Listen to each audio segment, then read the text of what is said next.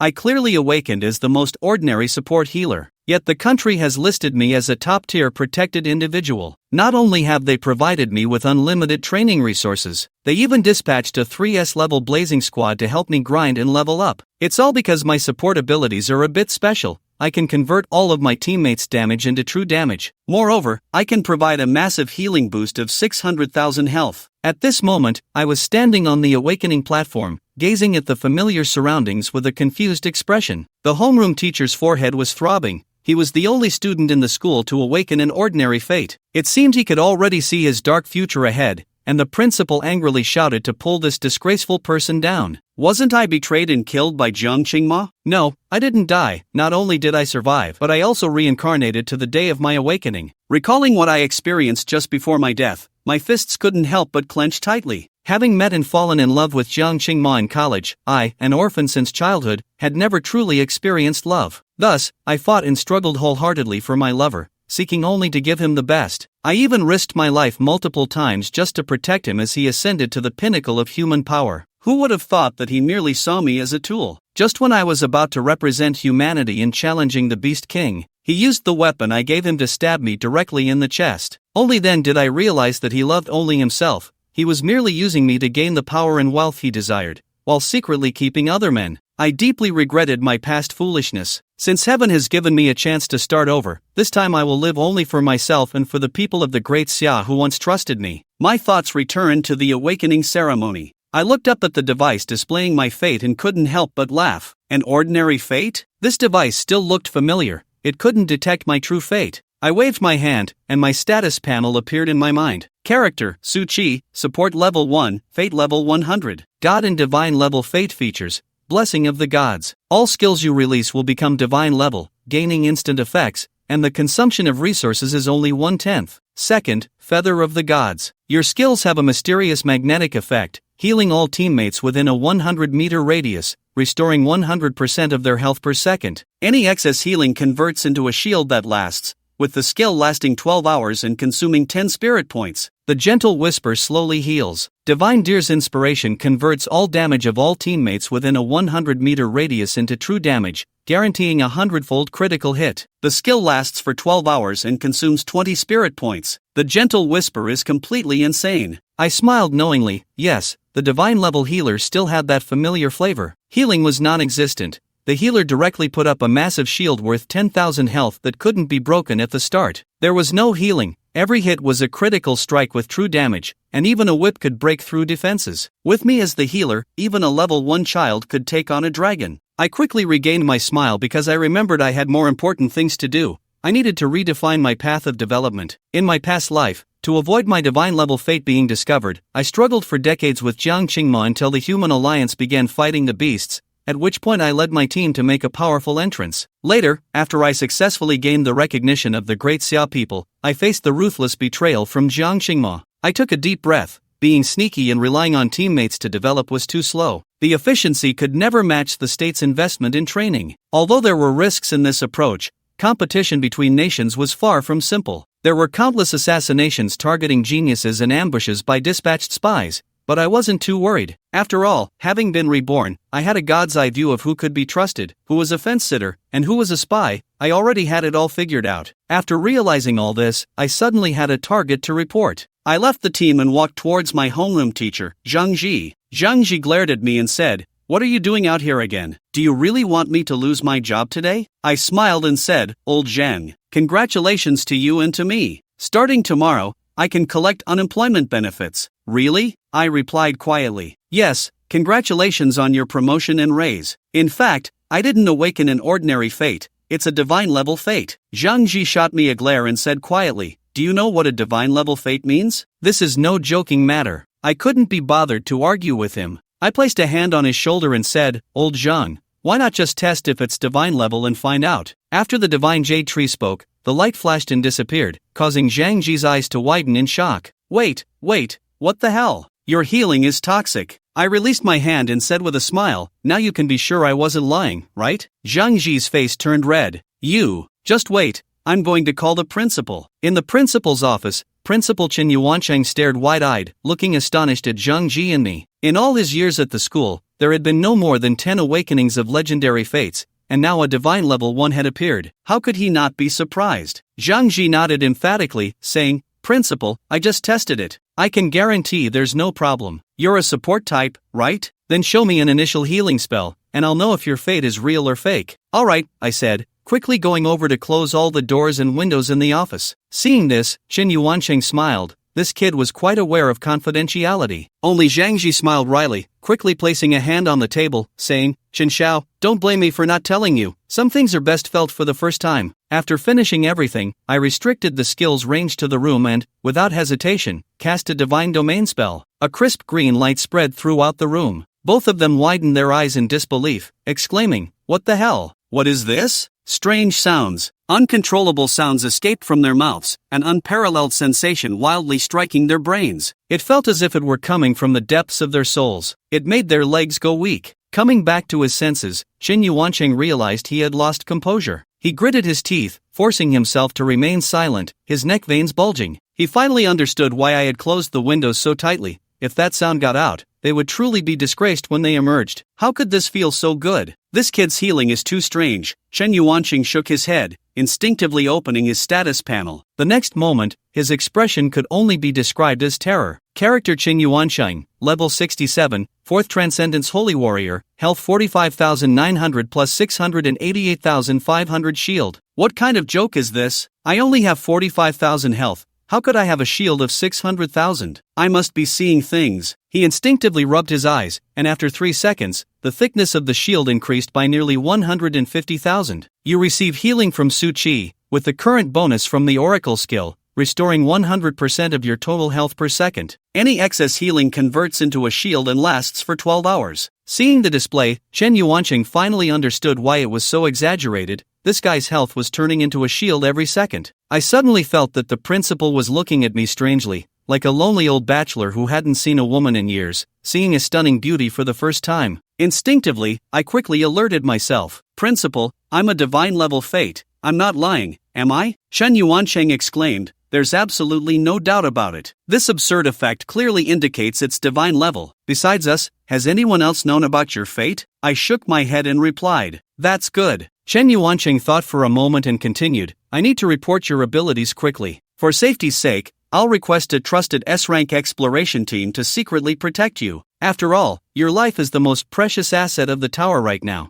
I can also have them take you to the Mist Dungeon for leveling up these days to help you quickly improve your level and survival skills." "Great!" I exclaimed, my eyes lighting up. Sure enough, submitting my fate allows me to access various resources. This feels amazing. Since I can benefit from an S-rank exploration team, I should strive to reach level 20 in the next few days, aiming for an early job change and learning a couple of divine level skills. Seeing my agreement, Chen Yuanqing said, "Then I'll send someone to pick you up tomorrow morning. They'll take you to the Zhengcheng Earth Spirit Dungeon No. 3 for leveling." The Zhengcheng Earth Spirit Dungeon No. 3? In my previous life, it was a dungeon with very generous drop rewards. However, I later heard it was destroyed by spies and completely sealed off. I didn't expect it to still be open now. After the three finished talking, Zhang Ji took me out of the principal's office. In the hallway, Zhang Ji sent a leave request message and then said, "Hey kid, I'll accompany you these days." "Teacher, you don't have to do that," Zhang Ji said seriously. "Even though you have an S-rank exploration team with you, I'm still not at ease. You're like a national treasure now. I can't let you go alone with the team." Hearing this warmed my heart. "Old Zhang, you're really too good to me. When do I get a hair growth scroll? I'll definitely give you a divine level hair growth treatment first, making you the most embarrassing star among middle-aged men by tomorrow morning." As old Zhang and I just stepped out, we saw that old Wuling Hongguang parked downstairs. Old Zhang took a closer look and confirmed it was him, but this was way too low-key. I nodded, surprised that Chen Yuanqing knew this hero team. In my previous life, this team was quite famous in the tower, and I knew many of them. They were completely trustworthy. In the driver's seat of the Wuling, a fiery red-haired girl complained, "I hate sitting in this old junk car, my legs can't even stretch out." "Captain, when did our Liao Yuan team fall so low as to take this kind of job?" "Say less," Chen Xiao said. "This one is extremely special. We can't afford any accidents or act too high profile," said the Liao Yuan team captain, Ling Yi, in a low voice. "Not too bad," the red-haired girl sighed. "Well, here they come. Sorry to keep you all waiting," the two said as they got in. As the team's support and logistics, the red-haired girl immediately smiled and said, "Open the panel to join the team." This is the Liao Yuan team. Although we will keep the employer's information confidential,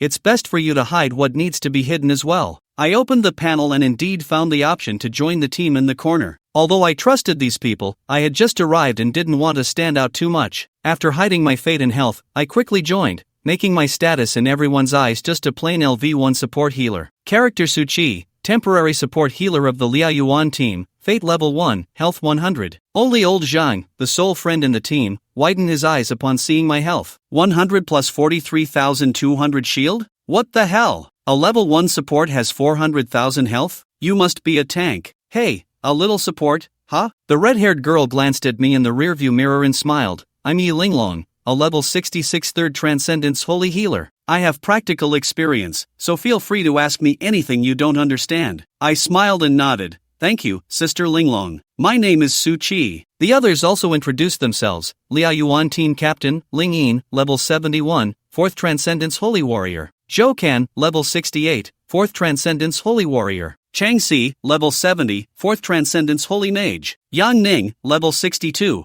4th Transcendence Life System Holy Healer. Upon hearing the last introduction, I was astonished. A 3rd Transcendence Diviner is truly rare. Their accuracy must be exceptional. I'm Zhang Ji, Su Chi's teacher, level 66 Holy Warrior. Let's hurry up and get going. The group quickly arrived at the front of Jiangqing Dungeon No. 03. Everyone took out their weapons and equipment from their spatial items, donned them, and soon formed ranks to set off. With Lingyin and Zhou Kan as the frontline warriors leading the way, class teacher Zhang Ji covered the rear, while the other fragile members stayed in the middle, forming a standard exploration team. As the air everyone breathed became increasingly murky and visibility dropped, a voice echoed in my mind. Miss Dungeon, Lost Solitary Plane, difficulty level C, dangerous creatures, blurry blindness. The group now stood on a desolate, cracked prairie, with a massive blood-red moon hanging above, so large it seemed they could reach out and grab it. Yi Linglong felt the air and said, the air here has slight toxicity but also offers healing. It weakens surprisingly. Little brother, just manage your own condition. I'll take care of the others' healing.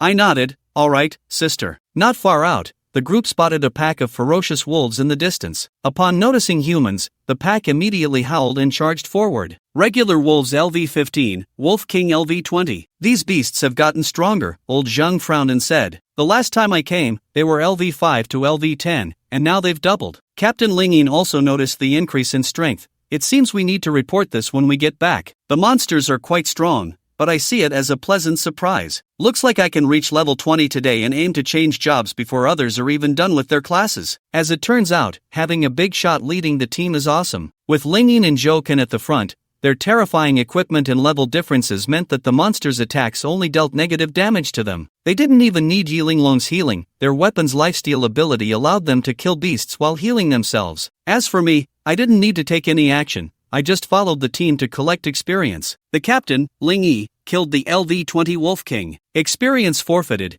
You have gained 230 experience. Team member Zhou Kan has killed a LV-18 Wolf. Experience forfeited. You have gained 180 experience. After a few orbs, I leveled up directly to level 5. Having a big shot leading the team is truly enjoyable. I no longer have to do it all by myself like in my previous life, casting shields on myself and dealing with the penalty of monsters. Back then, it took me nearly 2 months just to reach level 20. The pack of wolves before me had fewer than 20, and they were quickly wiped out. After absorbing all the experience orbs, I directly reached level 15. My leveling speed was like a rocket. The loot that dropped was quite abundant: warrior skill transfer, blood slash, werewolf set, wolf tooth necklace, wolf skin armor. There were both equipment and skill books, with a very high drop rate. Although all these spoils belonged to me as the employer, Yi Linglong, who manages logistics, skillfully gathered everything into her storage ring, providing thoughtful service. Just as the group was about to continue searching for wild monsters, a massive shadow passed overhead. Drip, drip, a foul-smelling black blood inexplicably began to fall from the sky, warning that you have entered a poison state. This rain is problematic,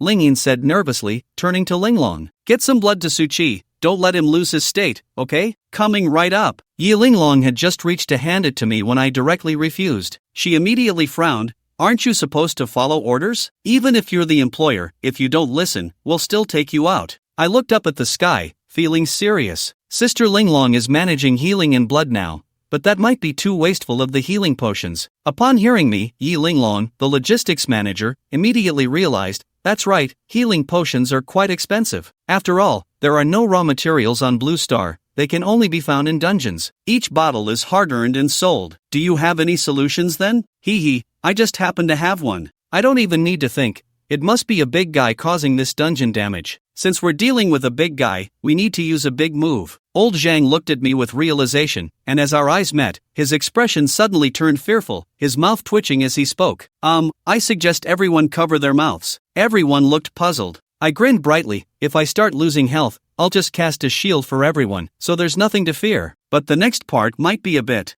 The emerald green formation illuminated the area in an instant. Divine healing technique. Tarja opened. Accompanied by the surge of divine healing power, in the next moment, everyone uncontrollably let out sounds from their throats. Yi Linglong and Yang Ning both let out soft gasps, their cheeks quickly flushing pink as they hurriedly propped themselves up with their staffs. Even the usually serious Captain Lin Ying gritted his teeth and widened his eyes. No. The berserker Zhou Kan and the holy mage Chang Si realized they couldn't withstand it at all and simply gave up resisting. What the hell is this skill? Slow down, healer. I can't hold on. The holy mage Yang Ning's legs began to tremble uncontrollably. Yilinglong finally caught her breath after a long while and glared at Su Qi, as a support. Who taught you these ridiculous skills? Su Qi innocently shrugged. What's ridiculous about it? It's just a side effect. Why don't you all check your panels? The five of them turned their gazes to their panels, their eyes widening in shock. You have received healing from Su Qi Divine Healing Technique. Current bonus, restores 100% of total health per second.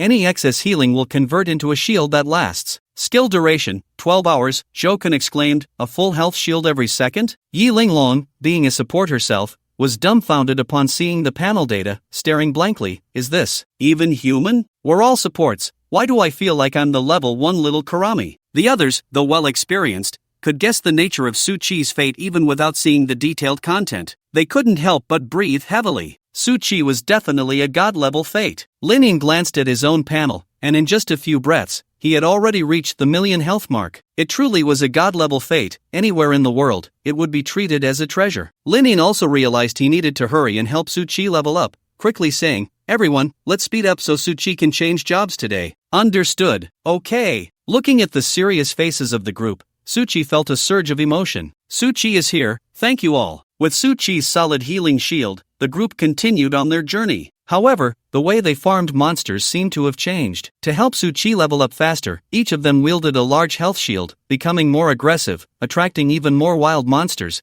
and even the 3 fragile backliners transformed into shields, starting to PK with the wild monsters. There was no choice, with a full health shield increasing every second, even the fragile backliners, upon seeing their health bars that barely counted a few digits, would develop a warrior's heart. Although their bodies were weak, their gear and staffs were of high level. Even if they hit hard, they could directly take down the wild monsters. Die, ferocious wolf. Yi Linglong completely ignored her own healing, letting the ferocious wolf bite at her, and with a flash of a shield before her, she remained unscathed. In the next second, the ferocious wolf was smashed into a mess by her. "Awah!" The ferocious wolf howled and scampered away with its tail between its legs. Ha. The two women never expected that one day they would experience being warriors with the help of other supports. Until this excitement lasted through several waves of monsters. Boom! After smashing a hideous magic fox in front of her, Yang Ning suddenly seemed a bit dazed, saying, "A shield that adds 30,000 health per second. Captain, I feel like I could take you on one-on-one now." "Don't say that. I've already forgotten the meaning of positioning." Lin Ying stood still, casually slaying a wild monster. Even this level 70 berserker felt a bit lost. With his already thick health, it was as if he had activated an invincible cheat while farming. A ferocious wolf biting him? He felt nothing. He even found his previous positioning somewhat laughable. Positioning? In front of the absolute healing power of a god-level healer, positioning was simply an insult to a shield thicker than a city wall. Su Qi, I declare. The purpose of this healer's existence is to allow everyone to stand and fight without fear. Thus, within less than half a day of entering the dungeon, Su Qi had already reached level 20, until he could no longer gain experience because he hadn't yet changed classes. Not only that, but the loot in this dungeon was also quite generous. Just from the LV20 Fierce Wolf set and Magic Fox set, he had managed to gather a complete set of each. Fierce Wolf set, 5,000 health, 100 spirit, attacks cause a bleeding effect of 0.5% of the target's total health, lasting 5 seconds. Warriors only. Magic Fox set, 3,500 health, 300 spirit, spirit recovery speed increased by 10%, movement speed increased by 10%. usable by all classes. Suchi decisively equipped the magic fox set, and his steps instantly became much lighter, while the fierce wolf set remained stored with Yi Linglong. Yi Linglong smiled, "You can leave what you need, and we'll sell the rest for you, and then directly transfer the money to your card." "Okay, thank you, Sister Linglong." Looking at the youthful and handsome boy who had just turned 18, Yi Linglong couldn't help but pinch his cheek. "Oh my, Suchi, you're so cute. If I were a few years younger, I would definitely chase after you." Yang Ning glared with her beautiful eyes. "Oh you, Yi Linglong, I haven't even said anything yet, and you're already going after younger boys? Ha ha ha." Lin Ning had long been accustomed to this girl's personality, smiling helplessly, then waved his hand. "Let's go. Prepare to head back and start Suchi's class change quest." "All right." However, just as everyone was about to leave, a sharp laughter echoed from the sky. "Ah, Park sang, you were right. There will indeed be newly awakened players here to level up.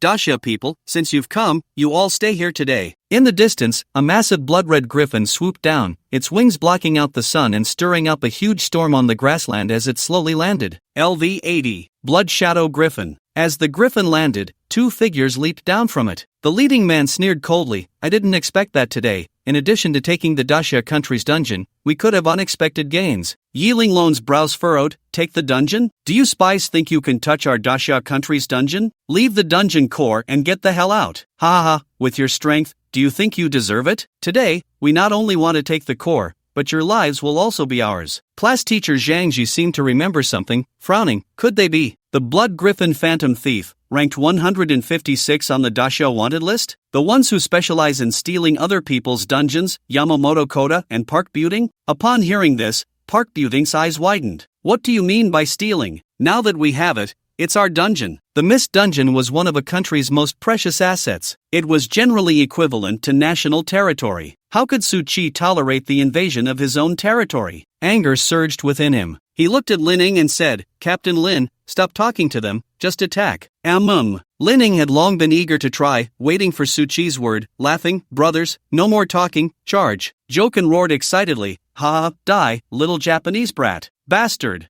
I'll make you pay for trying to steal from us." Seeing the people on the opposite side charging at them all at once, Yamamoto Koda and Park Buting were momentarily stunned. The two turned to look at their LV-80 Blood Shadow Griffin. No way, when did a LV-80 boss-level monster become so lacking in intimidation? Yamamoto Oda, a life-type LV-75 Holy Summoner, gritted his teeth and said, "Damn it, are these guys scared out of their minds? Blood Shadow Griffin, burn them to ashes." Roar! The Blood Shadow Griffin let out a roar, its throat pouch swelling up, and terrifying flames surged towards the few people. -20,000, -25,000. Damage exceeding 20,000 jumped continuously in the flames. Yamamoto Oda breathed a sigh of relief. In his view, these guys' health was nearly maxed out, and this attack would basically leave them with low health. Ha! What a bunch of fools. The S-rank exploration team of Dasha is nothing special. I thought they were impressive. Ha ha ha hic. Park Buting's laughter suddenly stopped halfway. A look of terror appeared on his face. "Ah, damn it. Is this a forbidden spell? What the hell are those zeros?" Zhang Ji, with a twisted smile, charged to the front. The shield above his head, worth billions, remained completely unscathed. How many shields?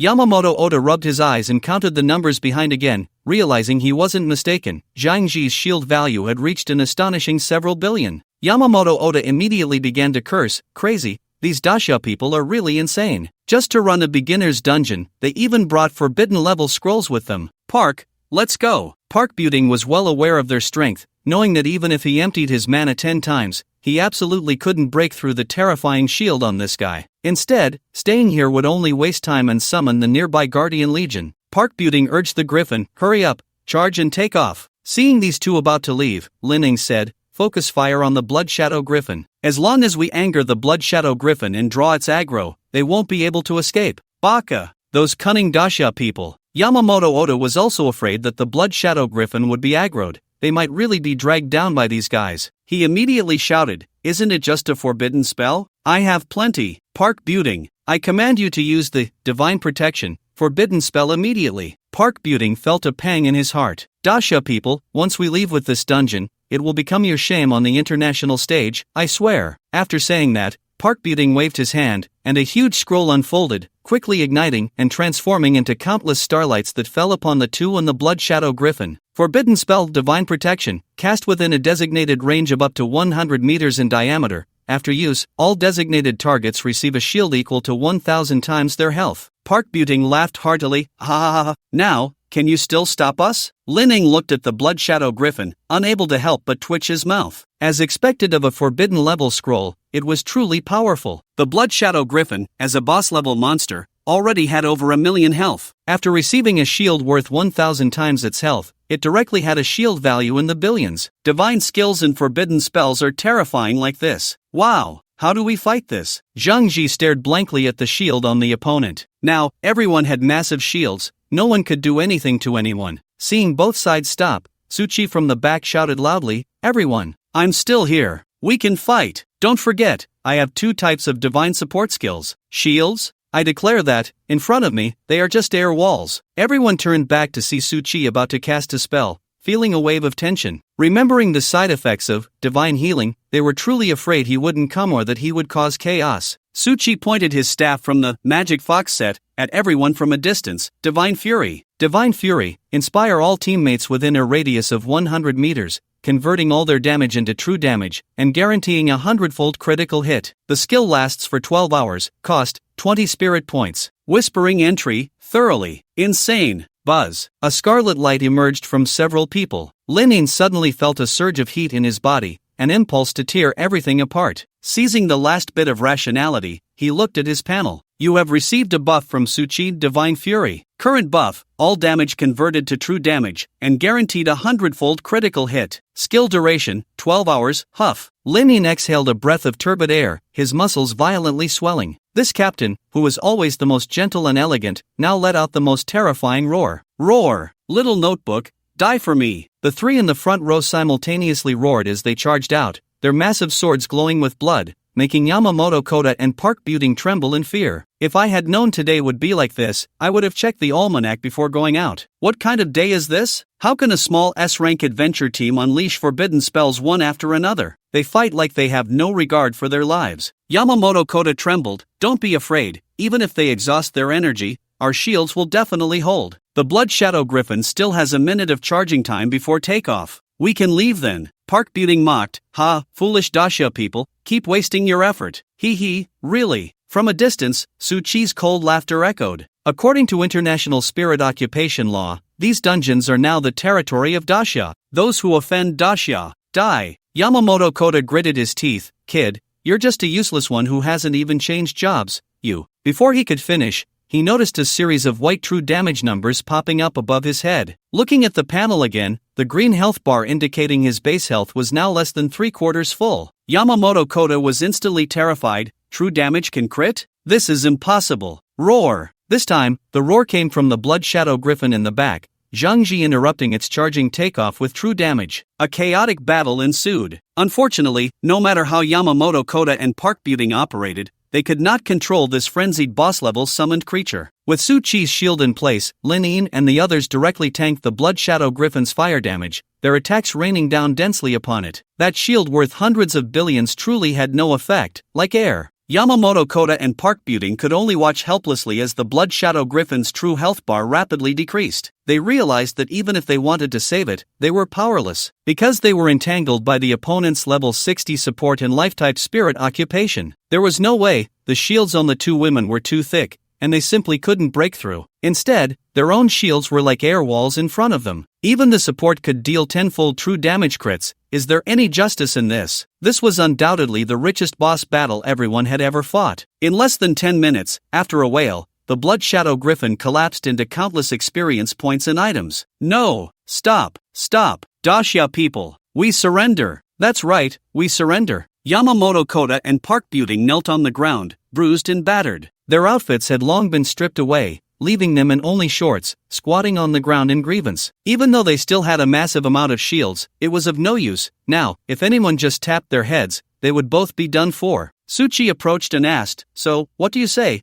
How should we handle this?" Lin Ying frowned. According to the rules, we have to hand them over, but what you demonstrated today has already been seen. I'm afraid they might. Zhang Ji's gaze hardened. Anyway, they are at least guilty of invading the territory of the Great Xia. Su Qi's fate cannot be exposed. Let's take action directly. He looked around at everyone. As a result, the members of the Liao Yuan team dispersed. Ah, the weather is so nice today. Yeah, Linglong, look, this grass is really good. Su Qi and Zhang Ji exchanged a smile. This battle team was the right choice. Bang! Zhang Ji turned and smashed down with a hammer, the two spies completely becoming fertilizer for this instance. Seeing Su Qi return, Yi Linglong handed him a storage ring and said seriously, everything is inside. Remember, you are still just an auxiliary who has just awakened your fate, so be sure not to show off your wealth. Su Qi nodded.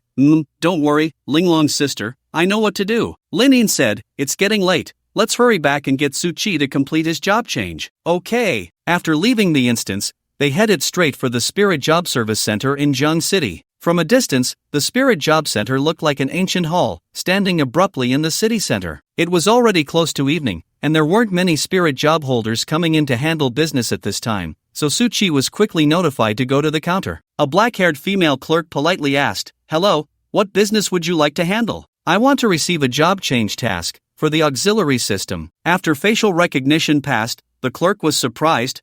Su Qi, right? You just completed your fate awakening yesterday? Yes. The clerk stared at him and said, here's the thing, after receiving the job change task, you need to complete it within 24 hours. This is a serious matter. If there are no issues, you can sign later. Su Qi wrote his name on the screen in a flamboyant manner. A look of astonishment flashed across the clerk's face. Okay, please wait a moment, I'll have the Spirit Job System issue your task. In today's Blue Star, all Spirit Job holders, regardless of age, automatically connect their panels to the mysterious Spirit Job Divine Core upon awakening. The countries have certain permissions for the Spirit Job Divine Core, and the task issuance has long been taken over by the countries. A few minutes later, Su Qi's panel displayed the job change task. He drew a task to collect materials, with the instance difficulty similar to the fierce wolves from the morning, and the wild monsters inside were around level 20. Okay, I see it, thank you. Su Qi nodded and left. The clerk watched his departing figure, astonished. He wants to change jobs just one day after awakening his fate? Is he the son of some prominent family? Or the heir of a top battle team? Su Qi, of course, was unaware of her shock. After receiving the task, he went straight to find the members of the Liao Yuan team. As soon as he returned to the hall, he saw Principal Chen Yuanqing standing there, seemingly listening to everyone report on their work. Upon noticing Su Qi's return, Chen Yuanqing approached with surprise. Su Qi, have you received the job change task? Yes, Principal.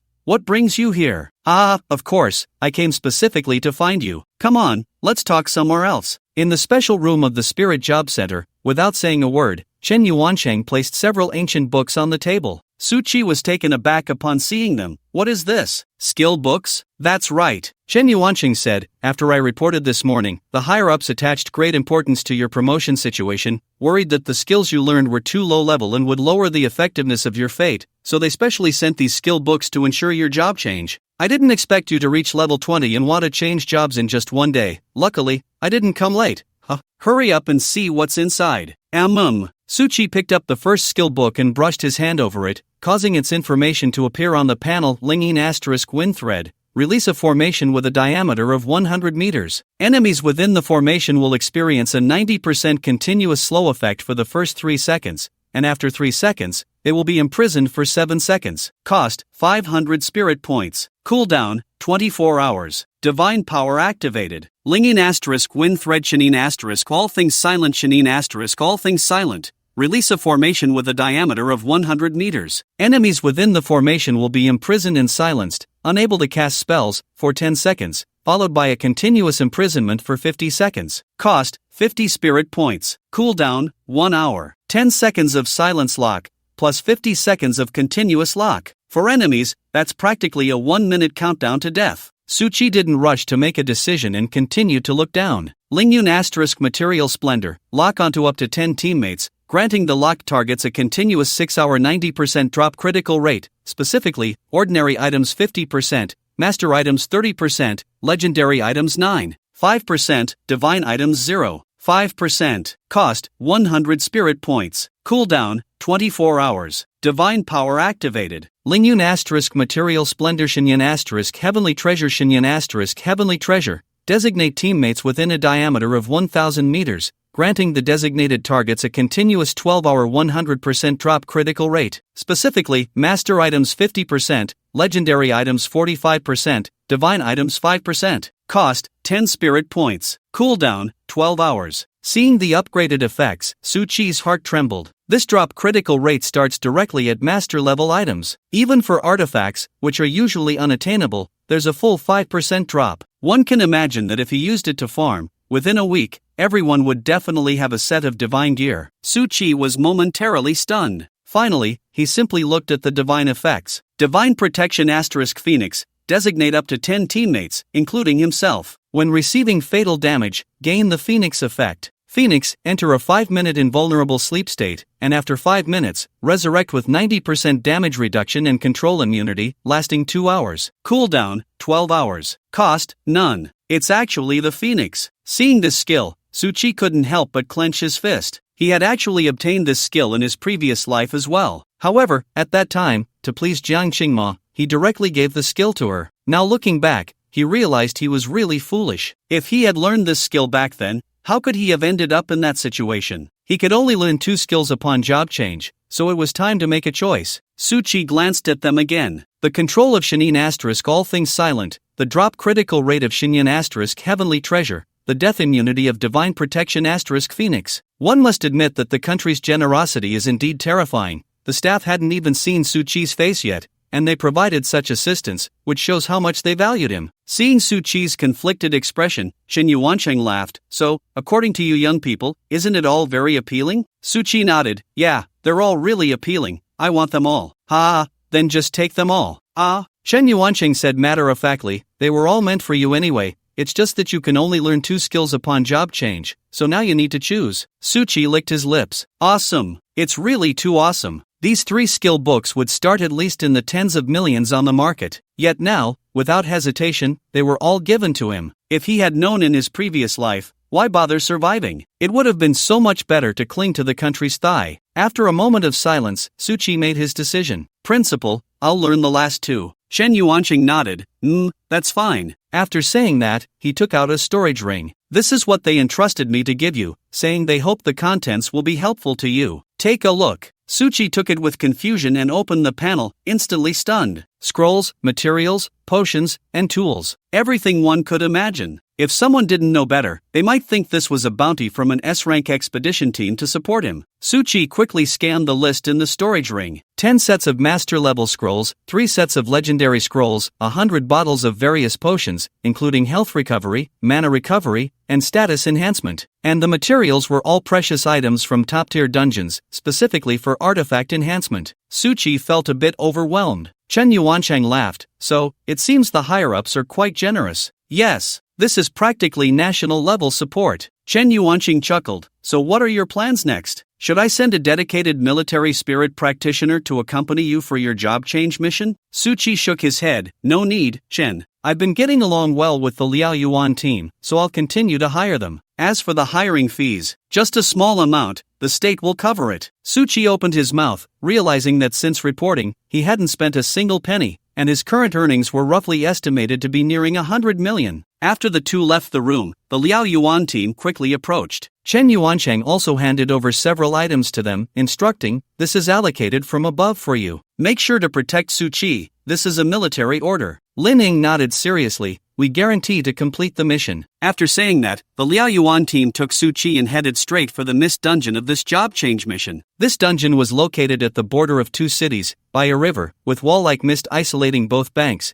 and only a distant new bridge connecting the 2 cities. This time, Zhou Ken was driving, and while driving, he laughed. "Su Chi, are you afraid of blood in horror movies?" "Not really, I'm not that scared." The holy diviner, Yang Ning, shivered at his words. "Wait, this dungeon wouldn't be the level 70 holy demon envoy." Chang Si adjusted his glasses, his eyes sparkling with excitement. "Exactly, it's known as the City of the Dead, the Land of the Living Dead." Su Chi asked, "Is it very scary?" "You'll know when you go, let's just say. Psychological shock might be more appropriate." Yi Linglong smiled wryly. "I really don't know how much courage and willpower the first explorers had to investigate these dungeons. Who knows what level of wild monsters and terrifying environments they faced inside, yet they just went in without hesitation." Lin Ying was polishing his weapon. It said that the first batch of spirit practitioner expedition teams had tens of thousands of members. At that time, the mist dungeons had just appeared, and no one knew what was inside. They could only rely on these volunteers to explore. They had no equipment, no potion supplies, and surviving was already considered good data. It was their sacrifices that brought back the information for humanity, which is why we have what we have today. Thinking of those past pioneers, Yang Ning suddenly felt less tense gripping her staff. The first batch of expedition teams must be quite old by now, right? Are there any still alive? Only 10 are left. Zhang Ji, who had been silent for a long time, suddenly spoke. Each of them is a centenarian warrior. But time is merciless, heroes do not die, they only gradually wither. Every time Su Chi heard this, he felt an immense shock in his heart. Among those 10, the only legendary support master was also his teacher in his past life. He had witnessed the noble power of faith within his teacher. He truly fought for humanity. He once asked his teacher what would happen if he sacrificed himself in the mist. Who knew what level of wild monsters and horrors lay within? After all, a slight misstep could lead to death. His response was, if I die, there will be another warrior to take my place, and if the next one dies, there will be another after that. It seems that at that time, we really didn't think about fear and sacrifice. Everyone was just focused on moving forward, until we carved a bloody path for humanity. When he came to his senses, Joken had already parked the car by the bridge. After everyone finished preparing, they maintained their old formation and cautiously walked into the mist. The mist slowly dissipated, and a voice echoed in their minds. Mist instance, fallen city, difficulty, sea level, dangerous creatures, zombies, corpse king. When everyone regained their vision, they found themselves standing on a dilapidated city street, surrounded by burnt-out cars and broken shops. The scene resembled a world years after a zombie outbreak, as depicted in some novels. In the shadows in the distance, many grotesque zombies wandered aimlessly. Behind them, a massive corpse king was sleeping. Zombie, LV-15, corpse king, LV-20. Su Chi raised his staff and smiled. Is everyone ready? After exchanging glances, the others nodded helplessly. Joken fidgeted and said, Brother Su Chi, take it easy on the milk. Don't worry, our milk is guaranteed. As the light enveloped them, even with everyone well prepared, they still made strange noises simultaneously. Lin Ning gritted his teeth and said first, Ling Long, Yang Ning, Chang Si, protect Su Chi. Old Zhou, Teacher Zhang, charge with me. Wow! Without a second thought, Joken rushed out first. Their commotion undoubtedly alerted the zombies across the way, and after a roar from the corpse king, a tide of zombies surged toward them. However, in front of Su Chi's shield, which was overflowing, the number of zombies was clearly ineffective. Their attacks merely triggered the shield's glow, leaving the people unharmed. After about 10 minutes, the corpse king fell dead. Among the many items it dropped, Su Chi found the class change material he needed, Heart of Despair. Heart of Despair, special material, can be refined together with class change materials to gain the effect Cry of Despair. Cry of Despair, description gain 10% to 50% damage reduction, with the effect increasing as health decreases. Yi Linglong smiled and said, this is an essential item for our support class. With it, the survival ability of the support will greatly improve. Su Chi nodded. Lin Ning said, we need a total of 5 Hearts of Despair, let's continue. With the experience from their first kill, this time they fought more smoothly. In less than an hour, they fought from the south of the city to the north, gathering all the class change materials. Yi Linglong held the Heart of Despair in her hands, excitedly waving, let's go back and complete the first class change. Let's aim to get Su Chi to the second class change in these few days. Su Chi was stunned. So, is it really that fast? By the time they returned to Jiang City, it was already late at night, and the Spirit Job Center had long since closed. They had no choice but to let Su Chi go home to rest and meet here again tomorrow. Meanwhile, at the only airport in Jiang City, several private planes from various places in the Great Xia arrived late at night. Their fuselages were painted with the emblems of top universities,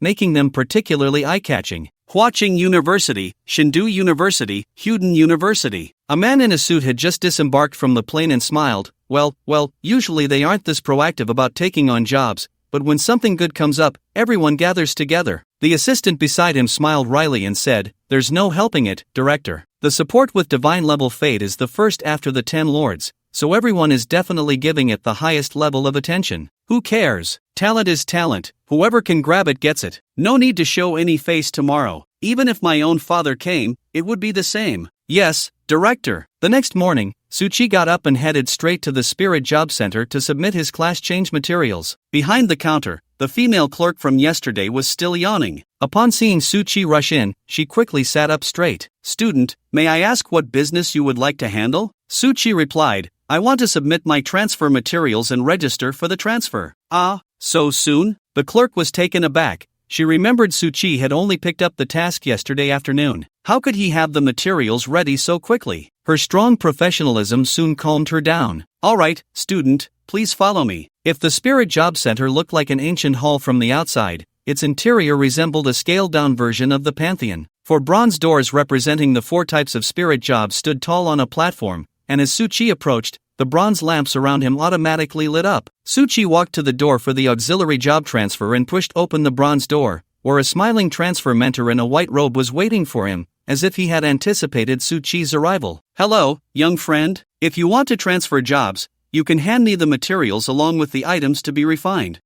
Thank you." Suchi handed over the materials and the storage ring, and with a wave of the elder's hand, the heart of despair and the storage ring vanished simultaneously. The elder stroked his white beard and said, "You chose to attach the effect of weeping of despair to the storage ring. Your choice is quite unique." Suchi smiled. He knew that the magic fox set would only be a transitional item for him, and there was no need to attach weeping of despair to it. However, he would have quite a few storage rings in the future, so attaching various effects to them was a good choice. After a few moments, the elder returned the storage ring, now enhanced with a layer of forging. The instant Suchi received it, his panel automatically refreshed. Numerous notifications popped up in succession. "Congratulations, you have completed the job transfer task. Your current profession is spirit healer. The task function has been activated. You can register as an explorer and receive tasks at the Spirit Job Center. The higher your explorer level, the more functions you can unlock at the Spirit Job Center. With me here, who dares to view humans as mere insects? Explorer, continue to lead humanity forward. The forging/pet function has been activated. You need the corresponding life skill books to learn. Having many skills is never a burden. Having many summons can be deadly. The Divine Core Space has been opened. You can start registering an account and meet like-minded friends within the Divine Core Space. We wish you a pleasant experience in the Divine Core Space." Suchi withdrew his gaze from the panel, and the white-haired elder nodded, saying, "Congratulations, young friend, on taking a step further. No matter what branch of spirit job you belong to,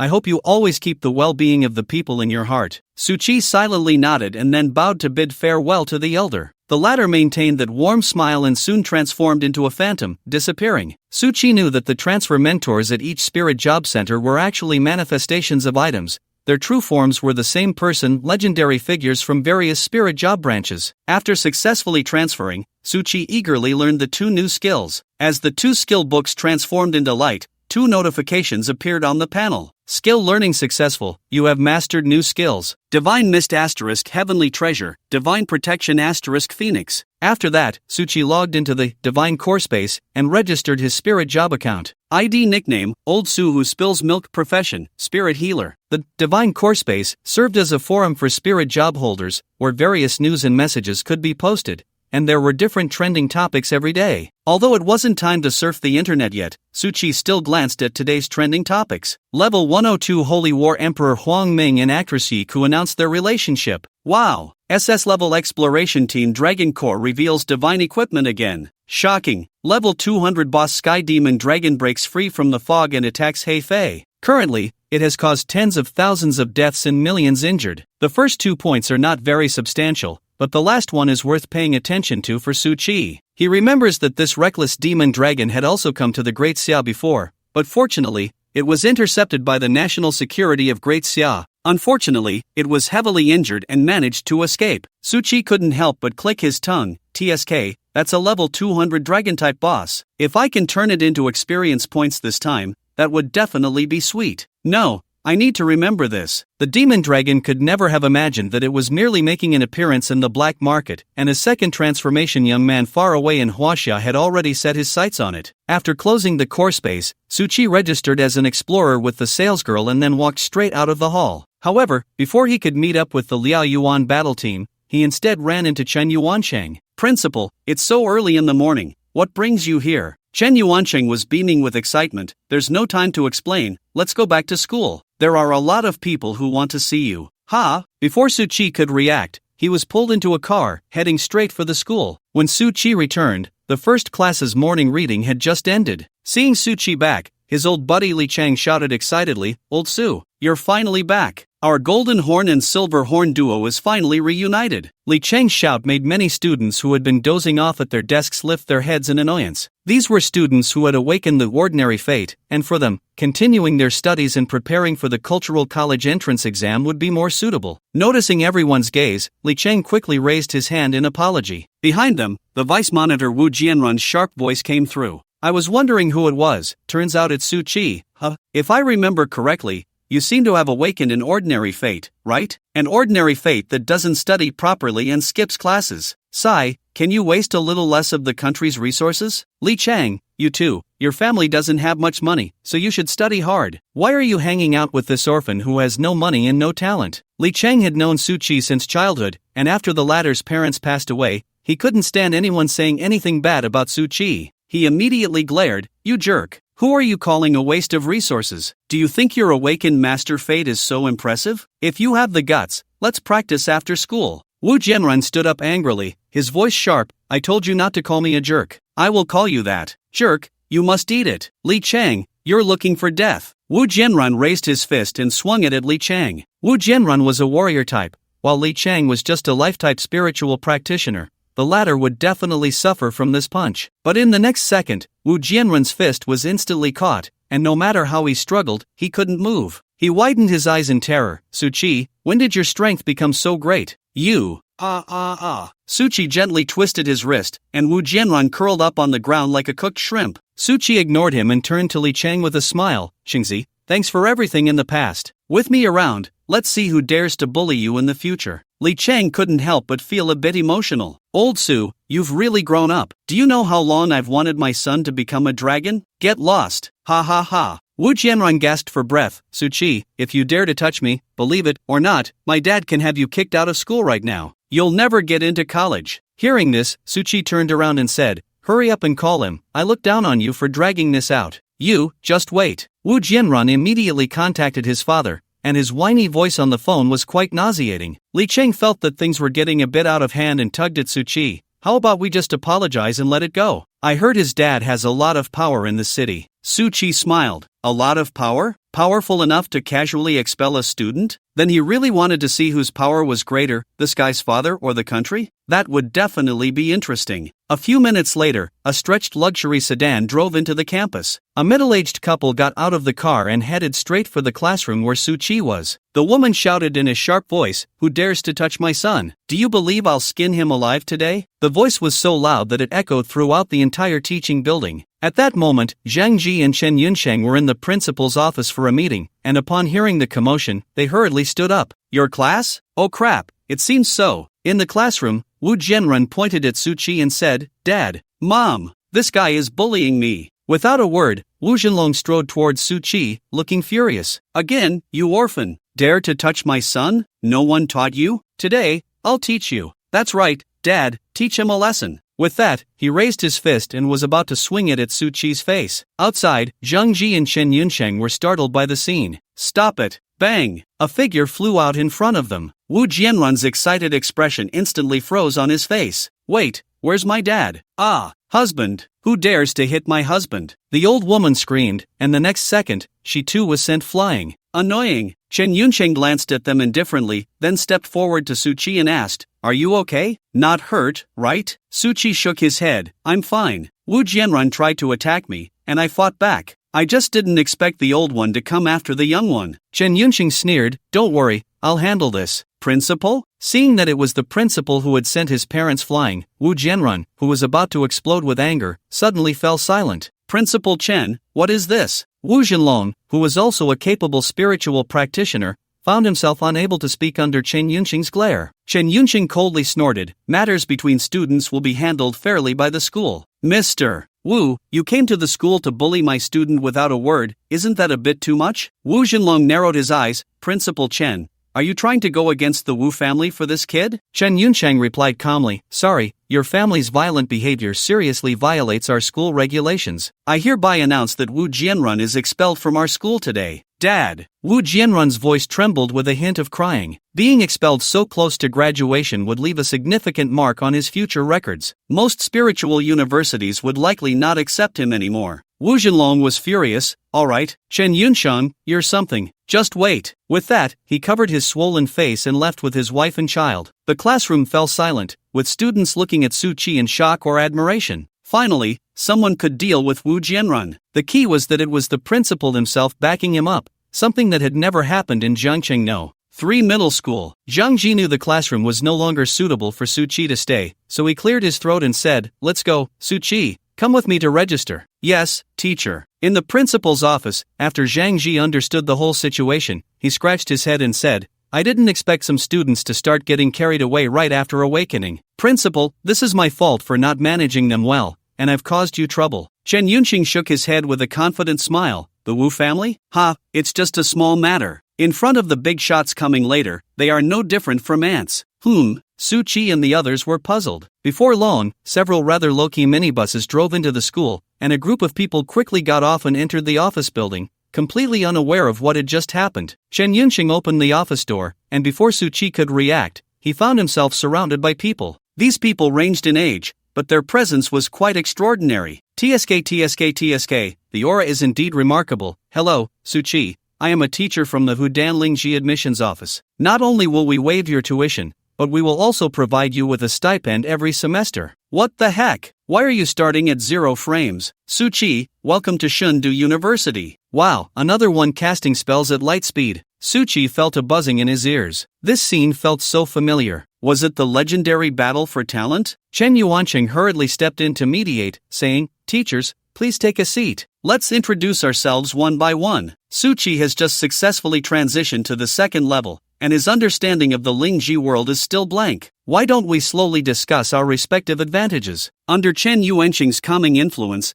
the many teachers finally settled down. They almost snatched the eye contact position right across from Su Qi. Chen Yuanqing said, Su Qi, let me introduce you. These teachers are from the top Lingji universities in Disya, and they are here specifically to recruit you. If you have a preference, you can decide today which school to join. Understood, Principal. The teacher from Huaqing University, being the oldest, spoke first. Our school doesn't need much introduction, right? We are ranked among the top in the country. Su Qi, as long as you come here, we will arrange the best faculty for you, and all your expenses during your time at school will be covered. A teacher from Chengdu University sneered, this elder brother, who isn't from a top university. In terms of faculty? In terms of national funding, sorry, Chengdu University dares to say it's the best. A teacher from Hudan University lightly coughed, ahem, do you know? The current #1 war god in Disya graduated from our school. That great figure occasionally comes to teach, and we can meet your conditions too. Moreover, Hudan has the highest quality, unopened mist dungeons. Wait, Su Qi,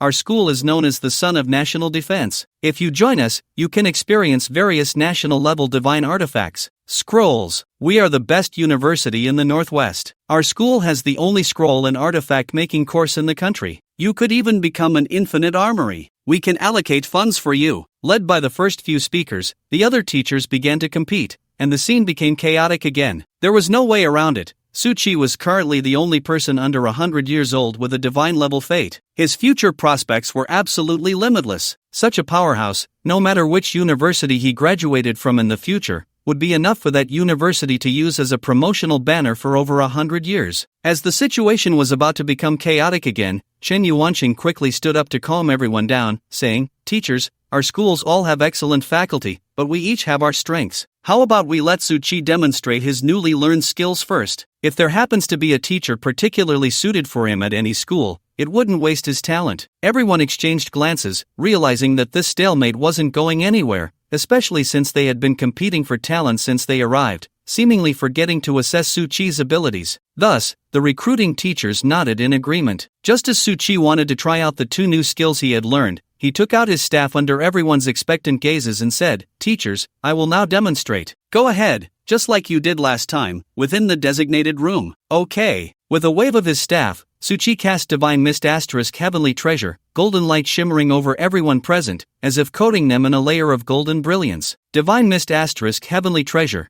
designates teammates within a maximum diameter of 1,000 meters, granting the designated target a 100% drop critical hit for 12 hours. The breakdown is as follows: Master Props 50%, Transmission Props 45%, Divine Level Props 5%. Consumption, 10 Spirit Points. Cooldown, 12 hours. Whisper Entry, oh ho ho, it's a little money. The teachers at the capital university were amazed as they touched the layer of golden light on their bodies. Is it my illusion? I feel the surging passion of my youth returning. Suddenly, I really want to venture into a dungeon. Teacher Hua Cheng trembled as he adjusted his glasses. Yes, the desire to earn money and fight monsters is sprouting in my heart again. Just as everyone was still feeling the wonderful boost brought by Su Qi, a teacher from Huden University exclaimed, "Everyone, look at the panel. This drop rate, is it really not from using a forbidden spell scroll?" Suchi casts the skill, Divine Aura * Heavenly Treasure. You have received a drop blessing bonus from Suchi Hiss. You brat have this skill, you're simply a walking lucky prop. To use a forbidden spell level skill right off the bat, rare, simply unprecedented. Seeing these teachers, who looked as if they had never seen the world,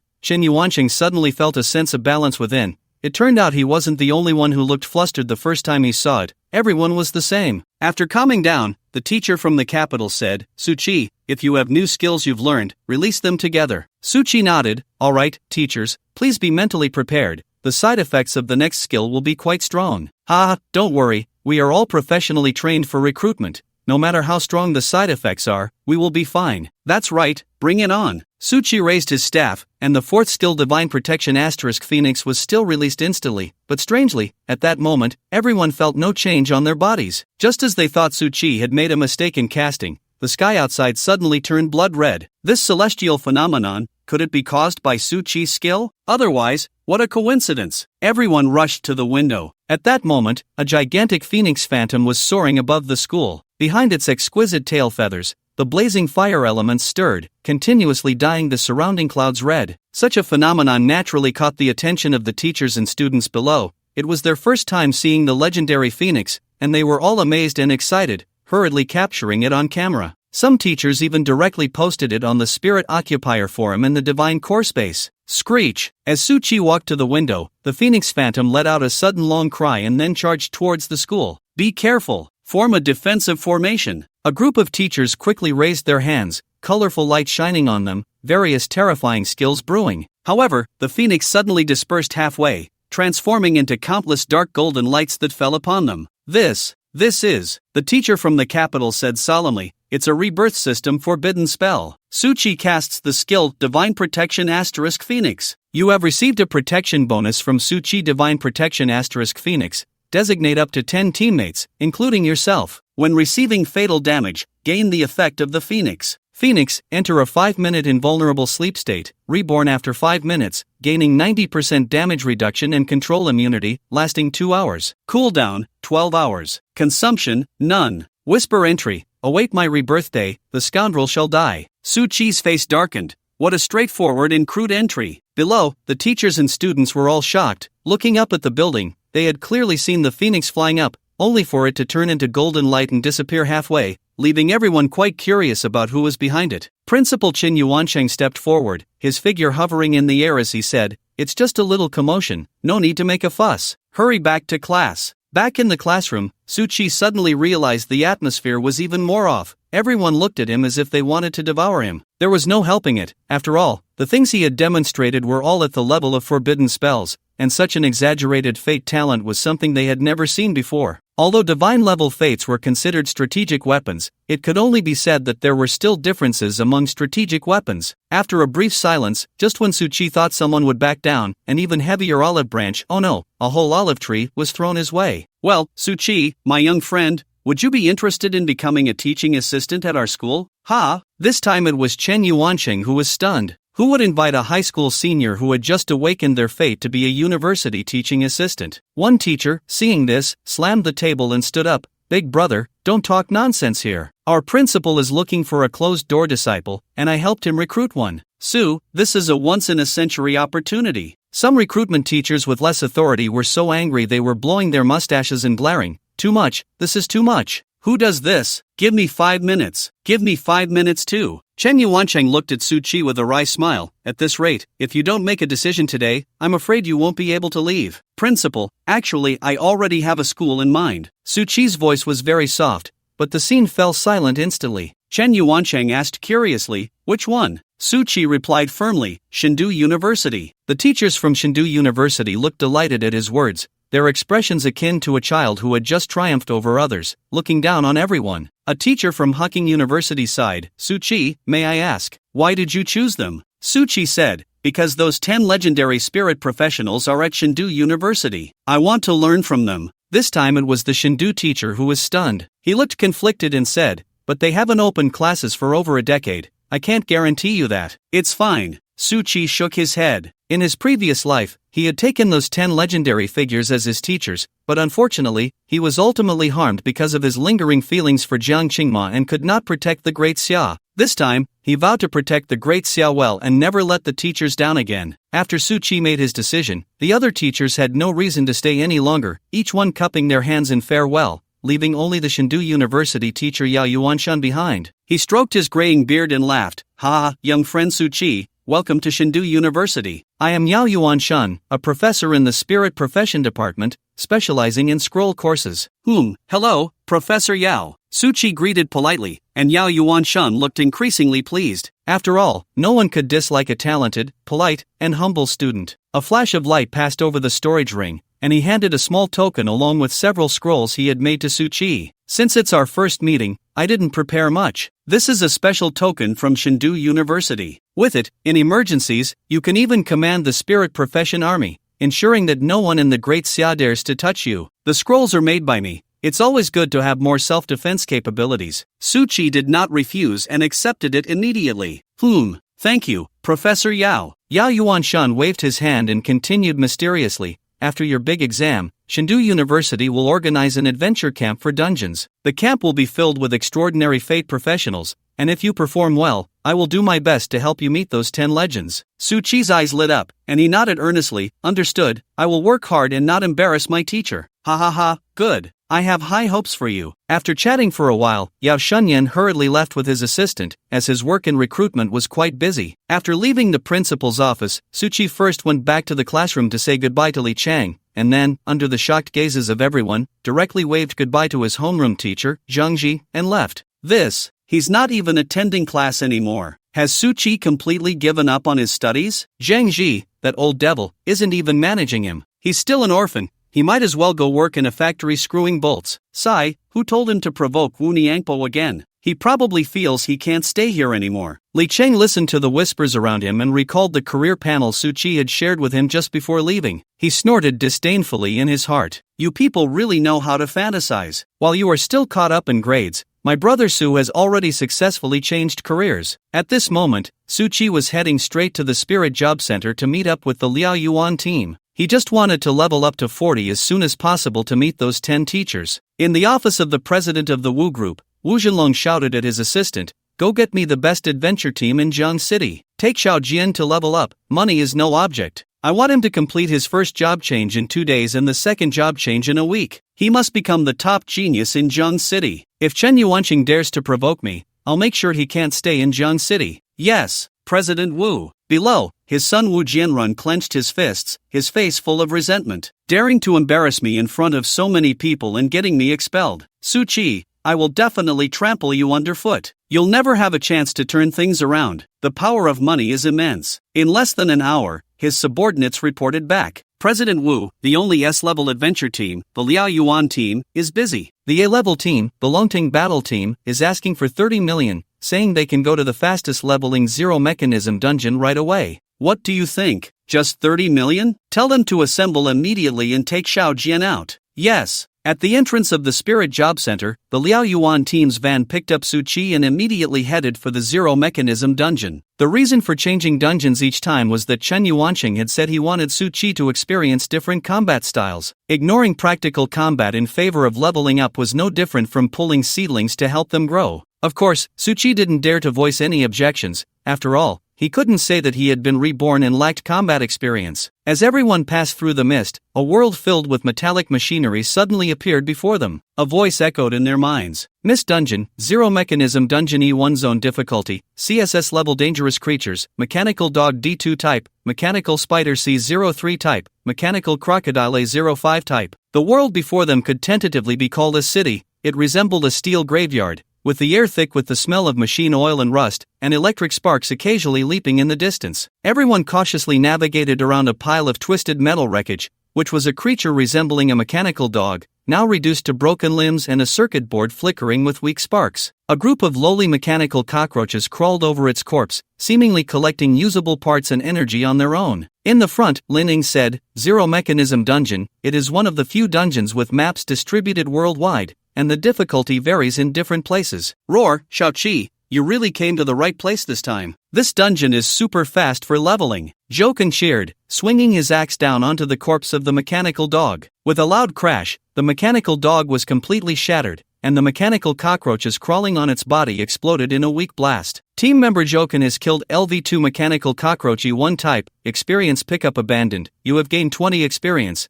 Team member Joken has killed LV3 mechanical cockroachy 1 type, experience pickup abandoned, you have gained 40 experience. The dense announcements echoed in Suchi's mind, making it clear that this place was truly a treasure trove of experience. However, Suchi couldn't help but feel heartbroken by this operation. Don't, Brother Joken. These scraps are useful. What if they drop a divine artifact? Ha! Everyone looked puzzled. Scraps? Divine artifacts? It was all just text, yet they couldn't connect the dots. Suchi, too lazy to waste words, immediately cast a skill, Divine Aura * Heavenly Treasure, on everyone. They all became radiant with golden light. Suchi cast skill, Divine Aura * Heavenly Treasure. You have received a drop blessing bonus from Suchi Divine Aura * Heavenly Treasure. Designated teammates within a maximum diameter of 1000 meters will receive a 100% drop critical hit for 12 hours. Specifically, master items 50%, legendary items 45%, divine items 5%. Whispering entry, oh ho ho, it's small money. Seeing that panel, everyone nearly went crazy. It's a treasure. Small money. It's clearly a skill for picking up money everywhere. I declare, Little Chi is our team's lucky cat. Yilinglong looked at the skill description like a greedy miser, her beautiful eyes shining like spotlights, making Suchi dare not look directly. Quick, let sister absorb it. Hiss. This is the taste of a non-lucky person. Suchi's eyes widened in panic. Sister Linglong, I'm not a cat, don't really start absorbing. Linian had lost interest in the playful girl and summoned his weapon. Zhou Kan, Shang Si, here, follow me to abuse the corpses. I want to exterminate the cockroaches here. Annihilate their entire clan. Kill. In the next moment, everyone charged out and began to smash the mechanical corpses on the ground frantically. Boom. However, their frenzy resulted in extremely generous drop rewards. 0 mechanical arm, legendary. Energy core, master. 0 mechanical core, legendary. Watching everyone fall into a frenzy, Suchi scratched his head. How about casting a divine healing technique to ease them? In the end, Suchi couldn't help but cast divine healing technique on everyone, mainly because the commotion they were causing was too loud,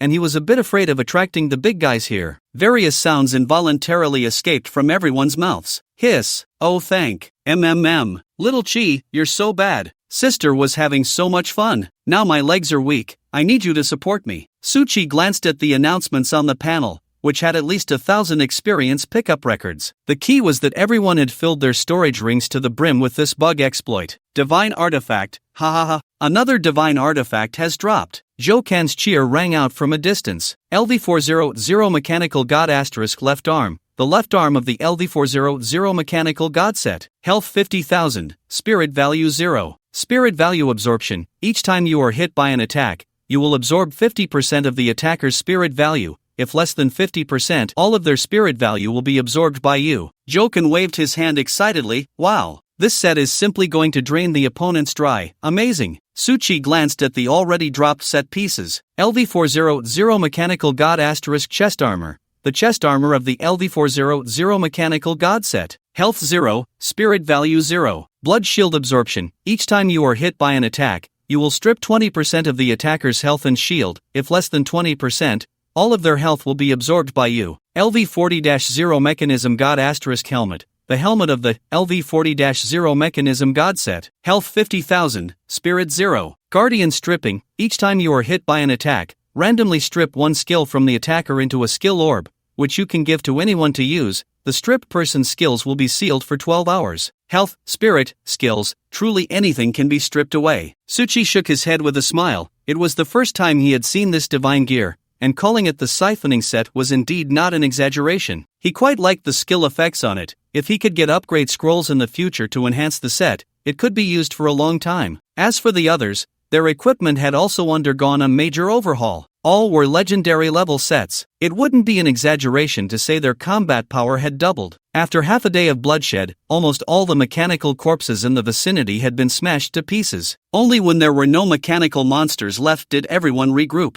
Joken returned wearing a flashy golden legendary set. His face was written with pride in capital letters. "How about it, bro? Am I handsome or what?" Yilinglong laughed. "Ha, your outfit is too flashy. You'll definitely be the target of focused fire in the future." Joken scoffed. "What's there to be afraid of? They'll know what true iron walls are then." This time, even the life system Saint Diviner Yang Ning had benefited and changed into the latest set. Yang Ning's expression was complex as she said, "Thank you, Shao-Chi. If it weren't for you, our team probably wouldn't have been able to change this gear for 10 years. Su-Chi was taken aback, then shook his head. "It's nothing, Sister Yang Ning. As a support, helping everyone is what I should do." Lin Ning patted his shoulder without saying a word. "Shao-Chi, no matter what, thank you." He turned to everyone and said, "Shao-Chi is now level 22. I suggest we go deeper inside and challenge a high-level boss, aiming to complete the second transfer within a week." "Okay, Buzz." Just as everyone was about to set off, suddenly the mist in the distance surged. A dozen figures emerged from within. Their outfits were engraved with a unified dragon pattern, belonging to the top 3 adventure teams in Jiang City, the A-Class Longting Adventure Team. Among the crowd, Wu Jianran looked in amazement at the ruined mechanical world before him. "Wow, this is the legendary Zero Mechanism Dungeon." The captain of the Longting team, Kong Longting, smiled and said, "That's right, young Master Wu. The monsters here are all mechanical bodies. You can start by killing the mechanical cockroaches." He had only spoken halfway when he suddenly choked on his words. The scene before him was simply too brutal. All the various mechanical corpses had been smashed into metal powder, leaving not a single remnant. Even the eggs of the mechanical cockroaches had been chopped in half. It would not be an exaggeration to say that this place had been plundered. Kong Longting looked bewildered. What happened? Who is so crazy? Is this someone seeking revenge on the mechanical cockroaches? Wu Jianran realized that his leveling monsters had been intercepted. Which damned guy was it? If I find out, I'll chop him into pieces in the dungeon. Anyway, Kong, the captain, had said that there were no laws in the dungeon. "Captain, look, there are people over there." Kong Longting and Wu Jianran looked into the distance, and the next moment, they both widened their eyes. Lin Ning, Su-Chi. For Kong Longting, he was from the adventure team closest to S level in Jiang City, and saying that the Liaoyuan team was their biggest rival would not be an exaggeration. As for Wu Jianran, there was no need to say more. Su-Chi had repeatedly thwarted his plans,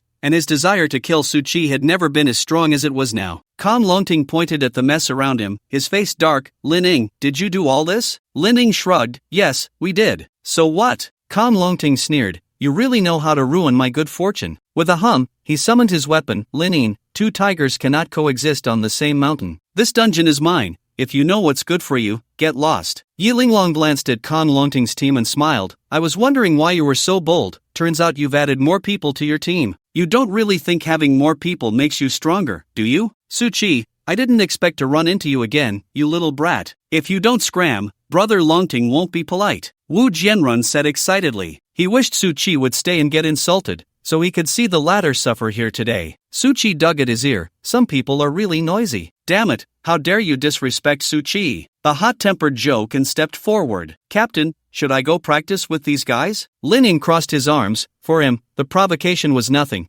but daring to insult Su-Chi meant they were courting death today. He coldly said, "Yeah, same old rules, either die or end up in your underwear." "Ha ha ha." Joken laughed loudly and charged out. "You bastards, hurry up and die in front of your Uncle Zhou." Lin Ning opened the team panel, and after a long accumulation of the healing spell, Joken's shield had reached an astonishing 600 million. He silently prayed for the others. Sometimes, it wasn't their fault. Who could have imagined that the Liaoyuan team had a freak like Su-Chi? Kong Longtung scoffed. "What a flashy guy. So what if you changed your gear? How long can you hold out being sent to delay?" After saying that, he unleashed a long-range sword energy skill. The next second, the members of the Longting team, seeing Joken's panel, looked confused. "So many zeros? Is this not Chengdu and Sichuan? Or is the spiritual profession core bugging out? 1, 2, 3, 4, 5, 6. Kong Longting refreshed his panel and realized he wasn't mistaken. What the hell? A shield with 600 million health. Is this world crazy? Boom! The sound of explosions kept ringing out. Joken, as a meat shield tank, was slaughtering his way in and out of the Longting team, withstanding countless skills without a scratch. At first, these people thought it was a display bug, but after one person was beaten down for over 10 minutes, all bloodied on the ground, their expressions finally cleared up. It turned out they had kicked a steel plate. The Liao Yuan team could become the first S-class adventure team in Jiang City. They were not to be trifled with. Zhou Can stripped these people's gear clean, and Wu Jianrun, who had just insulted Su Qi the most, was now left in nothing but his underwear, shamefully crying on the ground. Confronting was only wearing a pair of underwear, angrily saying, "Don't think you're tough just because you used a forbidden spell. When we unleash a forbidden spell, none of you will escape." Smack! Su Qi kicked Wu Jianrun in the butt, causing him to scream in agony. "Ah!" Su Qi coldly said, "Keep talking big, and I'll keep making him suffer. Let's see how you explain this when you go back." Confronting glared at him fiercely. "Kid, you wait for me." Smack! "Ah!" Confronting broke out in a cold sweat. I won't dare anymore." "Then hurry up and get lost." Zhou Can glared, and this group instantly shivered, hurriedly rolling and crawling away from the Zero Mechanism dungeon. Their embarrassed appearance would surely become the talk of the town. However, Zhou Can didn't look very happy. He frowned and said, "Captain, those people were clearly trying to kill us. Is it really okay to just let them go back like this?" Lin sighed. "The main issue is that the young master of the Wu family is here, and right now, it's just our two teams in this instance. If they really manage to close accounts here, and if they want to spend money to investigate afterward, it might really bring trouble to Shaoqi." That makes sense. It was precisely Lin Yin's calm and steady style as the team leader that had brought this team to where they are now. As for the items left behind by the Longting battle team on the ground, Yi Linglong did not waste any of them and collected everything. After all, this was the wealth of a battle team. Who would complain about having too much money? "Let's go," set off. We continue to explore. At this moment, the place they were in was merely the tip of the iceberg of this mechanical city. After passing through this city, which had been explored countless times, a steel giant bridge, 100 meters wide and several dozen kilometers long, suddenly appeared before them. At the other end of the giant bridge was a city surrounded by tall city walls, a true steel forest. The moment everyone stepped onto the giant bridge, a voice echoed in their minds. "Fog instance, Zero Machinery Instance E2 Zone Difficulty, BSS Level Dangerous Creatures, Mechanical Dog D2 Type, Mechanical Spider C03 Type, Mechanical Crocodile A05 Type." Yi Linglong was taken aback. "It seems we've changed instances?" "Yeah, different monsters have refreshed ahead." Chang Si pointed forward, where a gigantic three-headed mechanical dog was turning around, glaring at them. Mechanical three-headed dog, LV30, description, guardian of the JKL30 mechanical bridge. Without a pass, the only way to get past it is to kill it. Roar! Accompanied by Zhou Can's advance, the mechanical three-headed dog let out a strange mechanical roar from its throat. Holy Mage Chang Si waved his hand, and a massive fireball fell from the sky, crashing down on the mechanical dog, with exaggerated critical hit numbers appearing. In an instant, electric arcs danced wildly around the mechanical three-headed dog. Zhou Can couldn't help but click his tongue. This is simply the Holy Mage's home ground. Fire element skills are too effective against these mechanical monsters. Less talk, go! Lin, clad in a brand new legendary set and wielding a new spear, rushed out impatiently. With a clang, the spear instantly decapitated one of the heads of the LV30 Hell three-headed dog. The latter's health dropped by a third in an instant. However, the battle here also attracted more wild monsters to the bridge, and Su Qi even spotted two mechanical giants. Mechanical attribute wild monsters. Will true damage critical hits take effect? Su Qi pondered, casting a divine wrath on Lin. Completely insane. Lin swept his spear, and the other two heads of the mechanical three-headed dog fell simultaneously. True damage plus critical hit. The health bar was instantly emptied. Useful. Su Qi decisively gave this buff set to Chang Si. Sure enough, fire element, true damage, critical hit. The three buffs stacked together turned Chang Si, the low-key holy mage, into a ruthless mechanical harvesting machine. Boom, boom. The sounds of explosions echoed on the giant bridge, and in the blink of an eye, the incoming mechanical three-headed dogs were all cleared. With so many explosions, everyone began to pick and choose their equipment. They discarded all master-level gear, only wanting legendary or higher. Zhou Can was overjoyed to find he could still pick up a divine artifact necklace and hugged Su Qi, moved to tears. He thought he would never use a divine artifact in his lifetime. "Shaoqi, I can't repay this great favor, so how about this? I'll perform a hot dance from the Han country for you." Su Qi quickly waved his hands. Zhou, forget it, I'm not into that." Yi Linglong slapped Zhou Can away. "Get lost. The dogtail flower of the Great Xia shouldn't disturb the beautiful flowers of the Great Xia. Whoa, the dogtail flower's life is still a life." Dawn.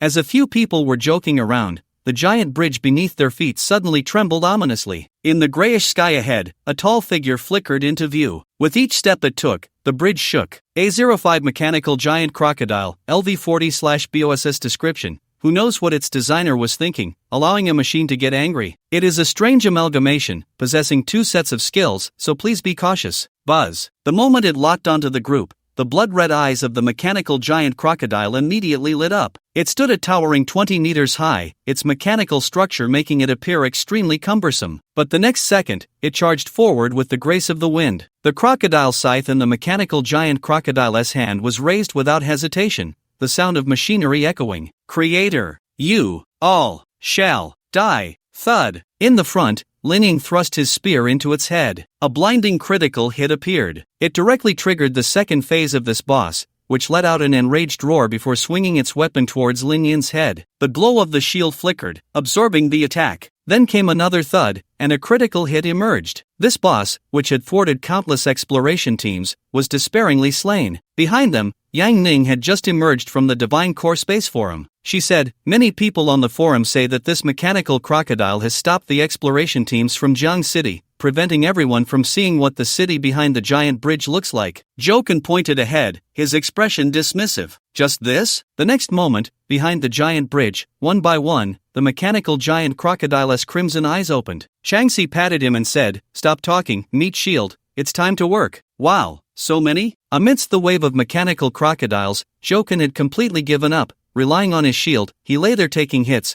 as Chang Si and Lin Yin's output was now critical damage. As a meat shield, all he had to do was endure the damage. Over an hour later, all the mechanical crocodiles on the giant bridge were finally cleared. Suchi picked up the experience orb, and the sound of clinking filled his mind, pushing him directly to level 32. Level 32. If we encounter a bunch of level 40 bosses in the city, maybe I can reach level 40 today. Yi Linglong thought happily. Just then, Lin Yin's voice suddenly rang out ahead. "Come over and take a look. Is this a new treasure chest?" A treasure chest. Generally, they only appear in S-level dungeons, and some of their completion rewards come with them. Unexpectedly, this zero-mechanism dungeon S-transition dungeon was of such high quality that it directly provided a treasure chest. But thinking about it, it made sense. With so many level 40 bosses guarding it, it was indeed a major checkpoint. Looking at the metallic treasure chest before him, Suchi reached out and opened it. As the light faded, what came into view was a scroll and a map. Suchi took out the map to show his teammates, and as the map unfolded, the metallic city behind them suddenly shook, the mist dissipating, faint electric sparks beginning to appear, and a strong smell of machine oil wafting towards them. A voice echoed in their minds simultaneously. "New map has been unveiled. Please upload records to the Divine Core Space in a timely manner. Fog Dungeon, Zero Mechanism Dungeon C3 Area Difficulty, ASS Level Dangerous Creatures, Mechanical Dog D4 Type, Mechanical Spider C03 Type, Mechanical Crocodile 03 Type. I didn't expect to unlock a new map. You guys are amazing. Quickly check what that scroll is." Suchi exclaimed in shock. "It's a forbidden spell level scroll. You guys take a look." Everyone was curious about what scroll could shock Suchi so much, and when they took a look, their eyes nearly fell out. Gifted * Path of Life Envoy. Note, it has drifted here through the long river of history, but unfortunately, the person who obtained it died in the frenzy they created before they could unleash its power. Effect, grants the user a life potential boost to some of their kin, with variations depending on individual differences. Chang Si was immensely shocked. Hiss. It can actually break the limit and increase human life potential. Isn't that too powerful? Lin Yin's gaze was incredibly firm. A priceless treasure, a truly priceless treasure. So awesome. Shao Qi, quickly put this thing away. Joken glanced around like a thief and hurriedly urged. Suchi gritted his teeth and said, "Everyone, I want to use the scroll right now." "What? For us?" Everyone humorously shook their heads in unison. No,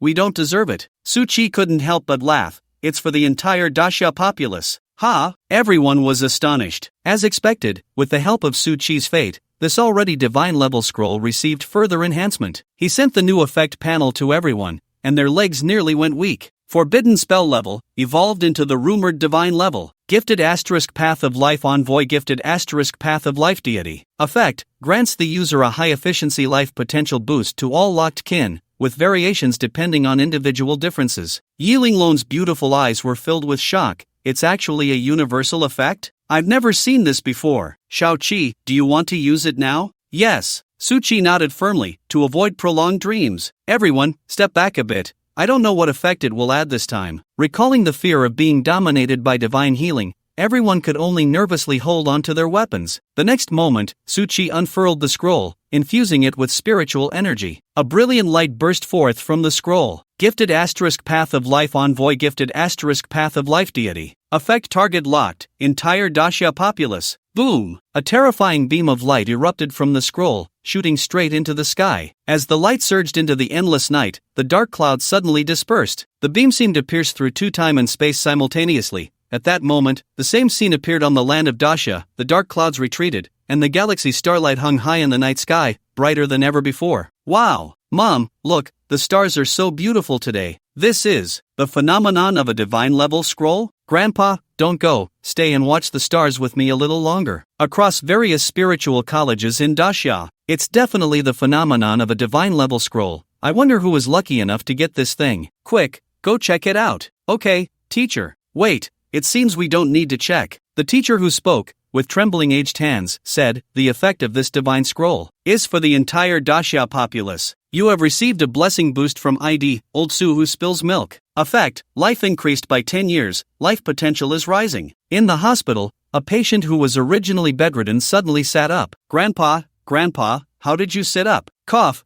someone added 10 years to Grandpa's life, and not only that, I feel like I can get up and plow 2 miles right now. Everyone starts with an additional 10 years of life. And with the increase in life potential, illnesses in the hospital faded, blindness was restored to sight. Dacia erupted in cheers. For a time, whether on the public trending list or in the spiritual practitioners' divine core space forum, Old Sue who spills milk became the top trending topic. Everyone was asking who this person was, male or female, is it old or young? While the outside world was in an uproar, the members of the Liao Yuan team in Area C3 of the Zero Mechanism instance exchanged glances. As expected, everyone's social circles exploded. If someone were to bring up the Old Sue who spills milk right now, that person would probably become the second celebrity of the night on the spot. Unfortunately, no one dared to do so. After a long while, Lin Yun's light cough broke the silence. This time, the scroll was transmitted to the Great Xia through the divine core space, and no one can reveal Xiao Qi's real ID. Okay.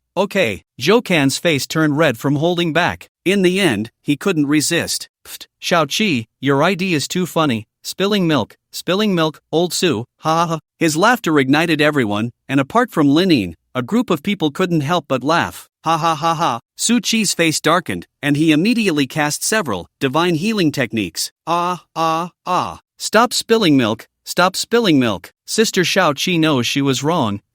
Oh crab. The news that the citizens of Great Xia had all increased their life limits and potential quickly caused a stir internationally. This was the first time an entire nation's citizens had been enhanced, and crucially, even the patients had been cured. There was no doubt that the overall health and productivity of Great Xia would take a huge leap forward. For the citizens of other countries, it would be a lie to say they weren't envious. Damn it! They can even get divine-level scrolls? Why does Great Xia always manage to come up with good stuff? The instances in Great Xia are just too good. They should share them with the whole world. We suggest that Great Xia should invite the spiritual practitioners from India to explore the instances. In response to these shameless behaviors of those with no self-awareness, the citizens and spiritual practitioners of Great Xia could only reply with 4 words, "You'll die of anxiety." Similarly, when the higher-ups learned of this matter, their first reaction was to order the managers of the divine core space to conceal the true identity of the Old Sue who spills milk at all costs. Once leaked, severe punishment would follow. They implemented the highest level of protection. At this moment, the Liao Yuan team and Su Qi were unaware of what had happened. They chose to continue exploring the back of the giant bridge,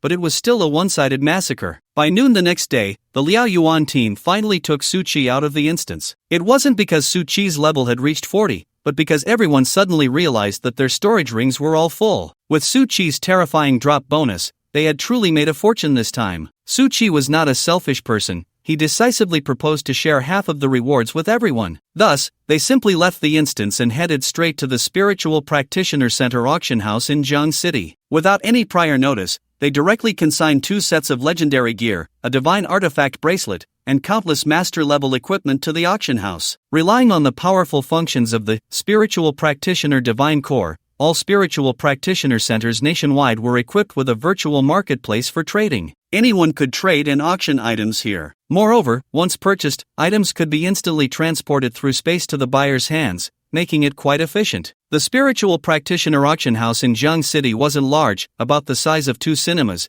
and many small screens displayed real-time updates of items for sale from sellers across Great Xia. At this moment, the members of the Longting team were also selecting weapons here, only to unexpectedly see their own weapons on display. They rolled across the big screen, and the low prices made people tear up. Damn it, it must be Lin Yin and the others who came out. Kang Longting gritted his teeth and said to his assistant beside him, quickly notify General Wu, that guy is out. I don't believe we can't deal with them this time. Okay. On the other side, upon receiving the news, Wu Kongren immediately rushed to the Spiritual Practitioner Center with his team. Su Qi had no idea what would happen next. After hanging up his excess props and equipment on the auction platform, he suddenly sensed something was off. The seller's name displayed by the auction center was Old Su Who Spills Milk, a name that had long since become famous in Huaxia. Everyone knew that there was a big shot who had raised the life value limit for the entire population, an effect akin to the emergence of a sage. In an instant, whether on the public trending platforms or in the divine core space, everything exploded. Damn, it's Big Shot Su. Big Shot Su is selling equipment at the auction. It really is him. Wow, all the equipment he's selling is legendary or above, not even a master level item. Truly worthy of being a big shot, not a scrap of junk on him. Damn it, you beasts. I was just a second late and you all snatched it up. Oh no, now there's only the divine artifact left for a 24-hour auction. We probably have no hope. Topics related to Su Qi, such as Old Su Who Spills Milk online, Big Shot Su doesn't sell master-level equipment, and Big Shot even auctions divine artifacts, immediately surged to the trending list. At this moment, many retired professors from Lingling Vocational University also noticed this figure through their students' introductions. When they saw someone actually putting a divine artifact up for auction, their expressions were filled with shock. Wasn't this thing supposed to be kept internal? Could it be that this big shot was already covered in divine artifacts? Seeing Su Qi trending again, the members of the Liao Yuan team were helpless. Who would have thought that someone could not reveal their identity in reality and still had to maintain a low profile online? Lin Ying patted Su Qi and said, "The items are already up for sale. Let's go to the hall and take on the second transfer task. The second transfer has a week to complete, so let's hurry and finish it together with the upgrade." Okay. However, just as the group had not walked far, a large crowd was heading towards them in the hall of the vocational center, led by the Longting battle team and people from the Wu group. At the forefront,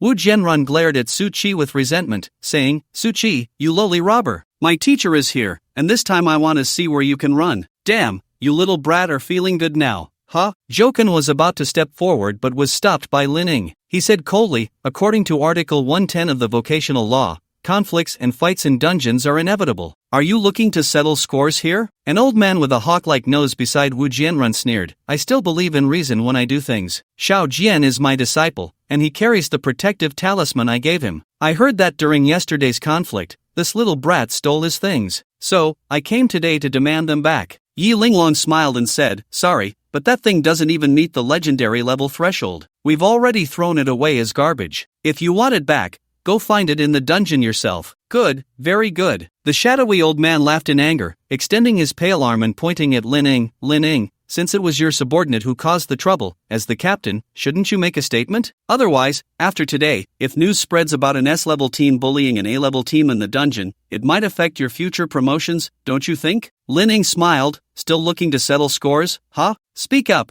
How do you want to handle this? Sign a contract and have a match?" The shadowy old man did not expect Lin Ying to speak so openly in front of everyone. He replied indifferently, "You said it, let's spar." At this moment, Wu Jianrun also stepped forward. "Su Qi, I also want to challenge you. Do you dare to accept?" Su Qi smiled, "Sure, you want me to kick you into the ditch, right? I didn't expect you to actually enjoy it yesterday." Pfft, ha ha ha ha ha. Yi Linglong couldn't hold back and burst out laughing. Wu Jianrun's forehead throbbed with veins, and he suppressed his anger, saying, "You're looking for death. The lost solitary plane dungeon. Do you dare to go now?" Lin Ying looked at Su Qi, who nodded after thinking for a long time. "Let's go. Whoever doesn't go is a grandson." The S-rank Wildfire team actually planned to have a showdown with the A-rank Dragon Rising team in the dungeon. Many spiritual practitioners rushed to the dungeon to watch the battle upon hearing the news, and many even quietly started live streaming. Miss Dungeon, Lost Solitary Plane, Difficulty, C-rank, Dangerous Creatures, Fierce Wolf Pack, Demon Fox. It was still the same scarred grassland, and the two teams arrived one after the other. The nearby wild monsters didn't even have time to make a sound before being eliminated by the audience, quickly clearing out a battlefield of moderate size. Yi Linglong didn't expect Su Qi to actually accept the challenge and kept reminding him, remember, don't use skills, just hit with the staff. I have health potions here, remember to use this when your health is low. And Su Qi said, don't worry, Sister Linglong, that guy hasn't even reached the first transition. If I hit him with my staff, he'll definitely be knocked down. Don't underestimate him, otherwise, how will I explain it to the principal? Seeing that Su Qi still had the mood to joke with the beauty, Wu Jianrun clenched his fists. A mere support-type spiritual practitioner, I'll knock him down in 2 rounds. The shadowy old man said, I feel something's off with this kid. When it's time to use the scroll, don't hesitate to spend money, it's best to just take him out. Let's see who dares to provoke the Wu family in Jiang City in the future. Don't worry, teacher. At the old man's and Lin Yin's signal, the two stepped out simultaneously. The battle was about to begin. Today was a day off, and the students were all resting at home. Li Cheng originally wanted to play a game, but as soon as he opened the live stream, he saw this highly popular local broadcast. He widened his eyes. Old Su? He's actually dueling with Wu Jianrun? The news quickly swept through the class, and everyone rushed to the live stream to watch. Even Zhang Ji and Chen Yuanqing were stirred, but they headed straight for the dungeon. Wu Jianrun reached out, and a shining master-level longsword fell into his hand. Su Qi also wiped his hands on the unadorned artifact-level LV35-0 mechanism god * staff.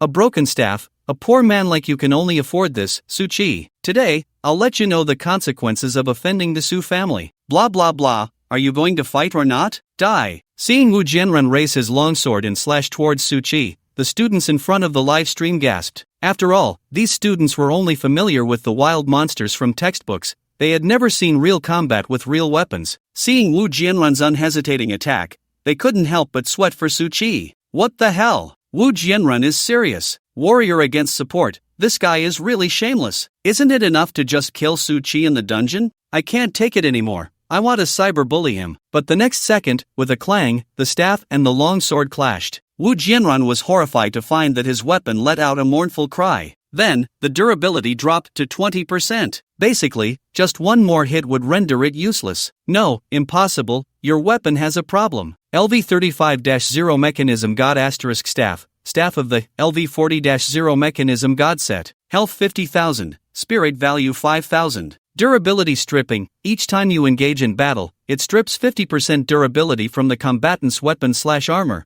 If it drops below 10%, its durability is completely emptied. One effect damages durability, plus collision damage also reduces durability. Combined, a brand new top-tier master-level weapon was rendered useless so quickly. Su Qi coldly smiled. Now you understand whose weapon is trash? Unfortunately, it's too late. Get ready to show your true colors in the live stream, you worthless scum. The staff swung towards Wu Jianrun's head, and he let out a muffled groan before collapsing to the ground. Su Qi laughed. No way, scum, you can't sleep in the training arena. With that, he swung towards his master set. The shadowy old man turned hostile immediately. You dare, you brat. Unfortunately, Lin Yin, who had been watching for a long time, rushed out to block him. Su Qi struck Wu Jianrun solidly with his staff, completely depleting the durability of his set, and Wu Jianrun's true colors were revealed for the first time in history. In front of the live stream, Wu Jinlong and his wife saw their son being humiliated like this and immediately erupted in anger. Su Qi, how dare you touch my son, you're asking for death. His wife shrieked, notify the enforcement team immediately, send as many as you can.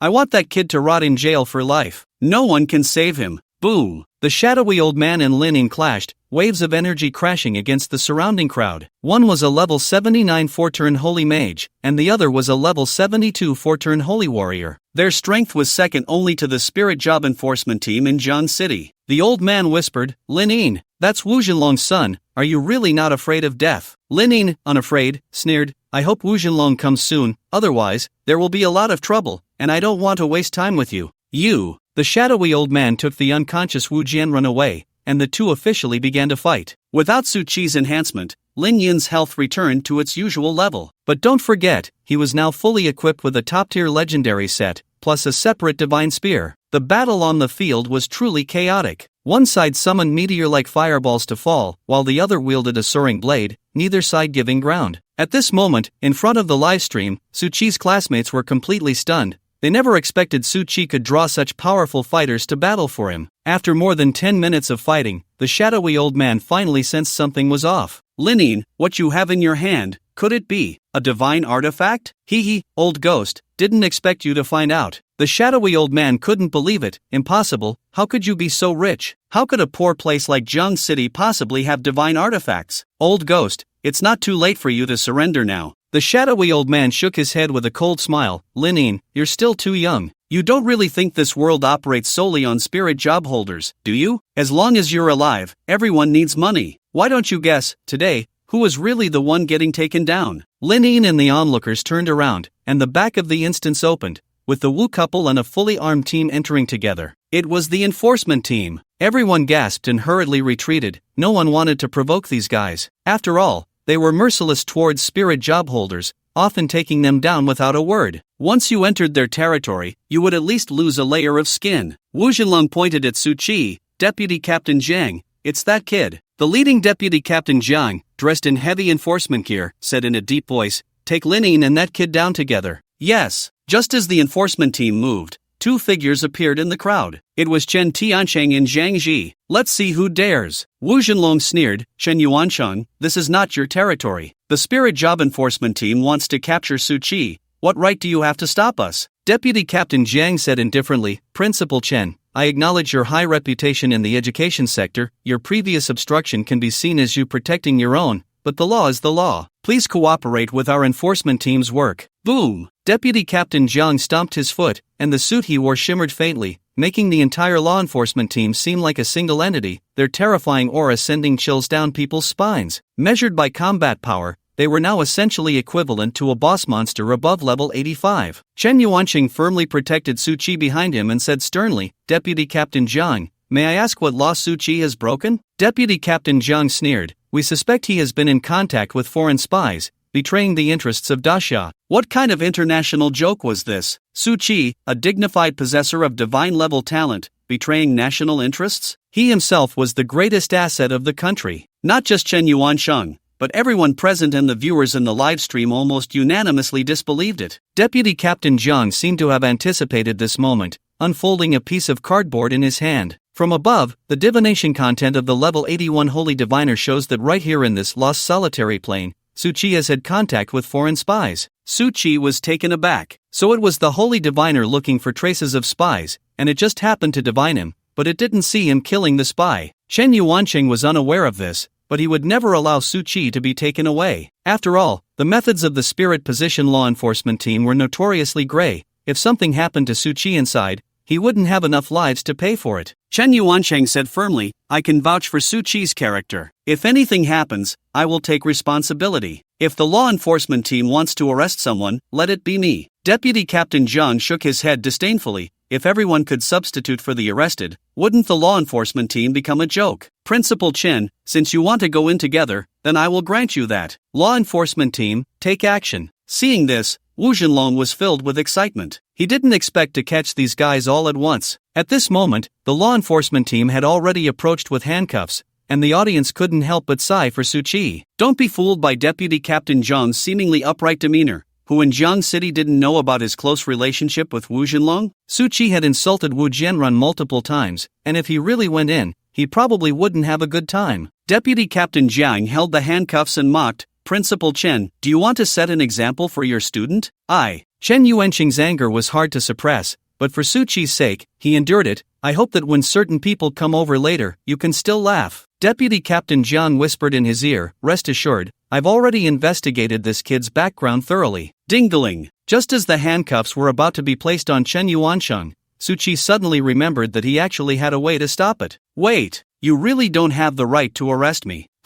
Su Qi raised an ancient golden token. I am a special student of Shindu University. According to Article 345 of the Supplementary Regulations of the Spirit Position Law, we are of the same level, and you have no authority over me. Everyone present, as well as the viewers in the live stream, were taken aback. Su Qi was actually a special recruit of Shindu University? Wu Jinlong roared, impossible. You, a talentless poor wretch, how could you be specially recruited by Shindu University? Su Qi remained indifferent. Whether it's true or not, Deputy Captain Jiang can verify it. Deputy Captain Jiang took it and examined it repeatedly, even secretly contacting the technical department for verification. A few minutes later, he returned it to Su Qi with a darkened expression. It's definitely real. you really are a special recruit of Shindu University? Wow! As soon as this was said, the students in front of the screen were completely shocked. They were here struggling to study, and yet Su-Chi had been specially recruited without anyone knowing? Damn! When did Su-Chi become so awesome? The class flower said, Ahem, Su-Chi, actually I've been paying attention to you for a long time. Now you come over? He doesn't want you anymore, ha ha ha. Li Cheng excitedly waved his fist, ha ha, old Su is awesome. Come on, those clowns who just said Su-Chi could turn the tables,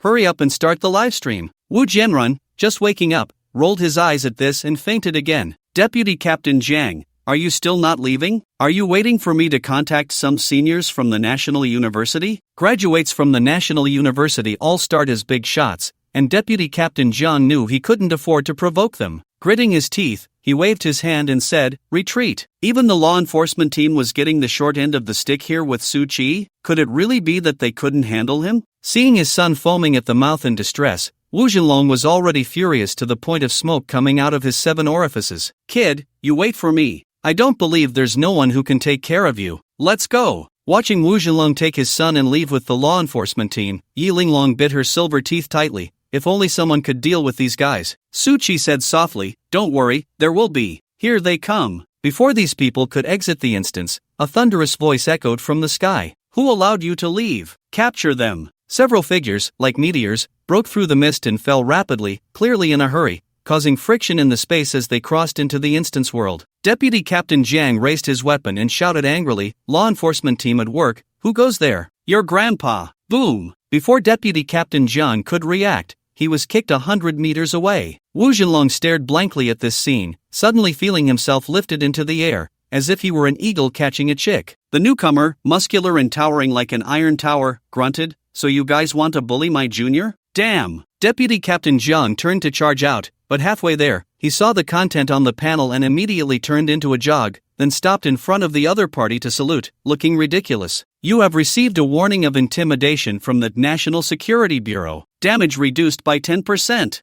Hello, I am Jiang Chuan, Deputy Captain of the Jiang City Law Enforcement Team. National Security Bureau, Wang Nu. Boom boom boom. Behind Wang Nu, 4 black-robed spiritual practitioners from the National Security Bureau emerged from the swirling dust. They looked mysterious and handsome. LV-102, LV-104, LV-117, LV-111. Seeing the levels above their heads, Su-Chi instantly felt a sense of security. Who would have thought? I have people backing me. The feeling of having national protection is just great. Wang Nu smiled gently at Su-Chi. Junior, you weren't scared, were you? Su-Chi wiped away non-existent sweat. Senior, to be honest, I'm still a bit shaken. I feel like I have a psychological shadow over the instance now. Wu Zhenlong, Jiang Chuan. So you're playing this game, huh? You guys, looking for death. Wang Nu was furious on the spot. Without saying a word, he directly pulled out neck cuffs, handcuffs, and leg cuffs, and threw them onto Jiang Chuan and the others. One might think they had committed some major crime. Captain Wang, please let me explain. It's not what you think. Damn it, you messed with my junior. Go back and let your gutter talk about it. Watching Wu Zhenlong and Jiang Chuan being taken away, the scene fell into a dead silence. In stark contrast to the scene, the bullet comments in the livestream were explosively cheerful. Sugu is awesome. He actually got the National Security Bureau to back him up. Jiang Chuan and the Wu family are too obviously in cahoots.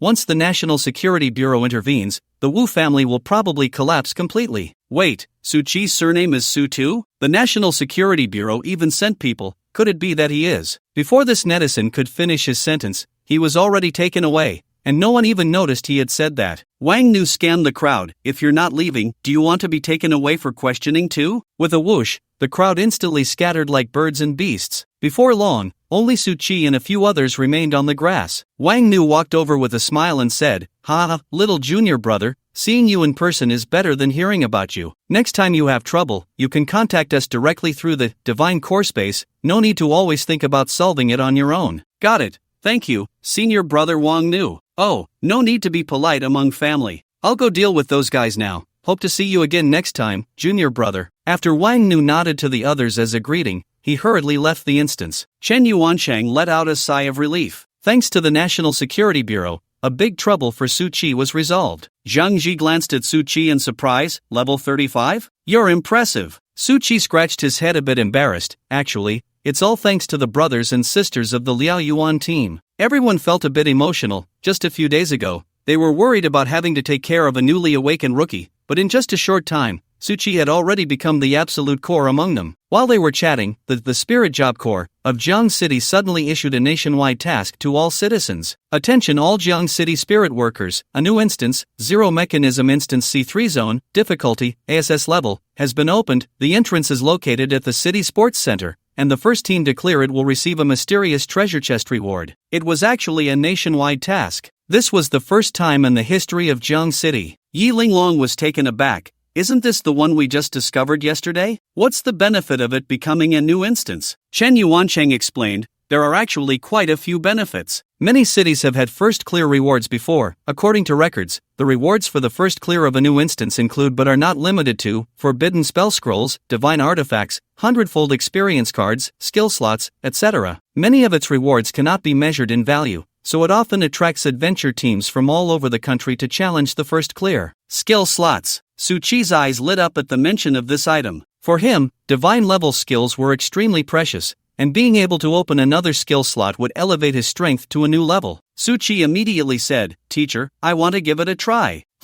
Although there will likely be many adventure teams going in, it's fine if you want to challenge it. Just remember to avoid using skills in front of others as much as possible. Okay, don't worry. After Qin Yuancheng gave a few more instructions, he quickly left with Zhang Ji, while the members of the Liao Yuan team continued to challenge the Zero Mechanism instance, with Su Qi aiming for the first clear. It must be said that in this era of nationwide spirit workers, everyone's reactions were very quick. The notification had just come down, and in less than half a day, more than a dozen adventure teams had already arrived at the entrance of the instance, waiting to enter. At the same time, meteors fell from the sky one after another. These were spirit workers from the neighboring city, while those from other parts of the country would take a bit more time to arrive. Looking at the sea of people in front of her, Yi Linglong widened her beautiful eyes. Wow, is the first clear reward attracting so many people? Joken shrugged. What can we do? Teacher Chen said that this reward cannot be measured in value. It might be enough to earn a fortune this time and live worry-free in the next life. The group moved forward, and shouts rose and fell. Form a team. We need one support and one useful life class. 9 missing 1, 9 missing 1. Complete the warrior lineup, focusing on violent output. 9 protect 1, 9 protect 1. We need a high output warrior. I guarantee you won't die. Each team had its own tactical inclinations. Although these makeshift teams were quite amateurish, the rewards and drops from the new instance were generally very generous, and everyone was eager to try. At this moment, the Liao Yuan team immediately attracted everyone's attention upon arrival. After all, they were the only S-level team in Jiang City, and just yesterday they had made the Long Tongue team suffer a setback, making them a seed candidate for this first clear. Therefore, everyone was extremely focused on them. Upon seeing them, some drug dealers and item vendors immediately approached, mysteriously saying, "Big shots, do you want special blood potions?" A lewd middle-aged man said, "Just came in from outside yesterday, adds critical hit in a short burst, really useful for fighting boss. Captain Lin, new special items. You can share health with teammates, super useful, do you want it?" Linin initially wanted to ignore these people's sales pitches, but Su Chi's steps suddenly stopped midway. Everyone turned to look. "You mean, this scroll can summon a clone for the user?" The item vendor nodded repeatedly. Yes. You can check the effect." This was the first time Su Chi had seen such an item, and he became interested. The panel opened, and under the enhancement of the divine language, fate, this scroll had also evolved. Shadow clone, special type, flowing shadow * crowd walk, special type, flowing shadow * crowd walk, summons up to 100 clones. Each clone consumes 50 spirit points, and can last up to 12 hours. Clones can equip items and fight, but do not inherit the fate effects of the main body. Scroll charging duration, 24 hours. Su Chi's eyes lit up instantly. "I'll take it. How much?" "You must be a newcomer to the Liao Yuan team, right? Since we're acquaintances, I'll charge you 100,000. 100,000? Yi Linglong approached the vendor with a dark face. "I'll give you a number, 10,000. This cursed scroll is only slightly entertaining. Stop trying to fool the young ones." "Wah, who bargains like that at the ankle?" The vendor looked aggrieved, but when Yi Linglong shot him a glare, he immediately returned to normal. "Alright, since we have a connection, I'll sell it to you for 10,000. Yi Linglong was stunned. Agreed so quickly? Oh no, I must have been scammed. But turning around, she found Su Chi still enamored with the item, and she could only pay reluctantly. You need to learn to hide your emotions. If they see you like it, they'll definitely treat you like chives to be harvested. Su Chi whispered in her ear, "Sister Linglong, this thing is really rare. even if he sold it for $1 million, I'd still make a profit. Suchi spoke close to her ear, his warm breath brushing against her neck, causing Yi Linglong's ears to turn red uncontrollably. Her eyes sparkled wildly. Is that so? That's great. Yi Linglong walked back to the team, regaining her usual carefree demeanor, loudly saying, let's go.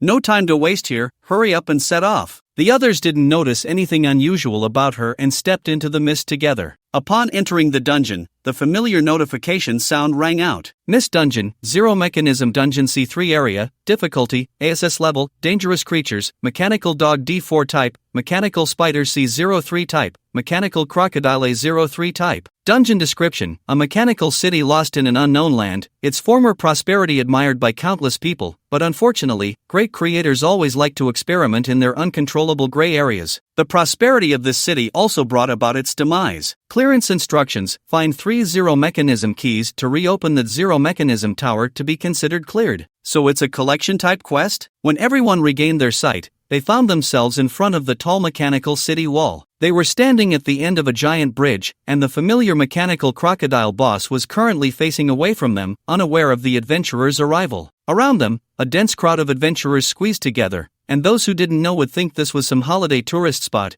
Those who arrived a bit late wouldn't even get a chance to complain. There's a saying that goes well, because there are too many spiritual practitioners in the Great Xia, any obscure dungeon will become popular. At this moment, Jokan's muscular and robust physique came in handy. The crowd lined up like eagles catching chicks, and under his lead, they finally squeezed out of the starting area. They then formed a formation and rushed straight into the city. Lin Ning simultaneously revealed the map obtained from yesterday's treasure chest in the team channel. The map had 10 glowing points, which, based on past experience, were either plot points or treasure spots. Everyone's gaze unconsciously turned to Yang Ning. She couldn't help but shake her head. After being on stage for so long, I finally have a bit of use. As she spoke, she raised her staff, and as she waved it, specks of starlight fell above her head, eventually coalescing into a projection resembling a map. Yang Ning softly chanted, "Great God, please guide me, so I can find the key of Zero Machinery." The next moment, an inconspicuous small point on the map suddenly shone brightly. Looking at the name above, Yi Linglong was puzzled. Sacrifice platform? How could there be such a thing in a mechanical dungeon? Lin Ning said, "Let's go take a look." The Zero Machinery Dungeon C3 zone itself belonged to a large map dungeon, divided into many areas. It was like an onion, with one layer wrapped around another, and between each layer was a city wall. However, after who knows how many years, most of the walls had collapsed and were in ruins,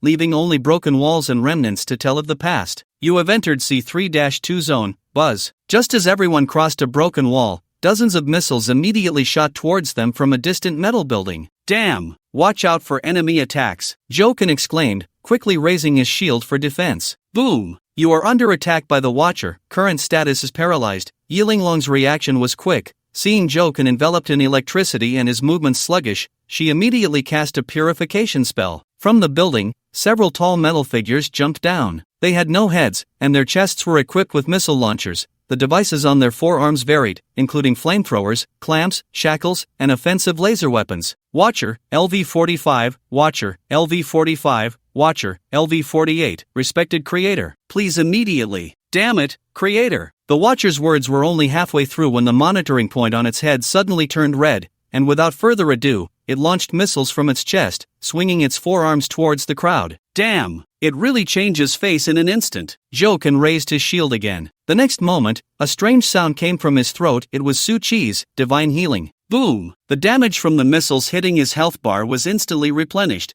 and then the terrifying shield began to increase second by second. With the bonuses from the legendary set and divine artifact, Joken's health was already more than half thicker than before, and now converted into a shield. The visual effect was even more pronounced. In just a few seconds, a shield with 1,000,000 health had formed. Joken, with a flushed face, turned back and said, Little Chi, next time you heal, it'd be best to give me a heads up. I can prepare my voice in advance. Ha ha ha. Well, to ensure everyone's safety, how about we all put on a shield? Suchi didn't give everyone time to react and cast a group, divine healing. No matter how many times I'm healed, I can't hold on. Cough, cough, mental shock. This healing definitely comes with a mental shock. The sounds spreading throughout the area made those who heard them blush. Linin turned back and said, Xiao Qi, can we use a divine fury together to balance things out? Otherwise, we can't fight. Sure, Suchi nodded, sending a Divine Aura * Heavenly Treasure and Divine Fury together. Divine Fury, entry, completely insane. Divine Aura * Heavenly Treasure, entry. Oh ho ho, it's little money. A splash of blood red climbed into everyone's eyes. Except for Suchi, everyone else roared and charged out. The three watchers on the opposite side completely didn't understand why, just by launching a missile, this group of creators went completely mad? Die. Turn me into little money now. Long spears, axes, and even staves were swung at the watchers, with explosions ringing out one after another. Under the violent output of the few, the three watchers were dismantled into scrap metal in less than a minute, turning into a dazzling array of items on the ground. Suchi, Divine Fury is still fierce. Even if they encountered any mentally polluted wild monsters in the future, there was no need to worry at all. One completely insane and little money would take care of any debuff, all would be counter-killed. Yi Linglong didn't even look at what was on the ground and collected all those things. With the boost from Divine Fury, everyone's mental state was completely filled, and they set off again. Charge.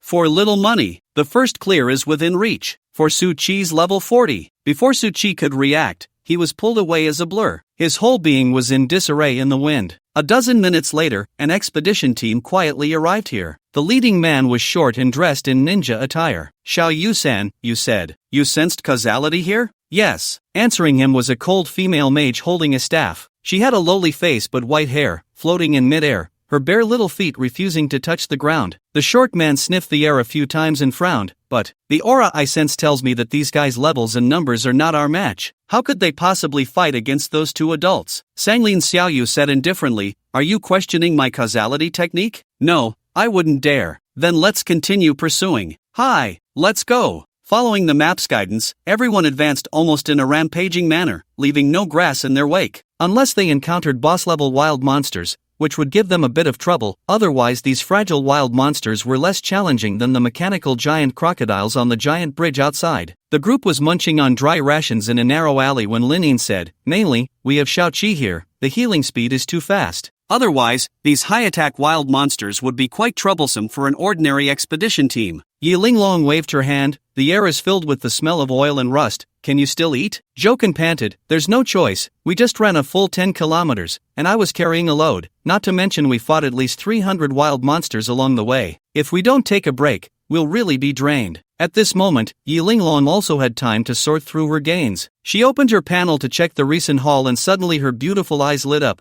happily saying, Xiaoqi, your zero mechanism god set seems to be complete. Here, take this. Suchi took the several glowing item orbs and opened them in the panel, discovering that it indeed was complete. However, his level was only 37, still a bit short to equip it. LV40-0 mechanism god * left boot, LV40-0 mechanism god set, S left boot, health 10,000, spirit 2,000. Firepower stripping, each time you are hit by an attack, you will strip 20% of the attacker's base attack power. If it is less than 20%, all of their combat power will be absorbed by you. LV400 mechanism god * right boot, the right boot of the LV400 mechanism god set. Health 10,000, spirit value 2,000. Defense stripping, each time you are hit by an attack, you will strip 20% of the attacker's base defense power. If it is less than 20%, all of their defense will be absorbed by you. LV400 mechanism god * energy core, the energy core of the LV400 mechanism god set. Health 0, spirit value 0. 0 God Devour, you can lock onto a teammate/enemy, stripping and absorbing 0.5% of all their attributes every second. Su placed all the items of the 0 mechanism god set on the panel and then clicked to synthesize. A complete set of dark golden, cool armor appeared before him. LV400 mechanism god set. Description: the ultimate weapon obtained by the creator exploring the world, but its existence will also lead the creator to ultimate destruction. Those who possess the Zero Mechanism God set will gain the attention effect in the Zero Mechanism dungeon,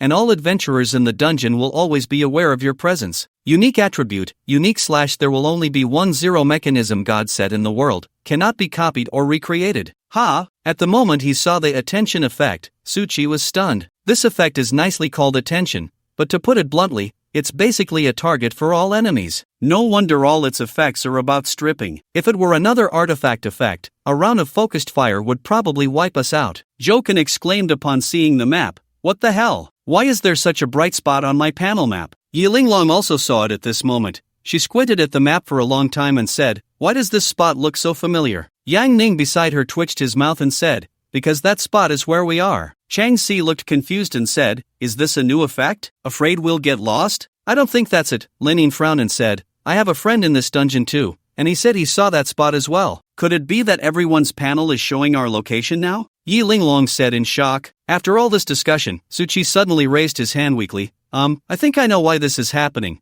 It seems to be due to the set effect." After saying that, he posted the attention effect in the team channel. Everyone looked at it and was dumbfounded. Great! Now all adventurers know where they are and what they are doing. They've basically become the lighthouse of the dungeon, right? Suchi smiled bitterly and said, "The key is that once this thing is synthesized, it can't be disassembled. The only thing we can be thankful for now is that everyone probably doesn't know why we are so bright." Joken hurriedly swallowed the bread in his mouth and said, "We should be the deepest among all the adventuring teams, right? Shouldn't we hurry up and set off? We still need to fight the boss guarding the key. If they catch up, we won't be able to play at all." That makes sense. After he said that, everyone reacted and quickly packed up to continue their journey. At this time, more and more adventurers also noticed the anomaly on the panel map. These people never thought that this bright spot would be an adventuring team. Everyone thought it was the first key that had been activated. Moreover, it was moving towards the interior of the map at an extremely fast speed, and the adventuring teams were suddenly excited, as they now had a target to chase after this light cluster. Wow, the first key has gone this deep.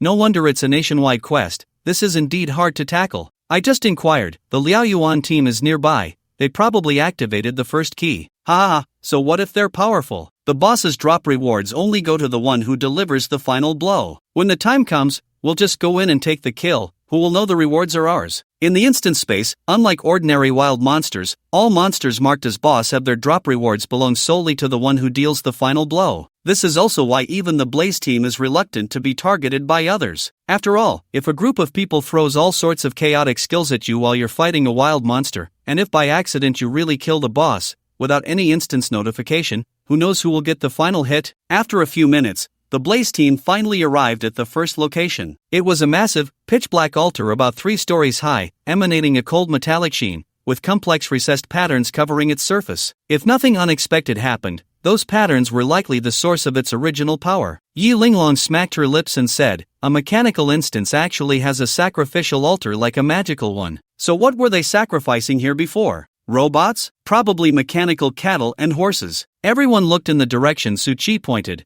where a dark golden cube was floating above the altar. A strangely shaped mechanical bull was magnetically attached to its side. Its gaping mouth suggested it had endured immense suffering in its past life. Zhang was rubbing his temples, feeling a headache coming on. "Wait, let me process this. Mechanical bull, mechanical crocodile, mechanical dog. Is this world actually like Transformers? Yeah, maybe. Generally speaking, if certain plot points could be explored, more reward bonuses could be obtained upon clearing the instance. So everyone wouldn't miss out on these details." Yi Linglong spoke up. "I feel like we can't focus on this right now. The guardian of the key is coming." A10 type mechanical ant, LV60/BOSS description. Its level and strength originally couldn't support it becoming a leader, but after obtaining the 0 key, it ascended with unknown powers. It possesses 2 sets of skills. Please be cautious. As the panel prompt disappeared, a massive mechanical ant, 2 stories tall, walked onto the altar, its body shining dark gold, and in its terrifying visage, every facet reflected the figures of the crowd. "Creators, you shouldn't have come back. It already belongs to me." Accompanied by the mechanical ant's roar, everyone saw a brilliant key embedded in its chest. "Let's kill it!" Joken shouted excitedly and charged forward. But Chang Si, as a magic-oriented spiritual practitioner, was faster. He had already been charging his attack when the mechanical ant appeared,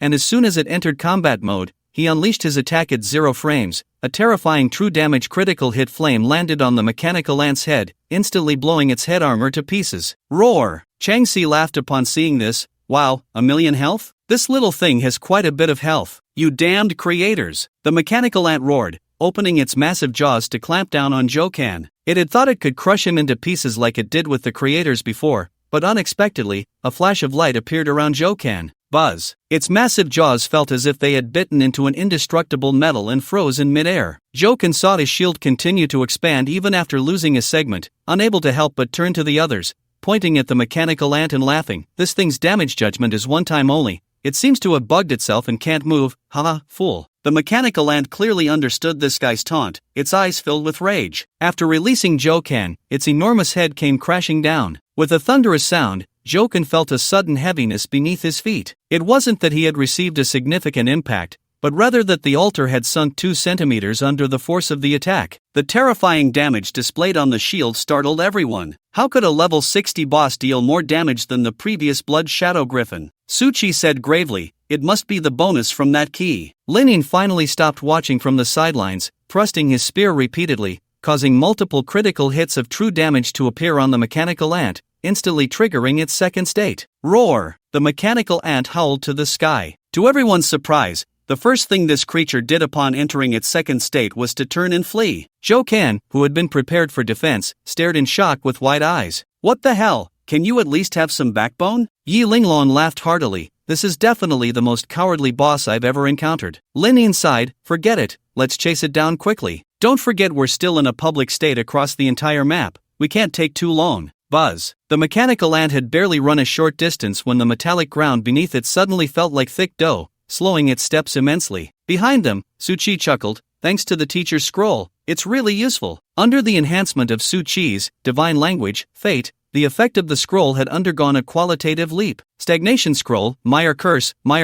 designate an area. All enemies within this area have their movement speed reduced by 80% for 10 minutes. An 80% speed reduction was enough to turn an enraged boss into a wheelchair-bound monster. Die. Linin and Jokan chased after it, and under their combined output, the mechanical ant was reduced to a pile of metal fragments in less than 5 minutes. Looking at the nearly lifeless mechanical ant, Linin waved to Suchi. "Hurry up and deal damage, level 40 is within reach." "Okay, thank you, Captain." With a critical hit from Suchi's staff, the mechanical ant transformed into countless experience points and items. Suchi also jumped several levels, finally reaching LV40. He opened his panel and saw the Zero Key in hand. Zero Key, a key with mysterious ascension power, but unfortunately, its power has been nearly exhausted. When you have a sufficient number of keys, you may uncover the secrets of the creator of this world. Suchi said, "This thing seems to really be a scene item, without any special effects." Yi Linglong replied, "It's fine. The biggest rewards should be concentrated in the treasure chest after gathering the 3 keys and the first completion quest." While they were talking, Linin couldn't help but smirk. "My friend said that many adventurers are already heading towards the light spots on the map. They should arrive in a few minutes." Jokan rolled his eyes. "Great, these guys really think we're just wild monsters to chase, huh? We should set off quickly," Suchi said, changing into his new set of gear before departing. With the enhancement of the divine level set, his health shot up to nearly 100,000. It was even more terrifying than many level 64 transformation warriors. However, Suchi knew that the true strength of this divine level set lay not in its basic stats, but in the stripping effect of each segment: health, spirit value, attack, defense, equipment, durability. Almost all fluctuating values from opponents were within its absorption range. Moreover, after fully equipping it, he could specify one person to exploit based on a percentage. Having lived 2 lifetimes, Suchi had never encountered such equipment. He felt it could be aptly named Exploitation Divine Gear. Yi Linglong's eyes sparkled. "Wow, Shaoqi, your set is really cool. Come on, let's see how it performs in the front line." Lin Yin's face darkened instantly. Who was Suchi? That was the nation's top wealth. Only Yi Linglong could be bold enough to say such a thing. Just as everyone was about to leave, dozens of shurikens flew swiftly from the darkness, embedding themselves in the metallic floor before them. "I didn't expect you to be dealt with so quickly, Dacia people. Leave the goods behind." A familiar distorted accent. Linin frowned. How could there be more of them? Dozens of ninja-like spiritual practitioners emerged from the shadows. Behind them floated a mage wearing a white veil. Under the veil, Sanglin Xiaoyu said indifferently, "Tell me, have you seen Lord Yamamoto Koda? If you lie, this place will be your burial ground." Jokan shouted angrily, "Damn it, you dare to act wild on Dacia's land? I'll chop you down with my axe." The leading ninja captain darted out instantly, "Dare to disrespect the Lord? Dacia people, you seek death. LV75 warrior class, ninja." Under the one-sided suppression of level and agility, Jokan's axe couldn't even touch the Japanese ninja, who easily dodged with a twist. Such a clumsy tank thinks it can fight me? Seeking death. The ninja mocked, his dagger turning into afterimages as it slashed wildly at Jokan. Clang, clang, clang. Sparks flew. The ninja looked at Jokan's nonchalant expression, his face darkening. The scene he imagined of health points plummeting did not occur. Instead, the opponent's health shield, which was dark green, seemed to have increased a few notches. Only then did he notice the data on the opponent's panel, his small eyes widening in shock. What's going on? Baka, how could someone have a shield value in the hundreds of millions? Joken grinned savagely. Little ninja, with your damage, are you just scratching your grandpa Joe? Just as the Japanese ninja was about to retreat, the metallic ground beneath him suddenly turned muddy. Su-chi's support had arrived. He instinctively looked up, and Joken's giant axe came crashing down. If it weren't for a delicate shield appearing just in time, it would have seriously injured him. Throwing a smoke bomb, the Japanese ninja had no choice but to use an item to escape the battlefield. Joken, seeing this, clicked his tongue in regret. It was a pity that if that move had hit this little fragile one, the item would have been mine. The Japanese ninja, returning to his side, felt a chill down his back, his instincts telling him that if that blow had landed on him, it would have taken him out directly. Su-chi knew that the shield just now was actually cast by the mage in the rear. The Japanese ninja hurriedly bowed to Sanglin Xiaoyu. Sorry, my lord, that guy's moves are just too strange. Please give me another chance. Once their spell scroll's effect wears off, I will definitely be able to kill him. Sanglin Xiaoyu glanced at Su-chi behind him, gravely saying, let's retreat. But my lord, these guys are too conspicuous on the map now, and more adventurers are coming. We shouldn't stay long. Hi! The ninja team nodded in unison, and just as they were about to retreat with Sanglin Xiaoyu, Su-chi said, no, do you really think this is just any place? You think you can come and go as you please? As he spoke, he activated the Zero Mechanism God Set S0 God Devour skill, along with the scroll in his hand. Zero God Devour, you can lock onto a teammate/enemy, depriving and absorbing 0.5% of their total attributes per second. Lock on distance, 3 kilometers. Lock on duration, 24 hours, Ice Curse. Designate an area to summon a blizzard, reducing enemy movement speed by 50%, and attack/defense by 50%. You have locked onto Sanglin Xiaoyu, LV99. Seeing the mage's panel on the opposite side, Su-chi was instantly shocked. So her name is Sanglin Xiaoyu, huh? LV99? She looks quite young. I didn't expect her level to be so high. At this moment, Sanglin Xiaoyu also sensed something was off. She opened her panel and found that her overall attributes were slowly declining. Not only that,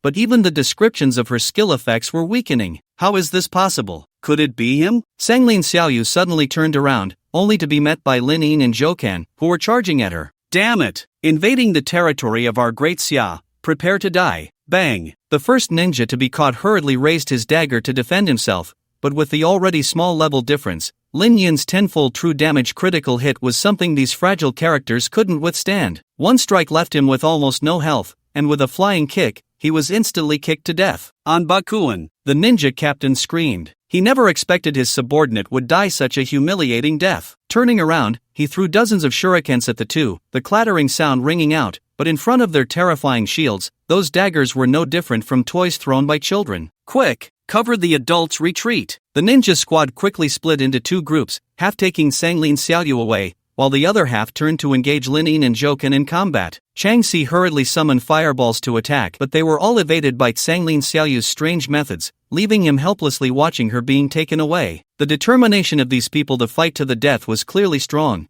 They desperately tried to hold Lin Yin and Joken back, throwing all sorts of chaotic items. But even so, they could only delay their march toward death. A few minutes later, as the smoke bomb's effect dissipated, the last Japanese ninja, realizing he couldn't match them, chose to poison himself, completely denying everyone the chance to capture him for information. Joken slapped his thigh in regret, saying, "What a pity, that leader floating in the air got away. Their identity seems quite significant. If we could capture them as a hostage, we could definitely trade for some good stuff with Japan." Yi Linglong walked over and smiled. These on the ground are quite a lot already. Yang Ning pulled her thoughts away from the forum and the God core space and said, "I just checked on the forum. These people should be a team from Japan for assassination and intelligence gathering." Su-chi added, "That girl floating in the air is named Sanglin Xiaoyu. With this name, it should be easier to look her up." That works. Yang Ning, who also had the role of intelligence gathering in the team, quickly found information about her. Graduated from Kyoto in Japan, her profession is a lifestyle artisan, a rare occupation indeed. However, she lost contact after graduation, so it seems she must have joined this team. While cleaning up the battlefield, the group didn't find many valuable items on these ninjas, but there was quite a bit of money, likely their operational funds within Great Xia. Yi Linglong unceremoniously collected it, saying, "Humph, all confiscated." At this moment, Su-chi recalled the look Sanglin Xiaoyu had given him earlier, and he suddenly felt that she was not just here for revenge against those two spies. An artisan, this lifestyle profession he had heard of in his past life, was said to have some who learned the skill of causal binding, allowing them to foresee those who would bring them misfortune or great fortune. One could say their abilities were quite mysterious. Being targeted by a group of assassins didn't feel good. However, fortunately, Zero's God Devourer had a lock-on distance of a full 3 kilometers and lasted for 24 hours.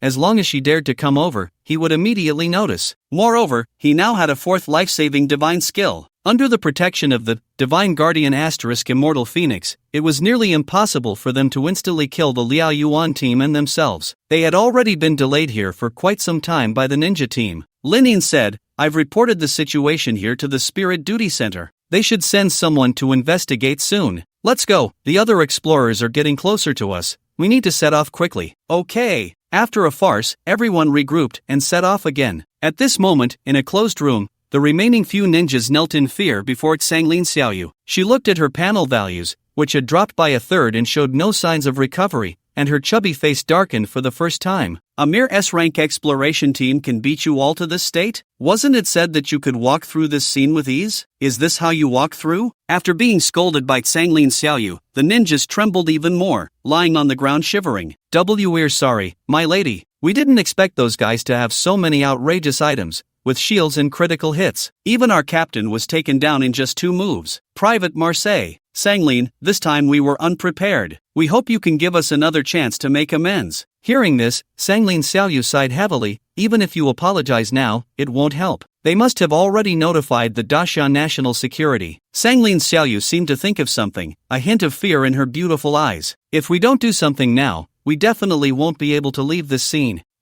Since you want a chance to make amends, I'll give you that opportunity.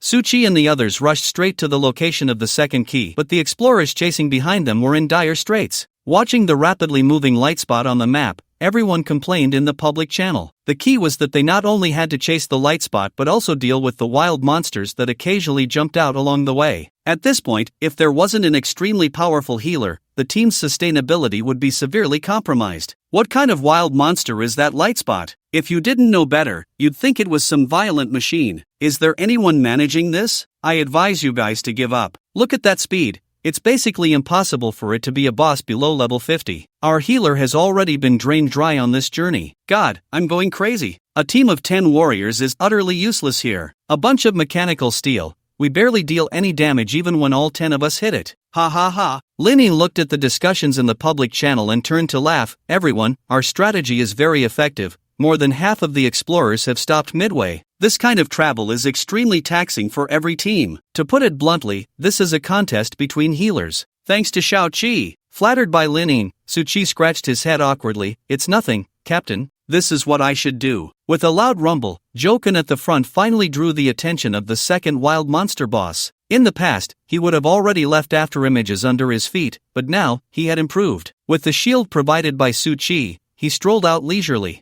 Oi, this thing has high attack and low health, Captain, Old Chang. It's up to you, I need to recharge my shield. The two were speechless and together unleashed a few combo attacks. This, LV-65, boss was pushed into its second phase. Enraged, it lunged at everyone, but halfway through, it was killed by the second combo. It fell with a roar, transforming into countless experience points and items. The second key was obtained, along with a segment of the plot and a dungeon announcement being unlocked. Plot 2, the creation of the Key of Zero originates from humanity's greatest ideals, yet it is also destroyed by humanity's most despicable selfishness. After the first destruction of the City of Zero, it no longer welcomed its creators. The runners believed that without the creators, they could still thrive, but the harshest justice is precisely the most malicious injustice. Instance announcement, the last key has appeared at City of Zero, Citizen Square. At this moment, the loss of 2 keys has caused all monsters in the city to enter a rampage mode, with all attributes increased by 50% and drop rewards increased by 30%. Good luck to everyone. The announcement echoing above the instance left everyone stunned. Damn, we just entered less than 2 hours ago, and someone has already collected 2 keys? What's the point of playing now? Someone sighed. It's obvious it's the Wildfire team. They have a Saint Diviner in their ranks. While we were running around like headless flies, they had already opened the entire map. Brothers, guess what I saw? Hurry up and tell us, don't keep us in suspense. We were just fighting monsters on the outskirts, and a team flew by like a meteor in the sky. With that momentum, it must be an SS-level expedition team from another province. This is going to be a good show. Joken saw the content on the forum and twitched his mouth. Spies and teams from other provinces, who knows, maybe the National Security Bureau will show up later. This mechanical instance is really turning into a mess. Who cares? The carefree Yilinglong bounced over to Suchi, spreading her hands as two scrolls appeared in her palms. Wow, this time your Divine Mist * Heavenly Treasure really hit the jackpot, producing 2 legendary scrolls. I really don't know what kind of luck that is. Suchi was now only focused on the effects after enhancement. Divine Punishment * Sin Prison, description, creates a sin domain with a diameter of 10,000 meters, lasting for 12 hours. All beings / monsters inside cannot leave this scene, and anyone fighting inside must pay a battle fee. The caster is the manager and is not affected by this effect. Seeing this effect, Suchi could only applaud. Absolutely, too amazing. A super large area to lock people down, plus a battle fine. Even monster bosses have to bleed first before they can attack. I don't know which genius invented such a ridiculous scroll. They must have been bored out of their minds. Divine Charm * Painting the Dragon, description, summons a guardian dragon, which will exist for 5 hours, granting you and your teammates a temporary level cap increase of 30 levels. During the dragon's existence, you are immune to all negative effects. It's actually an item that increases the level cap. With this, even if an SSS level team with forbidden spells appeared before them, they would have to obediently play the little brother. Everyone saw Suchi drooling and couldn't help but ask, how can the effects of these 2 scrolls be so powerful? Suchi sent the information over, and Jokan, after reading it, almost clutched his heart and lay down. This is insane. Xiaoqi, your fate is really insane. It feels like this world doesn't need a useless person like me. The Mountain River team, an SS-level team from the neighboring province, hurriedly rushed over through the spatial passage as soon as they received the news on the forum. The reason they spent a lot of money to use the spatial passage was that their first bucket of gold came from a niche instance's first clear. That first clear brought them considerable rewards, so when they heard that another first clear task had appeared, they rushed over. Above the mechanical instance, the captain of the Mountain River team, Lu Yunshir, looked down at the densely moving monsters and the panicking adventurers, coldly saying, such a good instance is wasted in a rural place like Zheng City. Behind Lu Yunshir, the members of the Mountain River team all possessed the ability to float in mid-air, indicating that their strength levels were all above LV 100. Spirit practitioners of the 5th transition and above had the ability to fly for extended periods. Ha, isn't that right? If I could pack them up and take them away, I wouldn't hesitate to do so. What are you thinking, Captain? What's that glowing dot on the panel? Lu Yunshir replied indifferently, just an S-class battle team that isn't worth mentioning. They're probably the strongest force in Zheng City. Ha, so they took the first 2 keys. Forget it, let's break the rules a bit today and take them back. The group exchanged glances, seemingly treating the Blazing Team as a dish on their plate. The Blazing Team was unaware that they had been targeted, as they were currently surrounded by a large number of mechanical wild monsters. Various missiles, lasers, and cutting attacks rained down on Zhou Kan and Lin Yin's shields like they were free. The shields flickered continuously, desperately blocking the attacks from both sides. Zhou Kan suppressed his urge to fight back, frowning as he turned to say, Xiaoqi, can I not hit them? But this guy's laser sword is practically trying to shove itself in my mouth. Lin Yin kicked away a mechanical hyena that attempted to steal a peach. With 10 times true damage and a critical hit, he nearly kicked it to death. Don't! Since the task is to lure the monsters, just keep luring them. It's not every day we have so many wild monsters going berserk. We can't miss this opportunity. Suchi stood on the 2nd floor of a watchtower, gazing into the distance. Just moments ago, he distinctly felt that he had drawn the aggro of Sanglin Xiaoyu. This woman never intended to let me go, did she? He looked down and found that the number of wild monsters had nearly reached thousands, so he turned to Chang Si and said, Brother Chang, it's about time. We can attract the 3rd wild monster now. Alright. Chang Si raised his staff, and after a few breaths, a massive fireball fell toward the city center. Buzz! In the citizen square, a bizarre-looking metallic dragon that had been coiled there slowly opened its eyes. LV-70 Mechanic Dragon, description, the boss guarding the last key. When you encounter it, it's best to be mentally prepared for a group battle,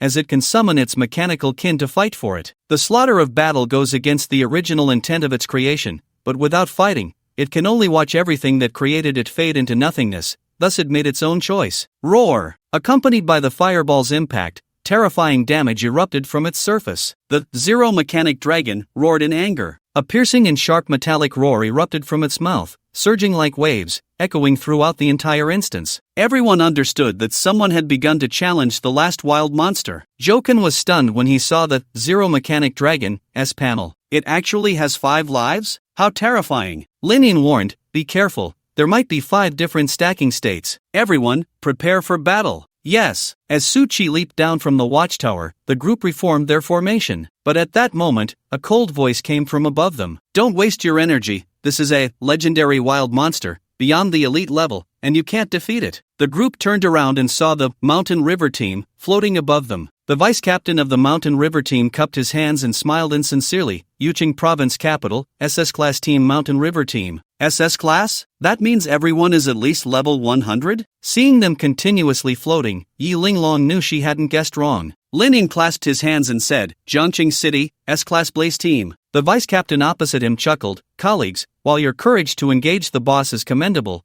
this giant dragon is incredibly powerful. For your safety, I advise you to return early. What if I say no? Suchi stared directly at him. You? Lu Yunshur glanced disdainfully at this support healer who hadn't even undergone a second-class change, saying, if that's the case, we'll settle this according to the rules of the martial world. Suchi smiled brightly. As expected, this Mountain River team was still as cold and domineering as in his previous life. In his past life, Suchi had often been troubled by this team during his adventures, so he had little fondness for them. Rules of the martial world, huh? Then let's do it. The others showed indifference at Suchi's words. To them now, Suchi was simply one word, spoiled. 2 words, indulged. Suchi could attack any monster he wanted and beat up anyone he wished, as long as it didn't endanger his own life. Linin and Joken swiftly appeared in front of Suchi. The latter opened a legendary scroll with one hand, and a massive arena phantom appeared beside them, rapidly expanding outward. This is a scroll? Let it struggle. No matter how much it strengthens itself, it can't be our opponent. Lu Yunshur was very confident in his team's strength. But this time, the scroll's effect exceeded his expectations. Divine Punishment * Prison of Sinners. Suchi has summoned a Prison of Sinners area.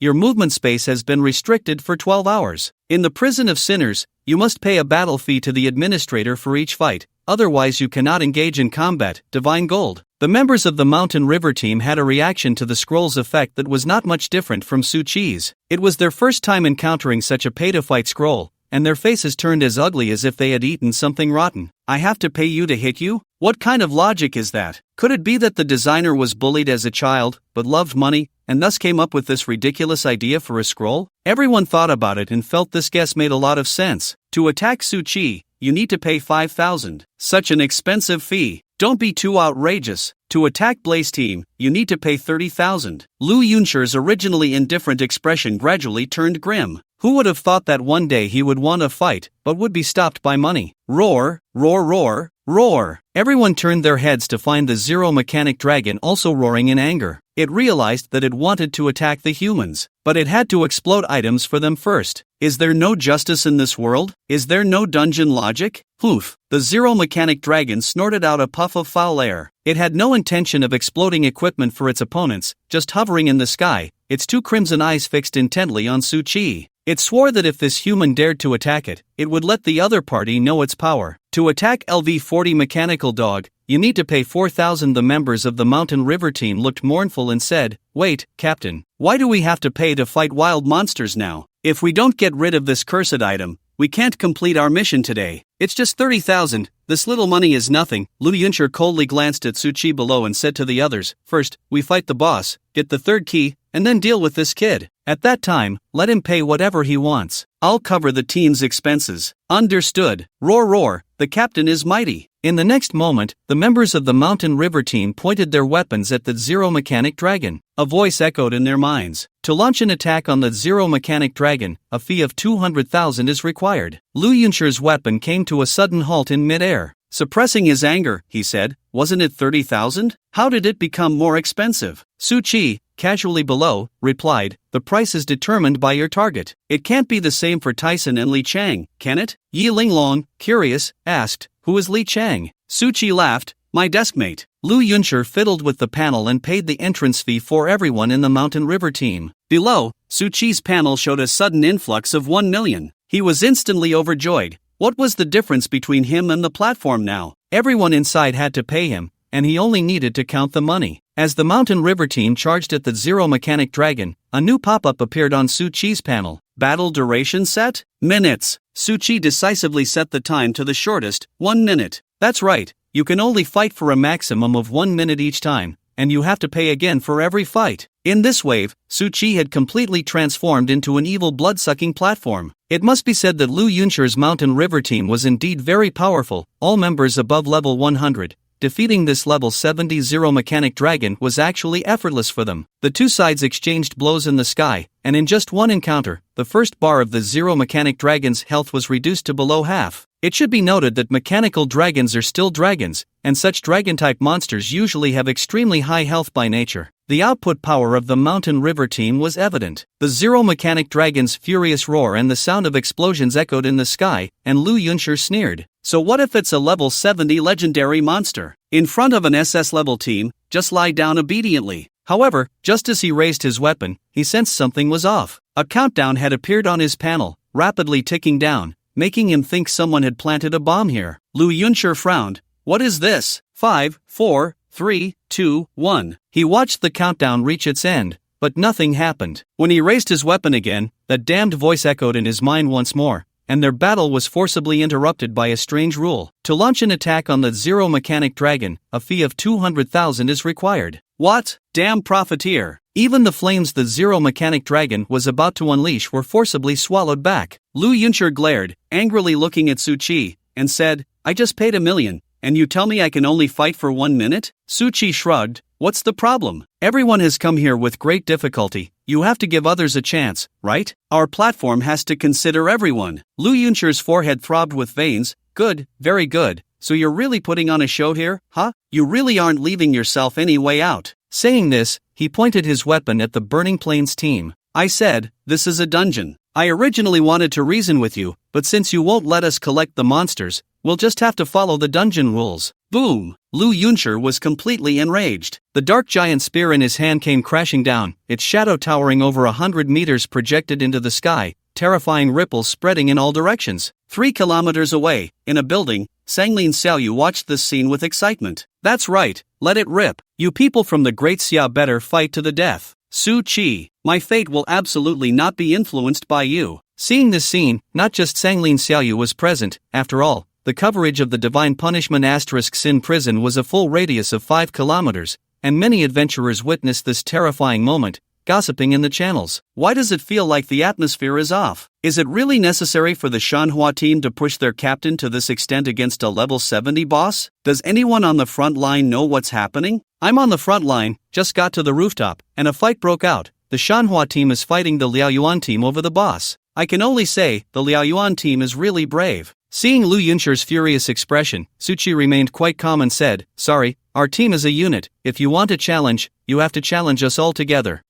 Then let's go all out. All members of the Shanhua team, form up. Yes. The members of the Shanhua team shouted in unison as they moved forward. Clap, clap, clap. Below, Su Chi and Yi Linglong clapped in unison. Very good. Full of spirit. Awesome, awesome. Bring it on. Looking at the two who showed no fear and were even causing trouble, Lu Yuncher was about to grind his back teeth to dust. So it's the Liaoyuan team, then die. You want to attack the Liaoyuan team? A fee of 5 million is required? How much? 5 million? The once imposing crowd was now completely deflated. How could an S-level team charge so much? Are they made of gold? Or are their weapons made of gold? Looking at the silent Shanhua team, Joken laughed. TSK, if you can't afford our appearance fee, then don't act tough here. I've already started a live broadcast on the forum. If you don't come now, it'll be really awkward for me. Exactly. Su Chi echoed. The teammates beside him looked at the furious Lu Yuncher with concern. Captain, do we really have to pay to fight? Lu Yuncher took a deep breath and said, as long as we catch this guy, we can get the money back. True. It's just money. 7 people, 14 million, I'll pay. The panel showed a deposit of 14 million, and Su Chi immediately accepted it with delight. Fool's money is easy to earn. Su Chi waved his hand. Captain, Brother Zhou, you two go take a hit for a minute first, let them know how harsh society can be. Lin Ying and Joken exchanged glances and couldn't help but laugh out loud. Ha ha ha. Sorry, the two of them now had health points in the billions. They were really a bit invincible. Seeing that only Lin Ying and Joken stepped forward, Lu Yuncher's face darkened completely. You dare to humiliate me like this, then don't blame us for being rude. Don't worry about the consequences, just go all out. As his voice fell, the members of the Manhwa team simultaneously gathered their attacks and struck towards the two. Boom! The sky filled with colorful, dazzling attacks began to gather and take shape. Many people were seeing a LV-100 powerhouse in battle for the first time, especially with so many involved, and they were momentarily stunned. The forum exploded instantly, with all kinds of pictures and videos flying around. Damn! That Zero Mechanism dragon is watching from the side. This is definitely going all out. Why go this far over a boss? Is there some deep-seated grudge between the two sides? Warning for the Liao Yuan team. With the public relations ability of the Manhwa team, this matter will probably disappear by tomorrow. A few breaths later, as the attacks fell from the sky, Lu Yuncher coldly watched this scene. This is what you brought upon yourselves. You can't blame anyone else. Boom! The attacks completely fell, but the screams of Lin Ying and Zhou Can that everyone imagined did not sound. Lu Yuncher looked at his panel and found that there were no kill records, unable to help but let out a soft "oh." Lin Ying swung his spear, and the rolling dust cleared away. The two stood there unscathed. How is that possible? Looking at the dense black shield bars above the two, everyone was momentarily numb. With such a thick health bar, even if they ground away for a whole day and night, they wouldn't be able to finish it. Zhou Can brushed off non-existent dust and said, "You all have 40 seconds left. Since you've spent money, don't waste it. Make sure to deal some damage. It's actually a forbidden spell scroll." Lu Yuncher gritted his teeth in frustration. The shields of these two guys were at the billion level, and without true damage bonuses, they couldn't hurt each other at all. Seeing that the other side was completely inactive, Suchi looked up and smiled. "Are you all still going to fight? If not, you can pay for the next round against Zero Mechanic Dragon." Damn, they still had to pay. Lu Yuncher was on the verge of breaking down. He had already given all the cash flow of the team. Where would he find more money? If they wanted to continue fighting, they would have to hand over items or even borrow from friends. As the last few seconds ticked away, Lu Yuncher couldn't think of a better solution and said indifferently, "Very well, the Liao Yuan team, right? I remember you. I hope you don't run into us in the dungeon next time, or I'll make you understand what the rules of the dungeon are. Withdraw." After throwing down those harsh words, the members of the Shanha team left in a disheveled state. In discussions, countless spirit practitioners were in an uproar. Most people had seen the video clips of the Shanha team outputting at full strength. At that time, they thought Liao Yuan was finished, but in just a minute, the first to flee was actually the Shanha team. Is this still the legendary SS level team? Could it be that they were just all show? Come on, didn't you see the video? The floor was blown down a level. Is there still a need to argue about it? Liao Yuan team is amazing. They aren't afraid of even higher level SS teams. Who says there are no spectators in life? The most awkward part was that even if the Shanha team wanted to leave now, they couldn't at all. Divine Punishment * Prison of Sinners would lock the people inside for 12 hours. They could only hide in the room, letting the paparazzi outside livestream their actions inside. When had these people ever been so embarrassed? They wanted to take action, but due to the venue effects and lack of money, they could only stare blankly, so they simply rested in place, out of sight, out of mind. In contrast, Suchi and the Liao Yuan team began to challenge Zero Mechanic Dragon again. Although Lin Ying and Zhou Can's damage to Zero Mechanic Dragon wasn't high, they were fundamentally unharmed. Moreover, due to the venue effects, the minions summoned by Zero Mechanic Dragon couldn't help it at all. Because of their low level, these minions had no power to discard items, let alone attack the explorers. They could only watch helplessly as the boss that summoned them was brutally slaughtered by this group of humans. Finally, after more than half an hour, 2 more teams rushed over. They were all A-level teams from other cities, and seeing that this boss had only 2 health bars left, they were quite happy and eager to try. Just as they were about to take action, they saw the 200,000 per person fee and immediately shrank back. This business was simply not worth it. If they didn't get anything, they would lose over $1 million. Why not try a 2v1 against the Liao Yuan team first and drive them away? The captains of both sides discussed and turned their target towards the Liao Yuan team, but upon seeing the price on the latter, they were even more taken aback. 5 million per person. Ha! What is a boss? Just look at them. That's a real boss. Seeing that the 2 teams ultimately chose not to engage with them, Lin Ying didn't want to provoke enemies everywhere, so he cupped his hands and said, "Sorry, we've been studying this boss for quite a while, so we're well prepared. I hope you all understand. Since everyone is saying this, what can the other 2 teams say? They can only smile bitterly and shake their heads, saying, 'It's fine, taking down the boss is all about skill.' Since you prepared in advance, others have nothing to say if they can't get it themselves. After all, not everyone is as arrogant and domineering as the Manhwa team. Time passed slowly, and when they saw the health bar of the Zero Mechanic Dragon approaching its limit, in a house 3 kilometers away, Sanglin Xiaoyu could no longer sit still. Fate told her that this dragon was extremely important for our Yamato nation. No matter what, she absolutely had to seize it. Of course, it would be even better if she could take down Su Qi, this unknown genius with a mysterious fate level. The Shanhua team is truly a bunch of useless people. A dignified double S level team can't even handle a team lower than their level. Forget it, I'll do it myself. Sanglin Xiaoyu changed into a pitch black robe, and in the next moment, her figure vanished into thin air. Divine level item. Stealth cloak. Description: it comes from the hands of a god who cannot be seen, and every time you wear it, you will gain an hour of invisibility. At the same time, all directional skills on you will be transferred to other targets.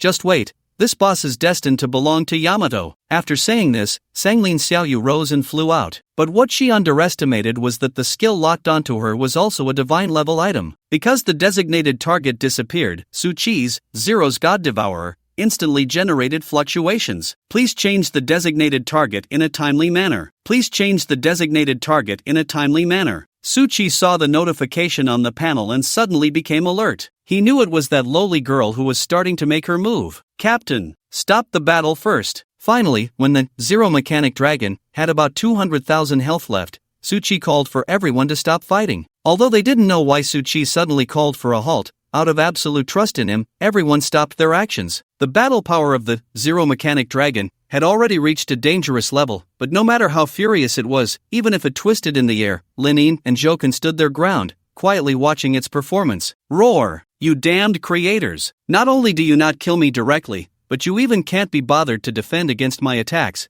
This is a great humiliation. That guy is definitely nearby, and most likely preparing to take the kill. Su Qi squinted and pondered for a moment. He didn't want to take risks. The 200,000 health of the Zero Mechanic Dragon was already a quite dangerous amount. His teammates had to ensure a one-hit kill. Soon, Su Qi had an answer. Captain, pull the Zero Mechanic Dragon into the alley. We won't give anyone else a chance to take the kill. Lin nodded and complied. When they saw the Zero Mechanic Dragon, indeed attracted by the hate and landed, Sanglin Xiaoyu, not far from everyone, felt a bit nervous. After all, the alley environment was indeed not favorable for her to take the kill and escape, but seeing that the Liaoyuan team only had 6 people, she immediately felt relieved. Because no matter what, 6 people couldn't possibly fill the alley. Boom, the Zero Mechanic Dragon landed, and Lin and the others resumed their attack. Su Qi was tightly gripping a scroll, always ready to strike. 180,000, 160,000, 140,000. The Zero Mechanic Dragon kept losing health until it reached 50,000, and finally, Sanglin Xiaoyu made her move. The moment she launched her attack, the effect of the stealth cloak naturally disappeared, and her presence was instantly revealed. The alley only had 2 entrances, and Su Qi, who had been observing the surroundings, immediately reacted upon sensing the aura. He tore the scroll apart. It was precisely the Flowing Shadow Asterisk Crowdwalk they had purchased outside before entering this instance. Flowing Shadow Asterisk Crowdwalk summons up to 100 clones, each consuming 50 spirit points, and can last for a maximum of 12 hours. Clones can equip items and fight, but do not inherit the main body's fate effects. Scroll charging duration, 24 hours, buzz buzz buzz. 100 Su Qis instantly appeared on the battlefield, filling the entire alley, and even half of them were floating in the air, utilizing their level 40 temporary flying ability. Looking at this inexplicably appearing wall of people, Sanglin Xiaoyu was so angry she wanted to curse. How could this guy have so many random scrolls on him? Can't he have something normal for once? Bang! Blocked. Sanglin Xiaoyu instantly completed her consumption on the panel, and then an attack fell, instantly killing 4 or 5 Su Qis. But in a moment among strong opponents, after this brief interruption of less than 2 breaths, Lin and Joken had completely taken down the Zero Mechanism Dragon. Accompanied by the dazzling light and items appearing all over the ground, it also signified that everyone had obtained the final key of Zero. However, at this moment, they still had a more troublesome character to deal with. That was Sanglin Xiaoyu, who had been lurking in the darkness for a long time. A group of Su Qis rushed towards her recklessly, and Sanglin Xiaoyu's face turned pale for a moment. When had she ever been pounced on by so many men? This group of lewd Suchis suddenly reminded her of certain electric car scenarios she had glimpsed in the past, where so many people bullied a single girl. No, if I fall into the hands of this perverted guy, I will definitely meet the same fate. As an imperial miscellaneous artist, I absolutely cannot allow myself to be toyed with like this. Just as Sanglin Xiaoyu thought this, suddenly two Suchis below grabbed her bare little feet and directly pulled her towards the ground. Ah! A scream rang out, and Sanglin Xiaoyu waved her staff to release skills, turning one Suchi after another into blood mist, but these people seemed to have a unified brain directing them, continuing to recklessly pounce. Whoa, no, you perverts, hurry up and get away from me. Sanglin Xiaoyu struggled frantically, and the next moment, a long spear swept through the crowd, piercing her shoulder and pinning her to the ground, completely losing her ability to resist. For a fragile backline, once they were approached, their fate was destined to be tragic, with no ability to resist at all. Suchi waved his hand, driving away all his clones, and Linning led a group of people forward. Looking at Sanglin Xiaoyu's disheveled appearance, Yi Linglong couldn't help but sneer. Weren't you quite arrogant this morning? Even called people to assassinate us, some people really have a heart of a thief that won't die. Sanglin Xiaoyu quickly shook her head with red eyes. I'm done for, done for. The heart of a thief is completely dead. Linning pulled out the long spear, a flash of pain crossed her face, and Suchi ruthlessly put away the thief * god-hidden garb. This thing is really good, it has a built-in invisibility effect. I'll find a way to repair it later, it will definitely be useful. Suchi looked at her and said, Speak, what is your purpose for coming here? I know you have received professional training, so don't try to play the pity card, it won't work on me. I am a miscellaneous artist. You can find this profession on the Divine Core Forum. We can foresee various beneficial or detrimental things in the future. I came here specifically to resolve these, including killing me? Sanglin Xiaoyu bit her silver teeth, hesitated for a moment, then spoke. Yes, but this is my own decision. Because I see a huge fog surrounding you, and I don't like the unknown, so I thought about eliminating you. Yi Linglong scratched her head and said, How can you still decide your actions? Is it that casual? Suchi replied, They are just doing their jobs with public funds, just like those two guys on the Blood Shadow Griffin. As long as they do bad things in the Great Xia, they can get paid. Sanglin Xiaoyu's eyes widened. They really were killed by you. Suchi laughed. Is that surprising? After all, you were captured by us. Linning said, Old Zhou, according to the anti-espionage law, strip this guy of his gear and props and tie him up. Submit him afterward. Got it. Soon, Sanglin Xiaoyu was stripped down to her thin inner clothes, hugging her arms and shivering. She looked at Suchi with a pitiful expression. Despite her figure being uniquely plump and fair like some girls from Japan, Suchi, having been struck down by women in his past life, had no intention of looking at her. His mind was filled with only one thing, counting the new plot and rewards. As they obtained the last key, the third segment of the plot appeared on the panel. Plot 3, Damn creators, they finally paid the price for their sins. The operators took over this world, it was them who made the mechanical city even greater. The mechanical city was destroyed in a 1,000-year war and renamed Zero Mechanism City. Suchi pondered for a moment and said, So there should have originally been a group of creators similar to us here. They created the mechanical city and then used some ascension power to create these 3 Zero Mechanism keys. As a result, these 3 Zero Mechanism keys were lost in the chaos of war and were obtained by the operators, these 3 bosses. They believed the creators brought disaster, so they expelled the creators and took over the mechanical city. Unexpectedly, after these operators continued to fight against something for 1,000 years, the mechanical city was completely destroyed, and thus it was renamed Zero Mechanism City. Linning nodded. The harshest justice should be that their status has never changed in these 1,000 years, while the status of other mechanical life forms should have been predetermined when they came off the production line. A message popped up on everyone's panel. Completion notice. You have obtained 3 Zero Mechanism keys. Please proceed to unlock the Zero Mechanism Tower to consider it completed. Current key count, 3. Suchi looked at the map. A red dot at the top was very conspicuous, clearly the place they were going to, the Zero Mechanism Tower. Hey, you guys got the stuff too. Hurry up and unlock this scene. Seeing that the battle here had finally ended, the Shanha team flew over, angrily shouting from the sky. Suchi innocently shrugged. This thing isn't controlled by me. It's a scroll, and it will only open by itself after some time. Damn guy. That person glared at him angrily before turning to leave. The members of the Liao Yuan team didn't pay much attention to that guy. After all, it was them who had just tried to attack them. Joken said excitedly, Since we've analyzed the plot, let's hurry up and open that Zero Mechanism Tower. Wait a minute. Suchi glanced at the thousands of wild monsters gathering around, These were just summoned with great difficulty by the Zero Mechanism Dragon. We can't waste them like this. Chang Si chuckled. Large-scale cleaning was his specialty. In the sky, terrifying fire clouds gathered. Moments later, the ultimate move descended. Under Su Chi's tenfold true damage and critical hit from Divine Fury, it was a complete screen wipe. The magic masters themselves had terrifying explosive power, but what they feared most was having their chanting interrupted. With this opportunity to charge freely, Chang Si naturally pushed his skills to the limit. Roar! Little Chanqian, I'm coming. Yi Linglong looked at the equipment scattered on the ground, excitedly rushing out. Under the enhancement of Divine Rhythm * Heavenly Treasure, the glowing orbs scattered across the ground were dazzling enough to blind anyone. Su Chi, with our enhancement, isn't it reasonable for a LV10 wild monster to drop a divine artifact or something? At this moment, the atmosphere on the forum was incredibly joyful, as many adventurers had also discovered the scene of the Shanha team trapped behind the scroll. For them, it was rare to see a high-level team in such a predicament, making the atmosphere even more delightful. Watching Su Chi and his group continue to pull Sanglin Xiaoyu straight towards the Zero Mechanism Tower,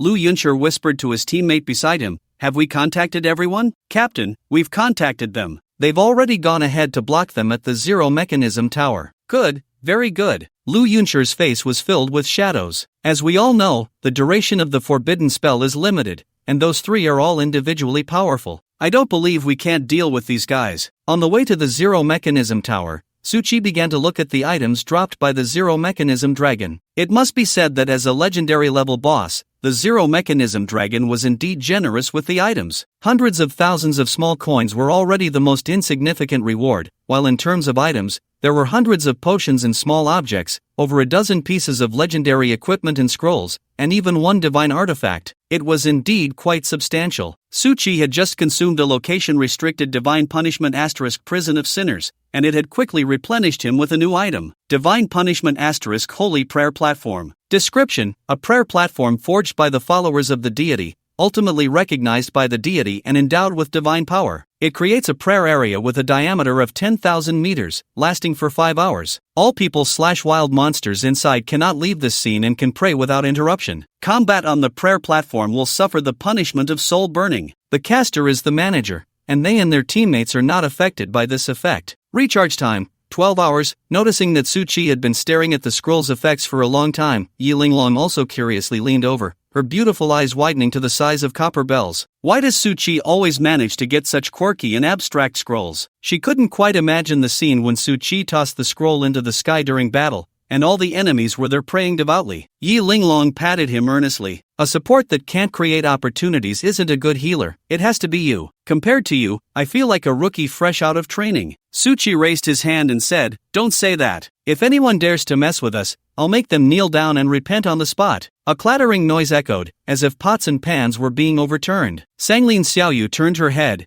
and a shocking scene appeared before her. In Zhoukan's hands, a pile of legendary level items and equipment were being tossed around as if they were worthless, and she even saw the glow of several divine artifacts among them. His display nearly blinded Sanglin Xiaoyu. To be clear, she only had one divine artifact given by the organization and 2 pieces of legendary equipment. Yet those items here were as numerous as in a wholesale market. What? Even if the Zero Mechanism Dragon is a legendary boss, it shouldn't drop this many top-tier items. Is the Daxia team really this wealthy? So annoying. How do I deal with all this junk? Hearing this, Sanglin Xiaoyu felt even more heartbroken. At this point, Chang Si and Linin had taken the lead. Since Zhoukan had been holding up for too long, he needed to quickly let his shield recover. As for Chang Si, he had a shield worth hundreds of millions, so facing danger and taking a few hits wouldn't kill him right away. The group ventured deeper into the city, and finally, beside a furnace, they saw the tower specifically used for reforging machinery, the Zero Mechanism Tower. Zhoukan couldn't help but complain, putting a reforged tower next to the furnace? What's the difference between that and opening a hospital next to a crematorium? I really don't understand the twisted tastes of these mechanical beings. Buzz. It seemed that the Zero Mechanism Tower responded to his complaint, slowly flickering with light. The Blaze Squad was not the first to arrive. Many teams, knowing they didn't have the ability to obtain the key, had come early to wait and see who could complete Zheng City's first clear task first. When the Blaze Squad appeared, many adventurers cheered. After all, they were the strongest team in the city, symbolizing Zheng City's prestige. To snatch the last key from the hands of an SS-level team from the neighboring province was a matter of pride for Zheng City. Seeing everyone excitedly cheering, Joken waved back like a superstar. Alright, let's not waste time, let's get up there, Linin said, leading the way. However, just as everyone was about to step into the tower, the metallic ground beneath them suddenly shook violently. Suchi looked up. No way, guys, there's still a boss here? In response, a burst of arrogant laughter echoed. Ha! I thought the one who could stop Lu would be some spectacular figure, but it turns out to be you bunch of mediocre S-level teams. Everyone looked up, and at the very top of the tower, 3 figures stood suspended in mid-air. Behind them, a skeletal dragon slowly emerged from the dark clouds, circling above. LV110, LV116, LV124 skeletal dragon. LV100. Seeing the levels of those 3 in the skeletal dragon, Joken was momentarily speechless. These levels have already doubled ours. Are the rewards for the first clear really that exaggerated? The powerful figures I only read about in newspapers are actually showing up. Compared to the Blaze Squad, the adventurers nearby were even more shocked at the faces of those 3. Skeletal dragon? Are they the legendary 3 spirit envoys? That's right, it must be them. Damn, a citywide announcement for a first clear task, and in less than a day, it has attracted level 110 and above strong players? Hiss. Are the rewards for the first clear really that outrageous? I'm curious about what's inside. Linin calmly said, 3 seniors, we've worked hard to gather 3 keys to come to the Zero Mechanism Tower. It wouldn't be good for you to intercept us at this time, with so many colleagues watching. The so-called 3 spirit envoys were 3 spiritual practitioners with the spirit control fate. This fate naturally endowed them with the talent to tame wild monsters, and when multiple people with the spirit control fate gathered, they could tame even more powerful bosses. Suchi remembered that these 3 had been famous for a long time. He just didn't expect that one day they would get involved in his task. The strongest among the 3, an old woman of LV124, stepped forward and coldly said, Kid, items are meant for the virtuous. This isn't child's play, it's not just about who gets in first. Alright, no pretense at all. You might as well just say you're going to rob us. Joken shook his head and summoned his weapon. Suchi's smile gradually faded. He had initially thought to give these 3 some face,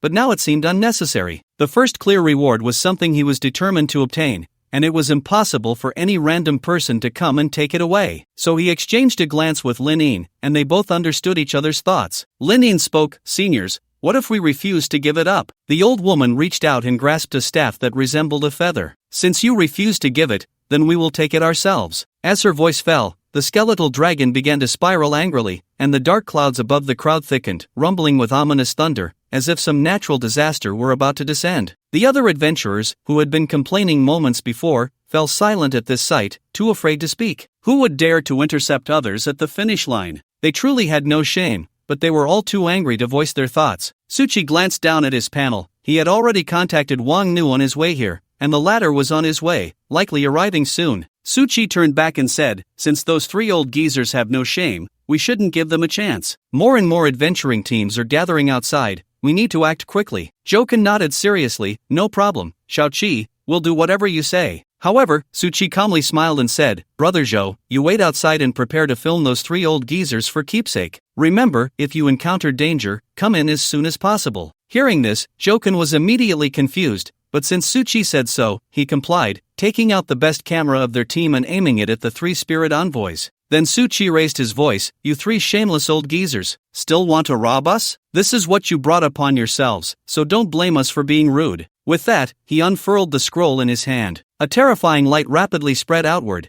and the dense dark clouds above instantly dissipated, replaced by a massive and sacred shadow of a prayer platform overhead. You disrespectful brat, do you believe I can? The old woman's words were cut short as she looked up and saw the prayer platform, instantly dropping to her knees. It was as if she had seen something terrifying, and she began to bow and pray right there. What are you doing, Shower? Get up! The old woman was filled with rage and sorrow. I can't control myself. Kid, what on earth did you do? The other 2 old men turned angrily to Suchi, but the latter waved his hand dismissively and turned to enter the tower. Stop! Unroll the scroll! Thud! Thud! The 2 old men, halfway flying in the air, also knelt down and began to bow and pray. Their faces bore a look of disbelief. Remaining prayer duration, 4 hours 58 minutes. What the hell is this? Realizing that the 3 spirit envoys had fallen under the effect, the nearby adventurers, even the dullest among them, understood it was the effect of the altar above, and they hurriedly ran outside, wishing they had 2 more legs to run faster.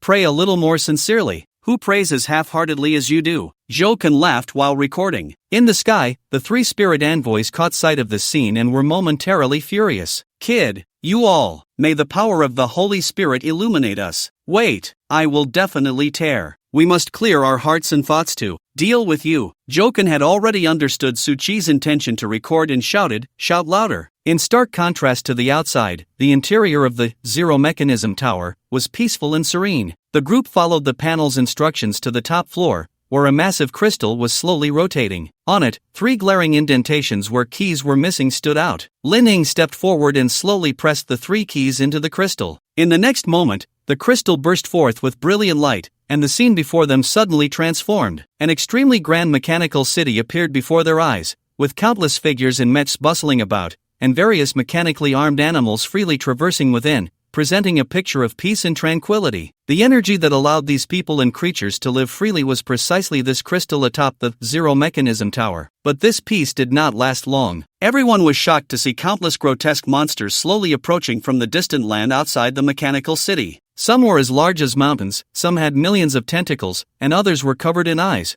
with arms growing from those eyes. The mechanical city had never encountered such monsters before, and a great battle was about to erupt. As the story goes, the human-like creators had failed the first time, so they endowed these animal-like machines with consciousness to assist in battle. Unexpectedly, these mechanical beings turned against their creators, driving them out and creating their own free realm. The cold, mechanical thinking was powerful. They fought this battle for 1,000 years. Until not long ago, the battle finally ended. However, in the eyes of the monsters, the mechanical city had long lost the need for conquest. The plot slowly faded away. A prompt appeared on the panel in front of everyone. "Congratulations on completing the Zero Machine instance first clear. Rewards will be distributed shortly. Acquired, quest from Zero Machine City, LV80 available. Acquired, legendary treasure chest acquired. Title Witness of Zero Machine." At this moment, those guys outside the tower were still praying coolly, but suddenly a message about task completion appeared on their panels, leaving them feeling despondent. "Is my task today just to come here to pray and bow? This is truly a humiliation that can't be tolerated. Stop shouting, I felt it just now. This scroll is very strange. The more devout you are, the less the forced effect you receive. The more you struggle, the stronger it becomes. Why does this sound like some shady business?" Inside the tower, Suchi couldn't wait to open the last treasure chest. A dazzling golden light flashed before his eyes. The long-awaited auxiliary skill book finally dropped. Most of the circulating auxiliary skill books on the market were of lower levels,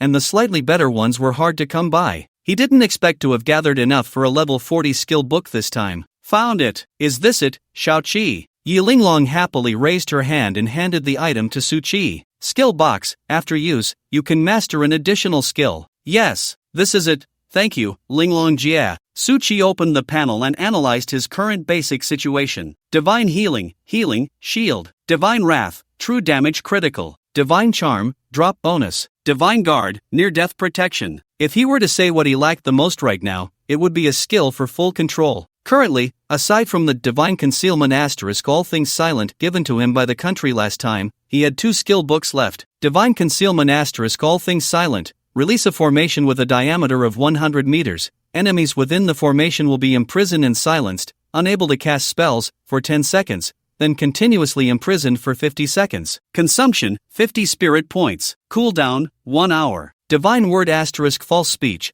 Release a formation with a diameter of 2 kilometers. The formation lasts for 1 hour. All enemies' skills within the range turn into random entertainment spells. Ally spells become tenfold overlapping spells. This skill cannot be stacked. Consumption, 50 spirit points. Cooldown, 1 hour. Divine Word * Balance. Release a formation with a diameter of 2 kilometers. The formation lasts for 1 hour. All enemies within the range must pay something of equal value to you to engage in battle. Consumption, 50 spirit points. Cooldown, half an hour. Suchi thought it over and decided to learn the first Divine Concealment * All Things Silent first, as he was unsure if he would run away with the latter too, and he was in dire need of a skill for forced control. In this regard, Divine Concealment * All Things Silent perfectly met his needs. After using the skill box, Suchi decisively learned Divine Concealment * All Things Silent. Everyone had just finished their tasks inside when Joken came in and said, "No way, this is really too boring." At first, watching them pray was quite interesting, but now, each one is more devout than the last. It's as if they've truly become believers. "What do you call this?" Suchi laughed and said,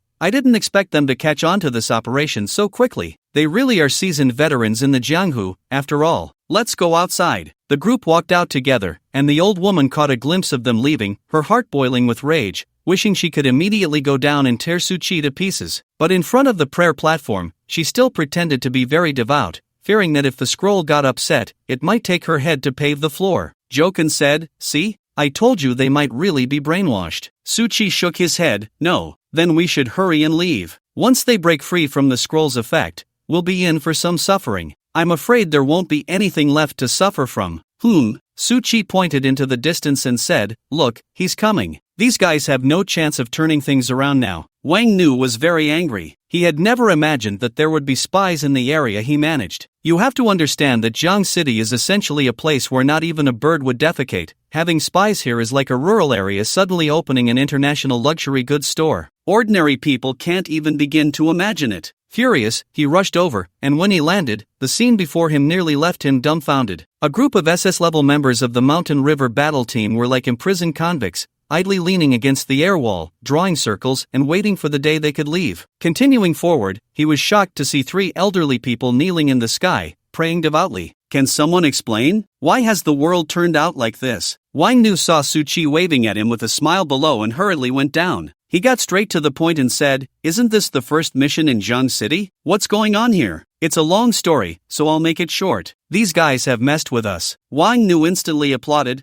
"Good, well done." Seeing this newcomer in a National Security Bureau uniform clapping there, the 3 spirit messengers nearly spat out blood. What kind of situation is this? Has this kid's interpersonal relationships reached that level? Wang Nu looked back at the thinly dressed Sanglin Xiaoyu and asked, "Is she the spy?" Suchi casually replied, "Yeah, her name is Sanglin Xiaoyu, and she's a LV99, jack of all trades." "You, hello." Sanglin Xiaoyu timidly nodded at Wang Nu. Wang Nu sneered, "I know you. You called yourself the feather god on the list in Japan. So you've landed now? And no, I wouldn't dare." Wang Nu stepped forward, and a heavy shackle fell onto her wrist, then turned to say, "I'm taking this girl back for interrogation. Do you want to come with me?" Suchi nodded as a matter of course. The first mission was completed, he had reached level 40, and it was time for him to go back and prepare for his job change. As for the 3 old folks still praying in the sky, let them pray to their heart's content. Seeing the National Security Bureau officer completely ignore them and leave with Suchi, the 3 spirit messengers were so anxious they were almost speaking human language. But unfortunately, under the effect of the scroll, all that came out of their mouths were useless prayers. At this point, they had already cursed the Mountain River battle team a million times in their hearts. What was this about intercepting the first mission? What was this about the enemy being easy to deal with when they were low on health? If they hadn't believed their nonsense, would they have suffered so much here? Just as Suchi returned to Jiang City, news from Chen Yuancheng popped up. "I've found you a level 40 job change item, and it's now at your home. You don't need to do any tasks, just go to school after your job change is completed tomorrow." Suchi grinned. Being valued feels good. The higher-ups directly helped him skip all the time-wasting steps. Originally, Chen Yuanqing could have reported directly to the Spirit Job Center, allowing Suchi to complete his job transfer internally,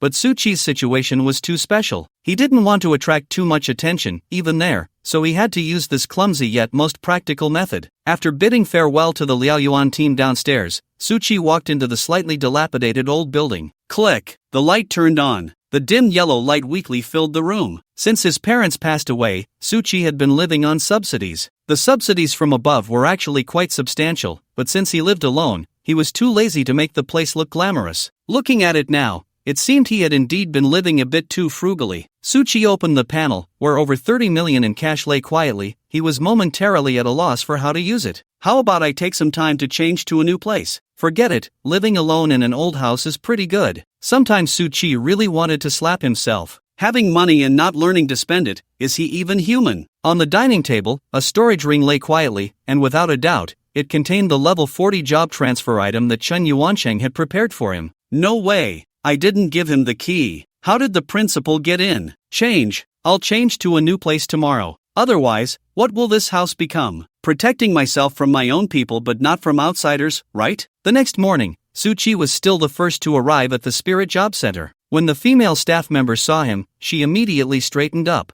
Hello, student. How can I help you? Hello, I want to receive a task and transfer jobs. I have prepared the materials in advance. The staff member's hand trembled slightly as she looked at Suchi's information on the computer screen. Awakening of Fate just over a week? Support type? Level 40? It was utterly unreasonable. Okay, please follow me. In the familiar job transfer area, when the job transfer mentor appeared, Suchi's expression immediately became respectful. Hello, young friend. If you want to transfer jobs, you can hand me the materials and the items to be refined. Suchi immediately handed the materials and the storage ring to the old man. A storage ring can add up to 4 job transfer skills, usable until level 100. Have you made your decision? Suchi nodded heavily. After a few moments, the old man returned the storage ring to him. As soon as Suchi took it, a message popped up on the panel. Congratulations, you have completed the job transfer task. Current profession, Healing Master. Suchi withdrew his gaze. The white-haired old man still wore a gentle expression and smiled. Congratulations, young friend, on taking a step further. Unlike last time, Suchi did not rush to leave this time. Although the physical forms of these job transfer mentors had long since perished over the years,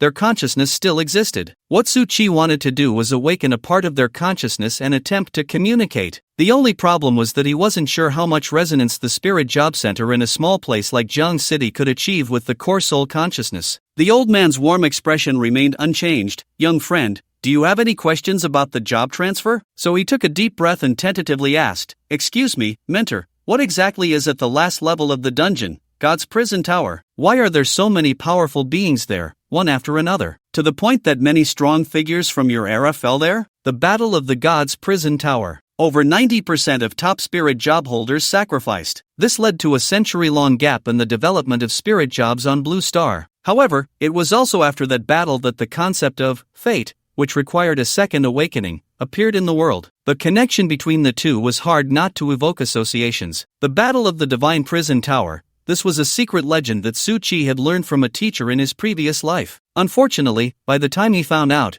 the soul of the mentor within the divine core had already perished due to the impact of the dungeon's demons. The newly appointed mentor souls were mostly unaware of those events. This transfer mentor fell silent for a moment. If it weren't for the smile on his face gradually fading, Suchi would have thought he was stuck. Where did you hear that? Suchi, with a calm face and steady heart, fabricated, I heard it from the mouth of a madman. He flew away after saying that. It was unclear what the transfer mentor was thinking, but he sighed softly and said, if he survived that battle, perhaps madness was a kind of relief for him. Madness as a relief? Suchi frowned in confusion. The transfer mentor sighed again, his gaze lowered. That was the second confrontation between humans and gods. Inside the divine prison tower, only the phrase earth-shattering can describe it. The mountains of corpses and seas of blood covering the land, just a glance is enough to shatter one's mind. Suchi was aware of this. After all, these were the contents placed in the secret files. It seemed everyone said the same. However, this so-called second clash between humans and gods was something he was hearing for the first time. Suchi pondered for a moment. May I ask, esteemed mentor, was that battle related to the emergence of fate? The transfer mentor smiled slightly. Of course, it was. Otherwise, do you think? How could we humans, the mere ants in the eyes of the gods, have the qualifications to possess a divine-level fate? Naturally, it was forged by fists. The transfer mentor winked playfully. The next moment, his words shook Suchi to the core. I never said that the mountains of corpses and seas of blood here only contained human remains. The remains of gods, in fact, are countless. Suchi's expression was one of shock. So what happened after that battle? The transfer mentor replied calmly, a draw. Humans and gods were evenly matched. But strictly speaking, the losses for humans were greater. It was actually we who suffered. Otherwise, there wouldn't have been 100 years of silence in the spiritual profession that followed. After the mentor finished speaking, his previously murky gaze suddenly became spirited. Young friend, your fate, has it inherited from those fellows just now? The mentor spoke very subtly, and Suchi nodded. It should be, but there's something I don't understand. Since they fell to us, why is it that the inherited fate is still the most revered? The mentor laughed heartily. Many years ago, small arms defeated planes and tanks, but afterward, we ourselves switched to planes and tanks. Can we say that the tools were not useful? Suchi nodded in understanding. The practicality of tools exists subjectively, but how to utilize them effectively is a real gap between users. I understand now. Thank you for your guidance, mentor. As time was about to run out, the mentor noticed his figure becoming increasingly illusory. He sighed and said, the next war will definitely not be far off. We have lost once, drawn once, the third time for humanity is already a fight to the death. Humanity has come from the wilderness, learning and evolving step by step to today, even gaining the strength to stand shoulder to shoulder with the gods. But all things are inherently selfish and greedy, including gods and demons. They will never allow us to continue advancing. Humanity has long lost its retreat. Next, I entrust it to you. The mentor's voice still echoed, but his figure had already vanished before Suchi's eyes. Suchi murmured in response, "Senior, don't worry." Clang. Light shone, and the transfer was complete. A staff member quietly opened the door and asked, "Classmate, it's about time, there are others waiting to transfer." I'll be down soon." After the transfer was completed, Suchi headed straight to the school. It seemed like there was some big event happening today, as a row of tourist buses was parked at the entrance. Suchi guessed that the principal had called him over for this reason. In the classroom, many people were still playing around, but as soon as Suchi walked in, the class instantly fell silent. Once Suchi sat down in his seat, Li Cheng playfully punched him. "You brat, you're already so impressive and still come to school?" Suchi shrugged and smiled. "The principal called me over." "Lao Li, what's going on today? Is there something on my face?" Li Cheng replied. "What do you mean? Didn't you get into a fight with that Wu jerk a few days ago? Guess what? You ended up sending their whole family in. The company has been announced for restructuring, and now the biggest news hotspot in Jiang City is you. Everyone is guessing your identity. They say all sorts of things about you: military, politics, business. You're supposed to be involved in everything." If it weren't for the fact that Li Cheng had grown up with him, he might really think Suchi was some big shot's illegitimate child. Suchi shook his head helplessly. He marveled at how fast Wang Nu's investigation was. The heat of this matter was indeed hard to suppress. Otherwise, he wouldn't have become so famous these past few days. The class bell rang. Zhang Ji didn't bring his thermos to class today. Instead, he was wearing a combat suit. After glancing at Suchi, he calmly said, "According to the Education Bureau's regulations, today is the day for all the graduating class spirit practitioners in the city to go for their dungeon assessment. In a bit, everyone will go to change into combat suits, and we'll set off in an hour." Yay! Finally, we get a chance to fight monsters. Everyone cheered in unison. For these students, being able to participate in a real-life graduation dungeon assessment, rather than just watching videos online, was undoubtedly an exciting event. The so-called graduation dungeon assessment was essentially to add a spirit practitioner level test to their records upon graduation. This was mainly for future universities to see, with scores typically ranging from C to S level. Usually, only students with a level or above would be accepted into prestigious universities. Of course, those with exceptional destinies were directly marked as S level. Suchi asked in confusion, "Assessment? Was there such a regulation before?" Li Cheng nodded. "Of course. Didn't the previous seniors go to the Lost Solitary Plane for assessments? Have you forgotten?" Suchi finally remembered that there indeed was such a thing. It was just that in his last life, the Lost Solitary Plane was sabotaged by those two spies, which forced a halt to that year's assessment. He didn't expect that in this life, he had already changed the timeline once. Li Cheng scratched his head and said, "By the way, weren't you specially recruited by the Divine Capital University? Why are you still coming to participate in the assessment?" Suchi shook his head, indicating he didn't know. The homeroom teacher, Zhang Ji, walked over and said softly, "This is for fairness. Li Cheng, why aren't you changing your clothes?" Seeing Zhang the demon approach, Li Cheng immediately sprang up like a spring. "Yes, I'll go change right away." Zhang Ji noticed Suchi's confusion and smiled. "You actually don't need to go since you were specially recruited, but last night, the national security notified us that they want you to go to the Lost Solitary Plane again. I suspect it has something to do with the spies." "Got it," Suchi nodded. Perhaps Wang Nu had learned something from Tsanglin Xiaoyu. He also said this matter should have an explanation. After all, it was extremely absurd that the Japanese and Koreans could steal the core of the Great Xiao's dungeon. If it wasn't investigated thoroughly, the national security people probably wouldn't sleep well at night. An hour passed quickly. Suchi followed Li Cheng onto the same bus. As soon as they sat down, Suchi suddenly realized that the person next to him wearing the school uniform jacket looked so familiar. Until Yi Linglong turned around and playfully winked at him, he was instantly stunned. The Liao Yuan battle team? Suchi discovered that they had all disguised themselves as students, and he couldn't help but smile wryly. These guys, although they are wearing school uniforms, they still can't hide Yi Linglong's graceful figure. With her stunning red hair and her already exquisite and cute face, Li Cheng couldn't help but drool. "Old Sue, did you see that? The beauty is winking at me. Which class is she from? Or is she a transfer student from another school?" Suchi hesitated to tell the truth and coughed lightly. "I don't know. You forgot I've not been at school lately." Li Cheng suddenly became shy. "How about later, you help me get her contact information. I'll treat you to a meal. Su Chi's expression darkened. With this sister's unpredictable temper, if Li Cheng treated her to a meal, she might just treat him to a fist instead. To save himself and to help Li Cheng, Su Chi said earnestly, "Old Li, we young people should have lofty ambitions. How can we be blinded by beauty?" "Ha, old Su, when did you become like this? Last time when you shared study materials, you didn't say that." Before he could finish, Yi Linglong immediately stood up and walked over, smiling brightly at Li Cheng. "Hello, classmate. The peach blossom has arrived." Li Cheng quickly put away his lecherous demeanor. In a low voice, he said, "Hello, classmate, is there something you need? Can we switch seats? I want to get to know the classmate next to you." Li Cheng was instantly petrified. "Su Chi, why is it your flower blooming?"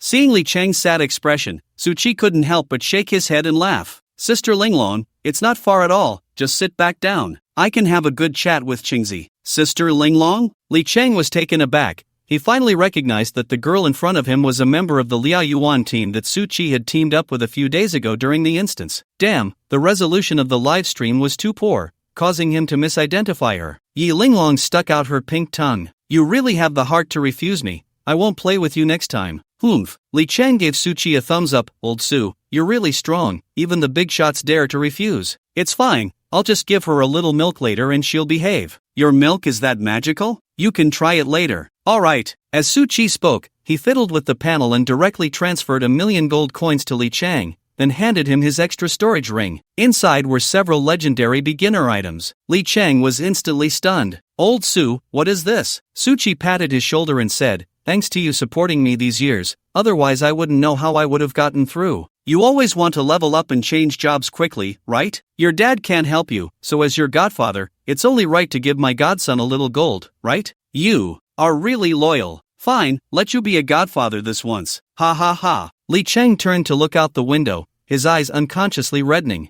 It wasn't because of the things Su Chi had given him, but because this guy, after suffering for so many years, was finally starting to turn his life around. Su Chi no longer had parents or family. Apart from Li Cheng, no one else could feel so genuinely happy for him. The bus swayed as it passed through Zheng City, heading towards the instant's lost solitude. When they arrived, they found that it wasn't just students from their school. Students from the graduating classes of 5 high schools in the entire city had gathered. Of course, with so many students, security was extremely strict. Su Chi took a quick glance and saw no less than 5 members of the National Security Bureau, not to mention the undercover agents hidden among the students. For example, Wang Nu. His disguised undercover appearance was very obvious. After all, his tower-like figure couldn't be concealed at all. Standing next to Zhou Can, they looked like a pair of muscular golden and silver horns. Seeing Su Chi appear, Wang Nu pulled the petite girl beside him and walked over. Su Chi then realized that the student in disguise was actually Sanglin Xiaoyu. It must be said that she looked truly like the embodiment of first love in her school uniform. Sanglin Xiaoyu was already petite, and with her chubby little face and those pitiful, heart-wrenching eyes,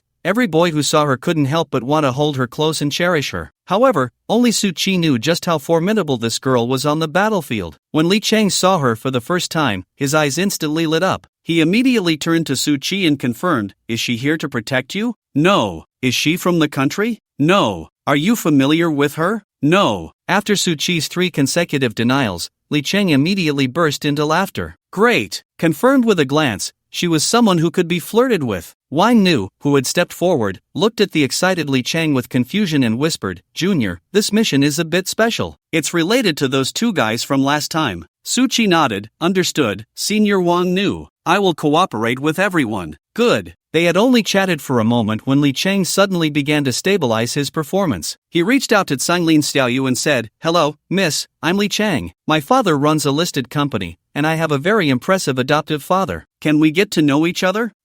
Sanglin Xiaoyu was stunned, thinking this was some trick by Wang Nu to test her cooperation, so she timidly extended her hand. "Why you, hello classmate, I'm Sanglin Xiaoyu." Ding-a-ling-a-ling. Li Cheng looked at the iron chain on her wrist, and his smile suddenly froze. "What the heck? How could you have such a name? And what's with the iron chain on your hand?" Su Chi gently helped Sanglin Xiaoyu pull up her sleeve to cover the chain. He patted Li Cheng's shoulder and said, "She's not here to protect me, and I'm not familiar with her because she's actually a spy." Li Cheng almost cried on the spot. "Old Su, how can you be such a terrible adoptive father?" My bad, I didn't explain it clearly." "Woo woo woo. Poof! Accompanied by a puff of white smoke, a brand new bus stopped not far away. The large, glaring characters Jungchung No. 1 High School were very eye-catching on the side of the bus. Lee Chung disdainfully curled his lips. No. 1 High hasn't produced many legendary talents in recent years, yet they still act so pretentious. Su Chi remained silent, quietly watching the students getting off the bus, unable to help but clench his fists. If nothing unexpected happened, she should be among them. What Su Chi was thinking about was the most important person in his previous life, who had betrayed him the most, Jiang Qingma. That's right, Jiang Qingma was originally a student at Jiangcheng No. 1 High. In his previous life, because of the lost solitary plane being destroyed by spies, the timing for Su Chi to meet her was delayed until he attended Chengdu University. But this time, due to the changes in the timeline, the two unexpectedly met early during the final assessment. From the bus, a girl dressed in a bright red combat suit with a high ponytail and a cold demeanor was the first to step down. As soon as Jiang Qingma appeared, she immediately drew gasps and cheers from many students. Her already slender figure looked even more graceful in the tight combat suit, her fair neck long and delicate, her exquisite oval face featuring stunningly beautiful features, a straight nose, and lips like cherries, adorned with just the right shade of crimson. However, her eyes always carried a coldness that kept people at a distance. Even the least picky Li Chang shook his head and clicked his tongue upon seeing her. Iceberg beauty Jiang Qingma, a well-known figure online, the school flower of No. 1 High. It's just a pity she's too cold, as if everyone owes her money. Su Chi turned his head and said nothing. Iceberg beauty? This girl was beyond disgusting. In the last life, when she realized she was destined to be a deity, the closeness was indescribable. How could Su Chi, who had never been in love, withstand it? It was only when they were together that Su Chi learned that Jiang Qingma, despite her legendary fate, possessed the most useless legendary fate, with effects even inferior to many master-level fates. How could someone who had been revered all her life, Jiang Qingma, bear the taste of falling? No matter what, she could never let anyone discover the fact that she actually had little ability, and it was this meaningless internal struggle that began to twist her heart severely. Poor thing, Su Chi said indifferently. What? Yi Linglong blinked and leaned closer. Shao Qi, if your sister looked this good too, would you be moved? Su Chi replied seriously, Linglong Jia, you look better than her, she just has heavy makeup. You look good when your mind is normal. Good for you, Su Chi. Jiang Qingma did not notice the situation over here. To keep a low profile, Su Chi wore a faded and worn school uniform, plus he was wearing a damaged version of the stealth god garb, blending into the crowd with almost no presence. Stealth god garb, damaged version, description. It comes from the hands of a deity who cannot be seen, but unfortunately, it is now damaged and can only provide you with a slight effect of reduced presence. Before the instance, several principals met smoothly, shaking hands warmly, but it was obvious that Chen Yuancheng from the 3rd high school was being neglected. The previous, lost solitary plane, incident had brought him considerable negative impact. However, there was not a trace of displeasure on his face. He knew that as long as Su Chi entered the Spirit Job University and the Education Bureau unsealed the information, his good days would truly begin. The principal of the 1st high school stepped forward and spoke, his voice booming throughout the venue. Since all the students are here, let's prepare to enter in an orderly manner. Remember, once you enter the instance, follow the teacher's instructions and do not act on your own. Violators will face expulsion. As the students lined up to enter, the mist began to surge violently. The last to arrive, the 3rd high school and the 1st high school entered together. But among these people, whether students or teachers, even Wang knew from the National Security Bureau present, none realized that as they entered, the mist around them quietly twisted. In the mist, Su Chi was still whispering to Wang Nu, "Senior brother, why do you still need to come in for a second investigation?" Wang Nu said seriously, "Because there are problems here, and they are big problems. A maximum level, LV-20, instance could not possibly attract those two guys, the Blood Eagle Ghost Thief, and yesterday, Shanlin Xiaoyu provided an important piece of information, saying there is something inside related to the secrets of the Divine Prison Tower,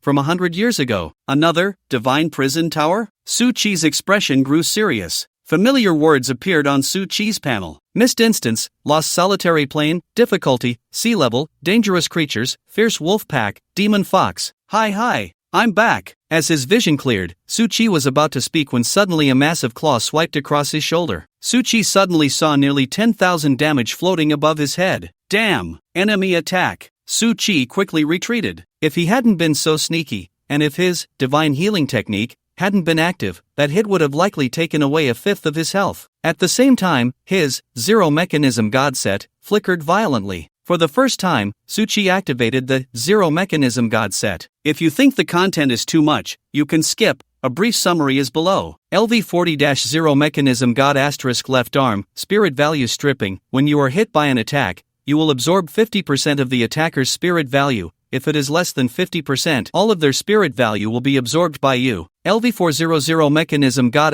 * right arm, durability extraction. Each time you are hit by an attack, you will absorb 20% of the attacker's weapon/body durability. If it is less than 20%, all of its durability will be destroyed. LV400 mechanism God * chest armor, blood shield extraction. Each time you are hit by an attack, you will deprive the attacker of 20% of their health and shield. If it is less than 20%, all of their health will be absorbed by you. LV400 mechanism God * helmet, guardian extraction. Each time you are hit by an attack, a random skill from the attacker will be extracted and turned into a skill orb, which you can give to anyone to use. The strip skill will be sealed for 12 hours. LV400 mechanism God * left boot, firepower extraction. Each time you are hit by an attack, you will deprive the attacker of 20% of their attack power. If it is less than 20%, all of their combat power will be absorbed by you. LV400 mechanism God * right boot, defense extraction. Each time you are hit by an attack, you will deprive the attacker of 20% of their defense power.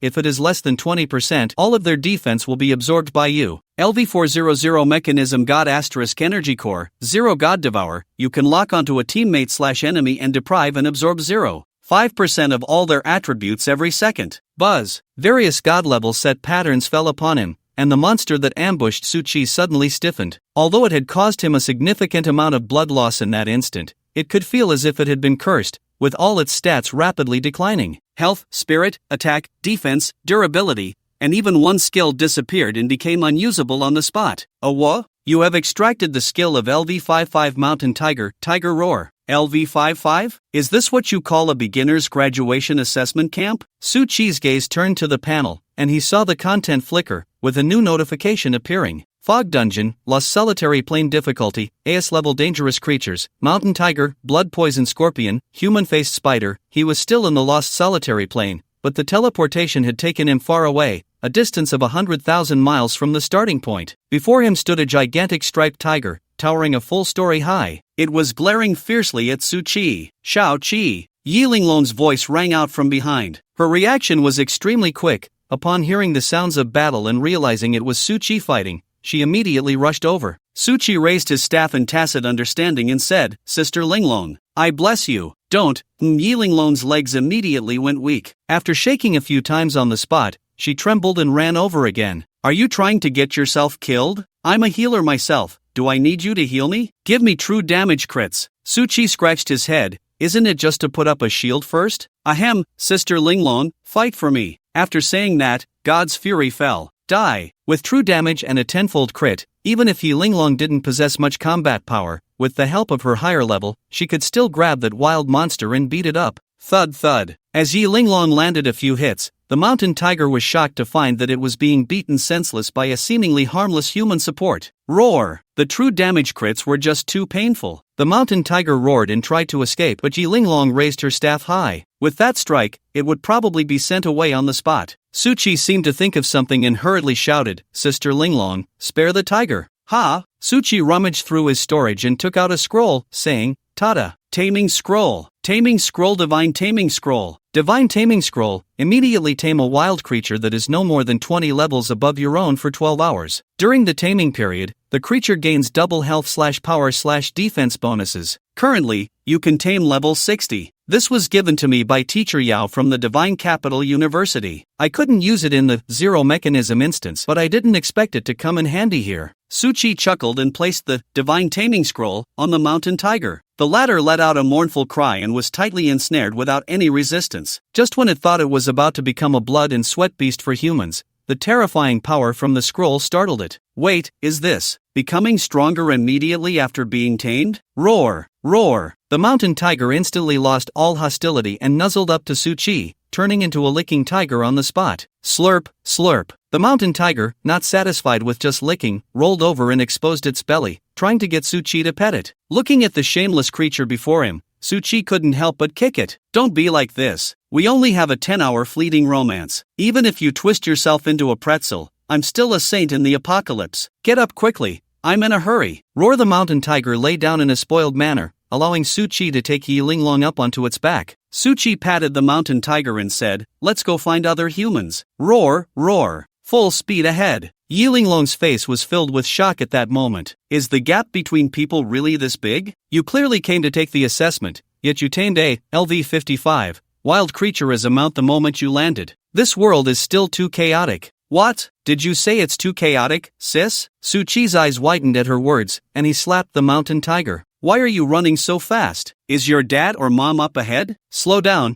Don't you know you're shaking my sister Ling-Long? Roar, woo-woo, but you said to go fast. At this moment, in a certain area of the lost solitary plain, Li Cheng looked at the wet beauty who had just emerged from the river in the distance, unable to help but swallow. What are you looking at? Look again and I'll kill you. Jiang Qingma's fierce gaze fell on Li Cheng. Li Cheng shivered at the murderous aura, and in that instant, he suddenly felt that Jiang Qingma before him was extremely unfamiliar. If it weren't for other students appearing behind him in time, he had no doubt that this woman would really come at him. Sister Qingma, you're not hurt, are you? Several girls emerged from the forest, looking anxious. I'm fine. Jiang Qingma shook her head, then said seriously, strange, have we been caught in some chaotic current? How did we end up so deep in the instance? It really seems to be the foggy current mentioned in the textbook. The girls huddled together, chattering. As the only boy there, Li Cheng felt a bit awkward and turned to leave. Just then, Jiang Qingma called out to him. Hey, where do you think you're going? Li Cheng replied nervously, I'm going to find my class. Jiang Qingma said, this place is full of support, magic, and life classes, but we're missing a combat class. If you are, then come join our team. Jiang Qingma's tone carried an undeniable authority like that of a homeroom teacher, and Li Cheng stiffly replied, I am, then. Let's form a team. Thus, Li Cheng formed a small team with these girls. However, he was the only frontliner in the group. Whoosh! Boom! In the distant sky, a blue firework shot up, signaling the teacher's assembly. On the panel, messages in the class group exploded forth. Zhangji, classmates, your combat suits are special items that can defend against the full force attacks of monsters below,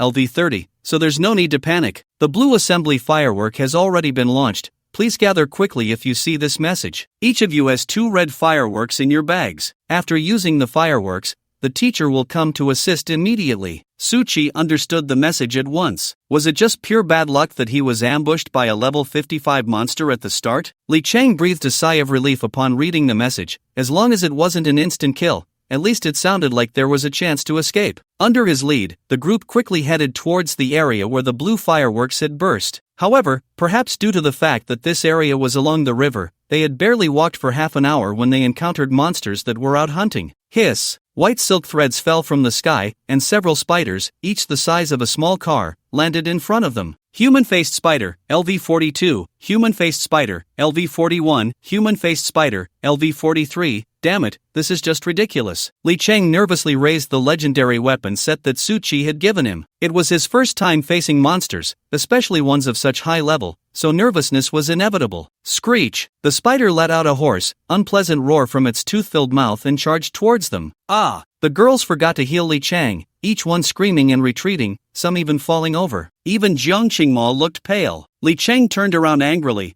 What are you all standing there for? Hurry up and heal me. Seeing the human-faced spider lunging at him, Li Cheng instinctively raised his weapon to strike. Clang! A crisp sound of metal clashing rang out. Li Cheng was shocked to find that his weapon had actually knocked the first monster back. However, he too was sent flying through the air, as the level difference was significant. It was impossible for him to avoid damage completely. Mountain suppression set, legendary. Description: mountains are hard to destroy suddenly, but over thousands of years of erosion, they can turn into nothing more than dirt. Mountain suppression. Knock back one enemy and deal double your attack power as damage. Cost, 100 spirit points. Charge time 3 minutes. Thud. Li Cheng rolled on the ground several times before finally stopping. Before he could get up, the spiders had already surrounded him, gnawing and attacking his battlesuit and legendary set. At that moment, the girls finally came to help, but it was too late. Li Cheng was already overwhelmed by the monsters. Cough cough. Although the damage to his suit was minimal, he had suffered a lot of internal injuries. A mouthful of bright red blood spurted out. Behind him, a girl nervously said, Sister Qingma, should we go save him? Jiang Qingma released a red firework and frowned.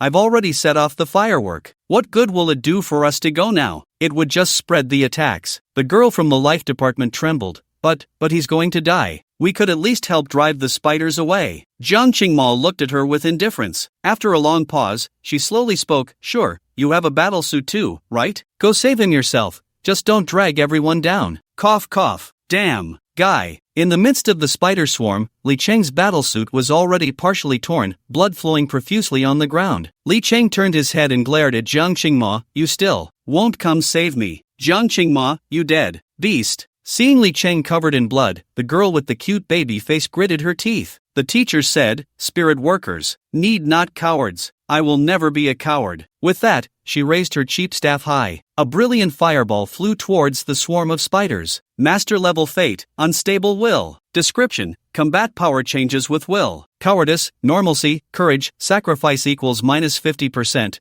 100%, 150%, 300%. Boom! The fireball spell struck the spider, splashing sparks everywhere. However, due to the vast difference in strength, the human-faced spider was almost unscathed. Squeak! The human-faced spider turned around, recognizing the girl who had attacked, and suddenly lunged at her. Ah! Seeing the spider's grotesque black human face, the girl immediately felt her legs go weak and fell to the ground. In the air, Yi Linglong's voice rang out. Hymn of the Brave. Defense boost. The shield descended. Roar! The tiger's roar shook the forest. Covered in blood, Li Cheng turned to see the newcomer on the tiger's back, a grim smile on his face. I knew you would come. Seeing Li Cheng lying on the ground, his face covered in blood, Su Qi's anger reached an unprecedented level. As soon as he landed, he ordered the mountain tiger, go, kill all those spiders. Those humans. Don't worry about them. After hesitating for a moment, Su Qi ultimately did not give the order to attack. One could only say that the girl who had tried to protect Li Cheng had saved their lives. Roar! The mountain tiger let out a roar and pounced, and in just a few minutes, it had killed all the spiders. Li Cheng smiled and said, cough, cough, I knew you would come.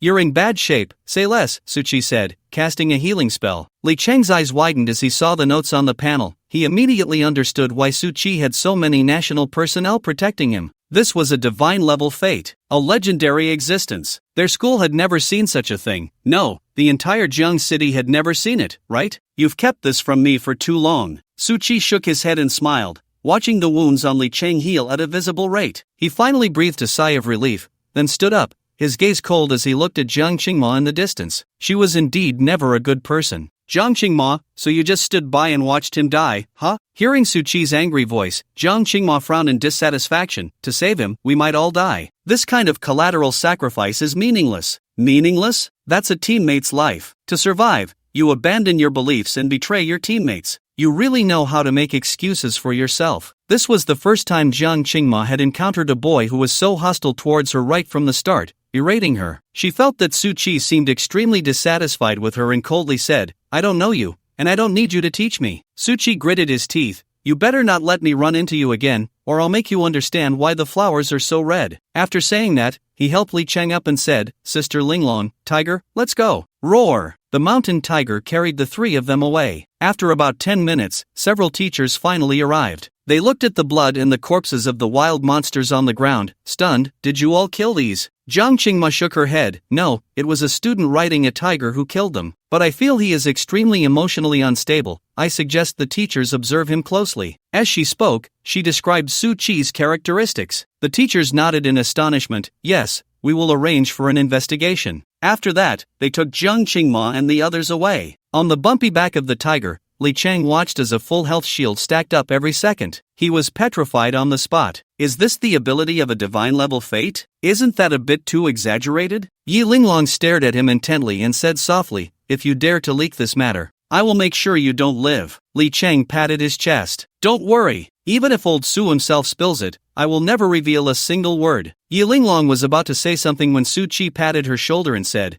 I know Qingzi's character, otherwise, I wouldn't have gone out of my way to find him. Li Cheng was stunned upon hearing this. By the way, how did you find me from so far away? Su Qi took out Li Cheng's clothes from his bag. Tigers are also felines, they have some sense of smell. Li Cheng gave a thumbs up. Impressive. The level 55 forest tiger was indeed the king of this area, and under its lead, the three of them moved smoothly and soon arrived at the place where blue fireworks were rising into the sky. At that moment, a group of teachers and students were anxiously discussing what had happened after they entered. Roar! The next moment, the forest tiger leaped out from the bushes and landed, letting out a roar that startled everyone into retreating. Suchi was infuriated by this foolish creature and jumped down to kick its big head. If you're going to make an entrance, at least don't roar like that. Do you think you're particularly cool? Roar Yi Linglong elegantly dismounted from the tiger's back, and only then did everyone realize that this tiger was actually being controlled by someone. Other teachers from different classes recognized Suchi and said, "You are Suchi, Zhangji's student, right?" Suchi nodded, and the teachers exchanged glances, saying, "A few more smoke signals have risen outside. Your homeroom teacher, old Zhang,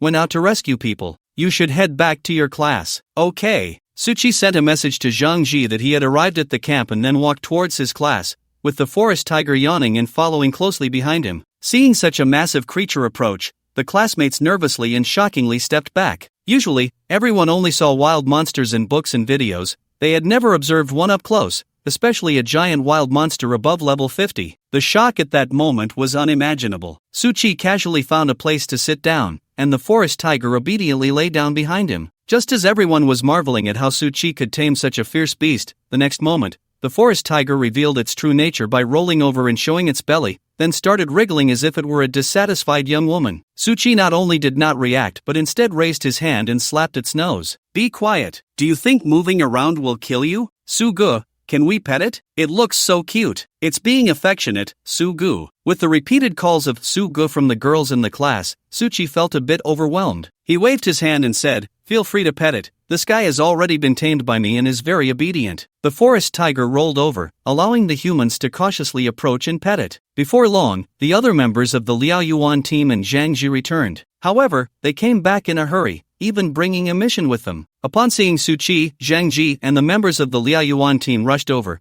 picked him and Yi Linglong up, and then dashed back towards the distant smoke signals. Roar! Woof! The forest tiger was completely stunned. After 2 minutes of confirming that Suchi was indeed being taken away right under its nose, it flipped over and charged in Suchi's direction. Suchi remained calm and said, "Have we encountered a tricky situation?" Zhang Ji replied while running, "We encountered a large group of bosses ahead. Wang Nu suspects it's related to the mission, and we need to hurry over." Suchi nodded and said, "Running like this is too slow, let's use my big guy." After saying that, he whistled, and a gigantic forest tiger leaped out from the woods. Zhang Ji was shocked. "When did you tame it?" Suchi replied with a dark face, "It was right behind me the whole time. Didn't you notice when you pulled me away?" "Oh, I thought you had attracted a group of girls behind you." The mountain forest tiger was too lazy to listen to human nonsense, grabbing them one by one and rushing towards the distant smoke signals. Yi Linglong curiously asked, "So how did we end up here? Did we get swept away by the misty currents?" Wang Nu shook his head, saying, "I'm not sure either. I've already asked headquarters and am currently waiting for their reply." Suchi glanced at the little Sanglin Xiaoyu, who was being carried around like a toy, and asked, "Senior brother, are we sure it's the thing from the mission?" Wang Nu sighed, "It's hard to say. After all, no one knows what that thing looks like. We can only search based on predictions from some powerful diviners and theorists. But at least for now, the place with the most anomalies is where we encountered it. We can only say, let's gamble on luck." Soon, Suchi understood why everyone hadn't chosen to fight their way in but hurried back to bring him along. It wasn't that they didn't want to fight in, but they simply couldn't. After entering a dense forest, the number of wild monsters began to rise sharply, and not only that, their levels were all above 50. Even the most ordinary wild monsters seemed to have broken through their racial limits. It could only be said that this was truly a terrifying scene. It was like a horrifying reservoir of mountain floods, filled with countless powerful wild monsters. One could imagine that once they broke through the forest's coverage, they would surge outward like a flood, annihilating the wild monsters in other areas with unmatched strength. Suchi found the scene before him all too familiar. Forcing an increase in strength was exactly like what he experienced last time in the zero mechanism instance. The operators there also began to increase their strength and break their limits only after obtaining the zero mechanism key, reaching boss level. But unlike the zero mechanism key, which could only enhance one, the thing deep in the forest could significantly boost the levels of wild monsters over a wide area. One could say that its effect, if placed in the zero mechanism instance, would be enough for Suchi to go back and forth hundreds of times. Seeing that everyone was about to fall into a tough battle, Su-Chi wasted no time and cast a divine healing spell. Strange and varied sounds erupted from everyone's throats, echoing around them. Sanglin Xiaoyu looked at the expressions of those around her, some enjoying it while others were enduring discomfort, and her expression went blank. No, what kind of poison did this kid give you? Why does everyone look like they're not normally affected? Before she could figure out what was happening, Su-Chi threw another Divine Fury and Divine Rhythm * Heavenly Treasure at everyone, instantly maxing out their states. Like they had taken a stimulant, they roared and charged inward. Roar! The mountain forest tiger was also roaring along, and without hesitation, Su-Chi gave it a slap, leaving it in a state of helpless laughter. The mountain forest tiger was also equipped with a shield of millions of health points. It's important to know that a boss-level wild monster like it naturally has about 10 times the health of a spirit practitioner of the same level, so with Su-Chi's shield, it quickly reached a terrifying level. One could say that without true damage attacks, it was basically invulnerable now. When could my skills also be used on wild monster pets? Could it be that this thing was also classified as a teammate? Alright, since you're so eager to fight, you can go help the others. After patting its rear, the mountain forest tiger instantly dashed into the battlefield, joining Wang Nu and the Liao Yuan team in a wild harvest through the forest. Wang Nu has killed LV-62 giant cockroach. You have chosen to forfeit the experience. You have gained 300 experience points. Linin has killed LV-64 giant ant. You have chosen to forfeit the experience. You have gained 400 experience points. Everyone tacitly allowed Su-Chi to collect the experience on the ground, but as he absorbed it, he suddenly realized something was off. The experience from these monsters was completely disproportionate to their levels. It was like winning a championship in a city competition, only to receive a box of eggs as a reward, which was even less exciting than a bucket of soybean oil from a supermarket opening event at the neighborhood entrance. Su-Chi couldn't help but laugh and cry.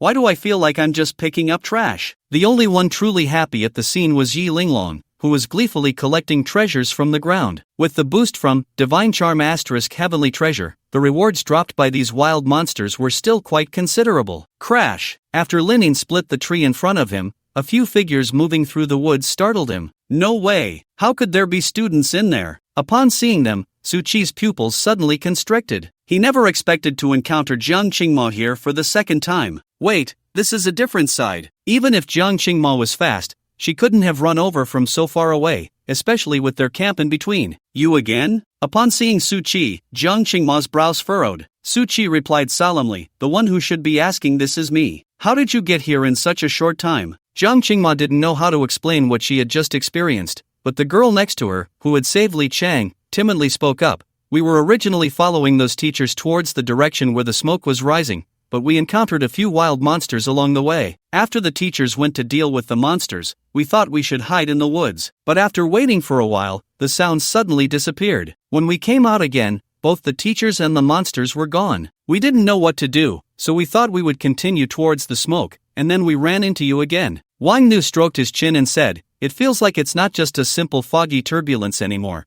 There should be another force affecting the surrounding environment. But this also explains why these high-level wild monsters have been stuck here without leaving. They must be bound by the environment and unable to escape. Jiang Qingma was not foolish. She immediately noticed that Su-Chi's team included teachers and mysterious law enforcement personnel, so she decisively brought the other girls over. Everyone had no choice in this matter. After all, they were also female students who needed protection, and they couldn't just drive them away, right? Sending someone back at this point was also impractical. So, after exchanging glances, Wang Nu and the others had to choose to keep them in the team. After all, their presence wouldn't have too much of an impact, and staying close to Su-Chi would basically ensure their safety. However, they could never have imagined that Su-Chi had no protective instincts towards this stunning girl in front of him and was even thinking of letting her know why flowers were so red. Jiang Qingma looked at Su-Chi, who was leisurely riding on the back of a tall tiger, while she had to struggle along on foot, and her heart was filled with anger. At that moment, she had long lost her aloof demeanor from the day. Hey, we've been walking for a day and can't go on anymore. Oh, then just don't walk, Su-Chi replied. Jiang Qingma glared at him. Don't walk? Do you really want us to die here? As someone said, I don't want meaningless sacrifices, so I'm conserving energy for myself and my mount. That's quite reasonable, right? Jiang Qingma didn't expect Su-Chi to throw her own words back at her, leaving her momentarily speechless. This was already the second time today that she had been at a disadvantage because of this boy. Her pretty face was full of grievances. Su-Chi, grievances? It's useless to feel wronged. Woman, I've already seen through all your ins and outs. just wait and see. Let's see how you handle this. Suchi leaned back with his hands behind his head, speaking nonchalantly. At this, Jiang Qingma's expression darkened even further. Yi Linglong, seeing his attitude towards the beauty, cheerfully approached and said, "You can't just catch and not release when playing hard to get. When dealing with a big beauty, you have to know when to hold on and when to let go. Who does it like you do?" Suchi turned his head with a dark face and said, "Sister Linglong, I'm not interested in her. No matter how beautiful she is, in my eyes, she's just a femme fatale. Are you really that resistant to women?" Yi Linglong's beautiful eyes widened in shock.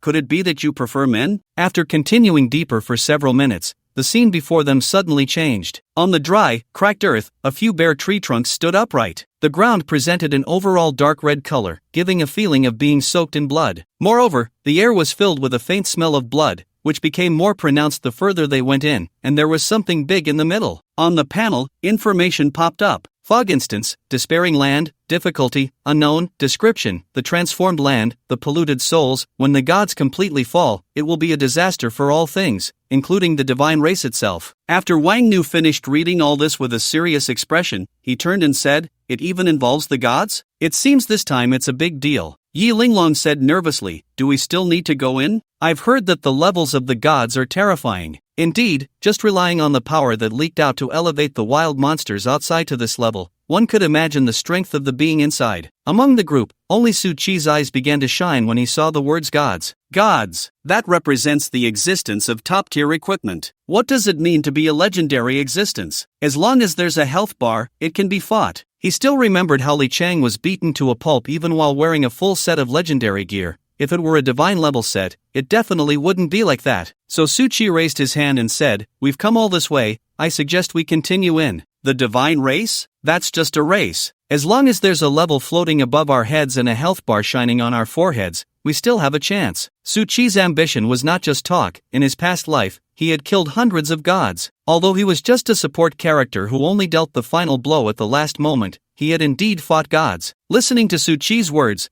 Wang Nu decisively said, "Alright, let's charge in." After all, with this divine-level healer around, there were shields, true damage, and resurrection. The worst that could happen was getting beaten back to the point of wetting his pants. "Let's go," set off. After Wang Nu finished speaking, he was the first to step onto the cracked blood-red ground. The moment he stepped down, his footsteps instantly became heavy, as if countless vengeful souls were pulling him from below, preventing him from moving. The few people following behind felt the same way. If it weren't for Su Chi's shield, they would have felt quite uneasy. "Do I have to go in too?" Sanglin Xiaoyu said nervously. Wang Nu tugged at the iron chain. "Stop talking nonsense, hurry up." Under the restraint of that special iron chain, Sanglin Xiaoyu couldn't exert any strength and could only let Wang Nu lead the way. Since entering, they discovered that this land was not truly lifeless. After walking about a kilometer inward, a bunch of worm-like creatures suddenly emerged from the ground beneath their feet. These creatures had fierce, sharp teeth, and as soon as they sensed movement, they would bite at their feet with incredible speed,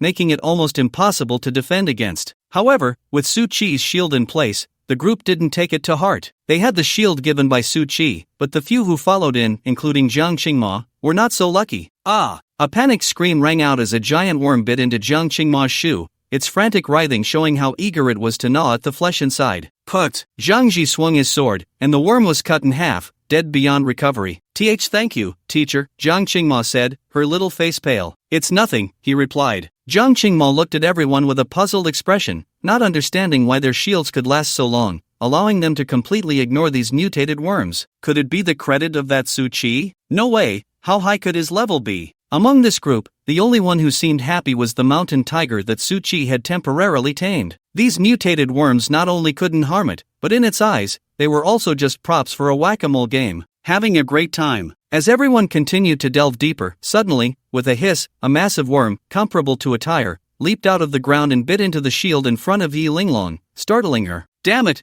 you stinky thing, you scared me," Yi Linglong exclaimed angrily, grabbing it and throwing it to the ground. Feeling unsatisfied, she casually pulled out a legendary sword from her storage ring and aimed it at the heads of these worms. Jiang Qingma's beautiful eyes widened in surprise. Just casually pulling out a legendary item. This sister must be a skilled fighter who snuck in, right? Put! In an instant, black blood splattered everywhere, and the previously arrogant worm immediately fell silent, leaving only two glowing items on the ground, shining brightly in the desolation. Pfft. Wang Nu, who was at the front, had barely taken a few steps when several more worms of the same size burrowed out of the ground, lunging at him. Wang Nu didn't even need a weapon, he punched each one, bursting them effortlessly. With true damage critical hits, even his fists were lethal at this moment. We need to think of a way. Being ambushed like this isn't a solution, Linning said worriedly, glancing back at the few female students. If it weren't for Joke and retreating early to help them deal with the ambushing worms, they probably wouldn't have made it this far. Suchi stared at the glowing items ahead, his eyes sparkling with excitement. I have a great idea. How about we let Brother Chang unleash a big move to clear the area? Everyone can use their area skills too. After all, these things have low health and defense. If we smash them into the ground, they're bound to drop a bunch. Upon hearing this, Yi Linglong covered her mouth and chuckled lightly. Others might not know what Suchi was thinking, but she certainly did. With so many glowing items on the ground, it was no joke. If they collected them all, it would definitely be a considerable profit. All right, Chang Si nodded, and the terrifying power began to gather on his staff. In the sky, fiery red clouds began to gather wildly. Not just him, even Lin Yin and Wang Nu started to accumulate energy. After a few breaths,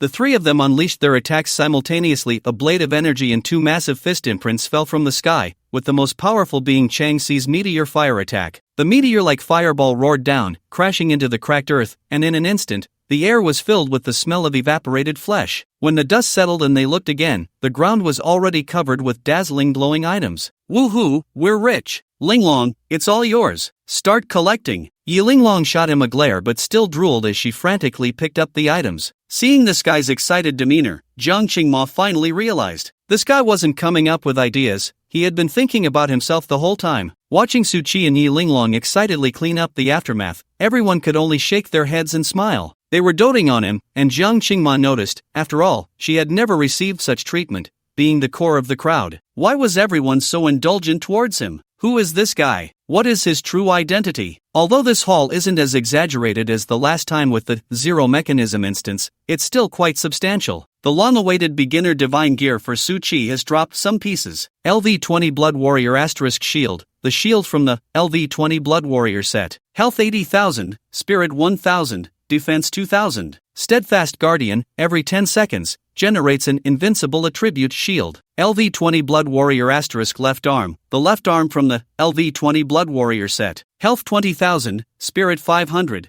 Defense 1,000. Heart of Turmoil, every 30 seconds, taunts the enemy for 10 seconds, making them only able to attack you. Perfect, this will be great for Li Cheng's protection. By the time Suchi and Yi Linglong had tidied up the items, everyone continued to implement the earlier strategy to advance. This time, Suchi and Yi Linglong's efficiency fell behind, so Yang Ning was forced to join in, and even the girl who had helped Li Cheng earlier was invited by Suchi to help pick up items. This scene made Jiang Qingma nearly grind her teeth in frustration. Why does this girl, who is as soft as clay, get such treatment? At this moment, she could see the strength of the members of the Liaoyuan team. It would be a lie to say she didn't want to build good relationships with these strong individuals, but with Suchi stirring the pot, she had no chance to shine. At this time, Suchi finally learned the name of the girl who saved Li Cheng, Zhang Mengxi. Suchi had heard this name in his past life and had even met her once. No wonder he felt a sense of familiarity when he saw her for the first time earlier. It turns out that most good people have been kind since childhood. Zhang Mengxi, legendary fate, racial will. This fate evolved from master-level fate, unstable will, and is one of the few fates with growth potential. As for the limit she reached in her past life, Suchi remembered it was a legendary fate, but if she is nurtured well this time, it's hard to say. Should we have Brother Wang take a look back? It seems like a good idea. Just as Suchi was lost in thought, Wang Nu and the others at the front had already penetrated deep into the blood-red earth. At that moment, an explosion sounded from within. Yes, from inside. Everyone followed Wang Nu, and as they approached, a massive pit slowly came into view. From above, it looked like a giant volcano or a meteorite crater, and its interior was filled with the remains of various unknown creatures. Suchi was pleasantly surprised when he saw it, but then noticed that there were no light orbs around the remains, and the light in his eyes suddenly dimmed. What the hell? It looks like they've been dead for a while. Boom! At that moment, a faint explosion echoed from within the pit. Everyone looked out and discovered several figures engaged in a chaotic battle, and it seemed the situation was quite intense. Joken was startled. Damn, I thought we were the first batch, but it turns out someone got here faster than us. Linning squinted and said, that doesn't look like our people? Let's go. We need to check it out. We can't let them get the goods first. Wait. Wang Nu raised his hand to stop them,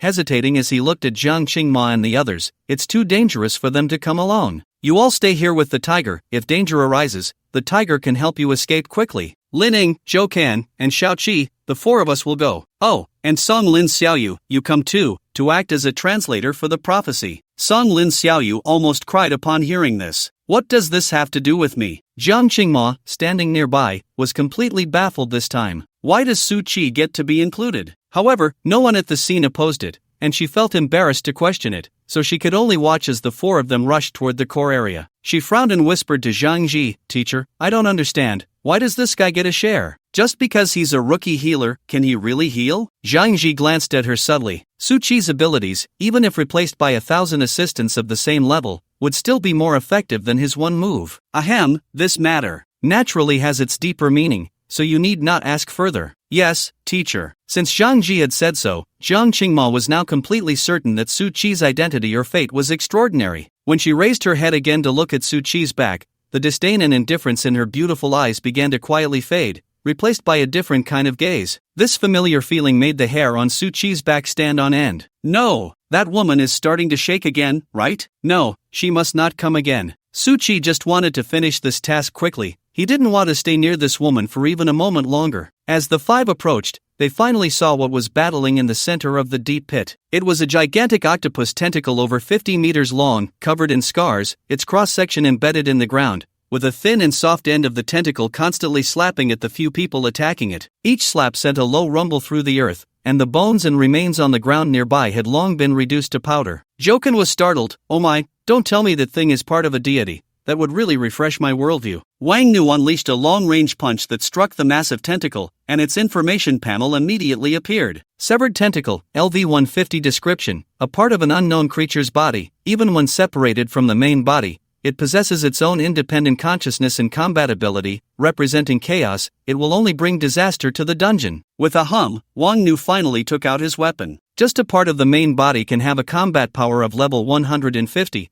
It seems that even if it's not part of the deity's main body, it's not far off. Later, Lin and Zhou, you two hold off those unidentified guys. I'll go poke this disgusting tentacle. Xiao Qi, you adapt in the middle. Okay. Lin Yin and Zhou Kan nodded. Suddenly, Sanglin Xiaoyu beside them had a disdainful expression. Humph, I advise you to give up, just the two of you? You think you can hold off those ninjas? Don't forget they can take on a level 150 boss and even injure each other. Just based on you two.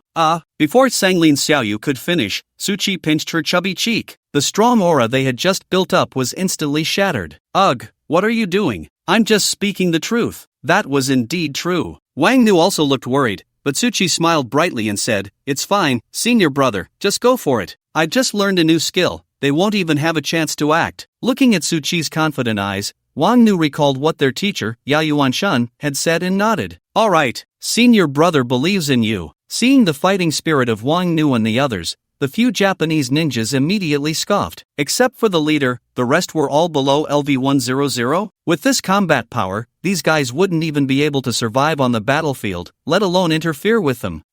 Too funny, there's even a LV-40 rookie. This team must be here to die. Among the group of ninjas, the man who looked like the leader said in a low voice, No matter what, we must not let them hinder us. Send one person. Hi, let me go stop them. One ninja immediately broke away from the group and charged towards Su Qi. The shadow had not yet arrived, but the shuriken in hand had already flown past. Puff puff. Joken raised his shield, nonchalantly blocking the attack. Then he scratched his head and said, Wait, why is the damage so low? Have I gotten stronger? Or are these ninjas just worse? At that moment, the ninja finally saw the petite figure being held by Su Qi by the nape of her neck. As if witnessing something unbelievable, his small eyes widened in shock. Damn it! How dare you grab the saintess? People of the Great Xia, you all better not think about leaving today. Wang Nu glanced at him as if he were an idiot, then turned and charged towards the tentacles. Upon learning that Sanglin Xiaoyu had been captured, the few ninjas in the distance immediately rushed towards Su Qi and the others. Damn it! It really is the saintess. Sanglin Xiaoyu's despair deepened upon hearing this. These foolish guys, can they not keep mentioning the saintess? Are they afraid she might die too late? Saintess, you don't need to worry.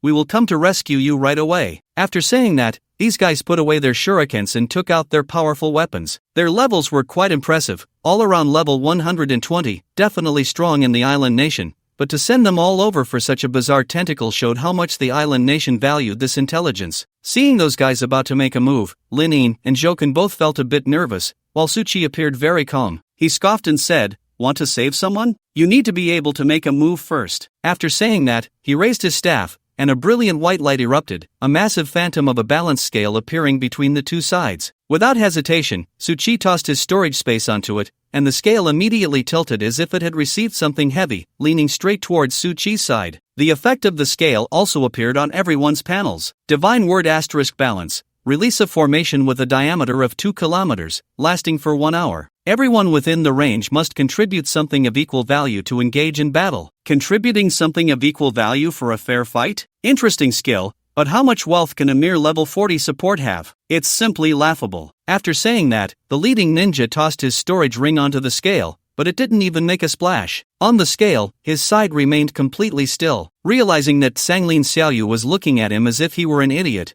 the group hurriedly emptied their pockets and threw their storage rings onto the scale. This time, the scale moved, but only slightly, as if calculating value, then tilted back towards Suchi's side. Nanny! Seeing this scene, the leading ninja completely broke down. Impossible! How could a level 40 trash newbie have such terrifying wealth? The Empire allocates us a year's budget, is it still less than that of a level 40 newbie? Suchi, Yiwen pointing and laughing. JPG look, the poor country bumpkin from the island nation has completely broken down. Joken immediately burst into laughter. Ha, come on, hit me. You can't even afford my appearance fee, and you still want to fight? Go back and ask for more funding, or you won't even be able to support yourselves. Joken's combat power in speech was something Lin always recognized, so he simply smiled and said nothing. An hour of peace? The expressions of the ninjas suddenly looked as if they had eaten something bitter. Sanglin Xiaoyu was utterly desperate for this group of fools. She had never imagined that a group of strong individuals in the organization would be held back by a skill thrown out by a level 40 support.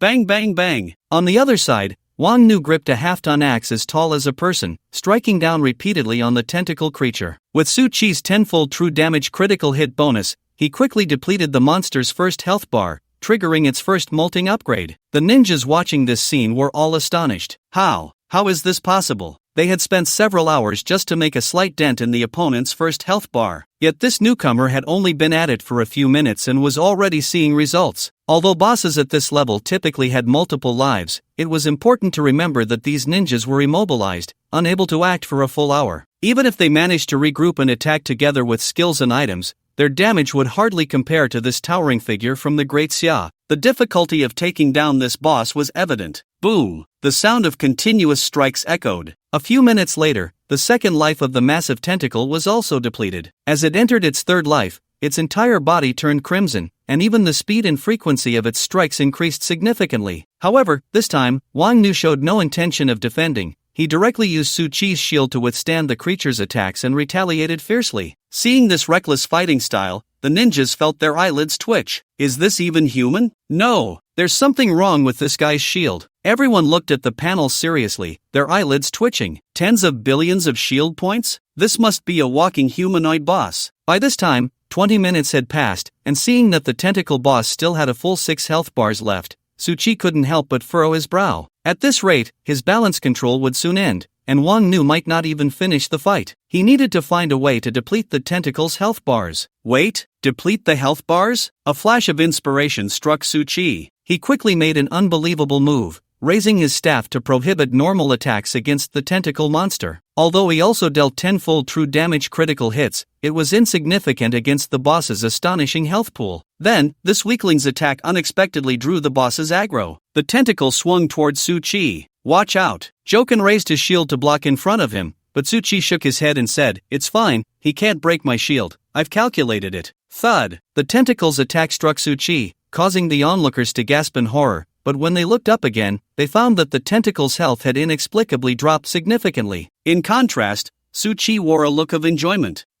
What is this new gameplay? Moments later, Su Chi opened his eyes and said, "It's done. Zero God Devour, give me. Absorb." Zero God Devour, you can lock onto a teammate/enemy, depriving and absorbing 0. 5% of their total attributes per second. 0 God devour. Absorb for me. As Su-Chi's voice fell, the zero mechanism god set he had been wearing finally erupted with the brilliance of a divine artifact set. A cold light shot from the set, firmly connecting him to the tentacle boss. Everyone was horrified to discover that the boss's total attributes were actually decreasing. It was his set that was siphoning the boss's power. This scene made the ninjas from the Yamato country see red. A mere rookie from the Great Xia could possess such a powerful set? In contrast, their top-tier ninjas had only 1 or 2 pieces of legendary equipment. They couldn't even compare to a rookie from the Great Xia. It was utterly disheartening. Facing a boss with multiple health bars, even 0 God Devour couldn't drain the other health bars that hadn't been depleted yet. But what's even more ruthless is that the divine artifact set gradually strips away the overall health limit, bit by bit. So, even the health bar that appeared later was firmly suppressed at its maximum. Ugh! The tentacle boss had no visible vocal organs, yet everyone still heard a wailing sound in the air, akin to a bull's roar. They saw the tentacle monster's body turn blood red, and then a massive tentacle shadow, stretching a kilometer long, emerged, violently slamming towards Su-Chi. Unfortunately, Su-Chi's divine scale only had 2 sides. He could only choose one enemy, otherwise, he could have bullied this tentacle. The sound of wind breaking howled fiercely, and upon seeing this, Su-Chi exclaimed and hurriedly ran to evade. Damn! If I had known, I would have called that tiger to carry me. With a loud thud, the tentacle slammed firmly onto the ground, raising countless clouds of dust. After rolling to avoid it, Su-Chi stood up and continued to sprint, his speed leaving others dumbfounded. Zhang Ken was left speechless. He had initially thought of carrying Su-Chi, but unexpectedly, this kid was faster than him. Indeed, after stripping the tentacle boss of all its attributes, Su-Chi's stamina and speed had taken a huge leap, making him perform acrobatics on the edge of life and death. In the distance, Jiang Qingma and the others, after the massive tentacle shadow appeared, could finally see the situation here. However, they would never have guessed that Su-Chi was the one attracting the wild monster's attention. Zhang Ji was momentarily at a loss for words. He didn't understand what new trick Su-Chi was playing, but once he thought about it being his exclusive abstract style, it suddenly made sense. Back on the battlefield, Su-Chi regretted throwing all the rings onto the scale. He still had the acceleration scroll given by Teacher Yao. If he had used that thing now, he definitely wouldn't be in such a predicament. After all, walking by the roadside, who doesn't get their shoes wet? After analyzing Su-Chi's escape route, the octopus tentacle suddenly sprayed a large amount of transparent gel-like substance from its suckers. Su-Chi, unable to avoid it, stepped on it, and his speed suddenly decreased.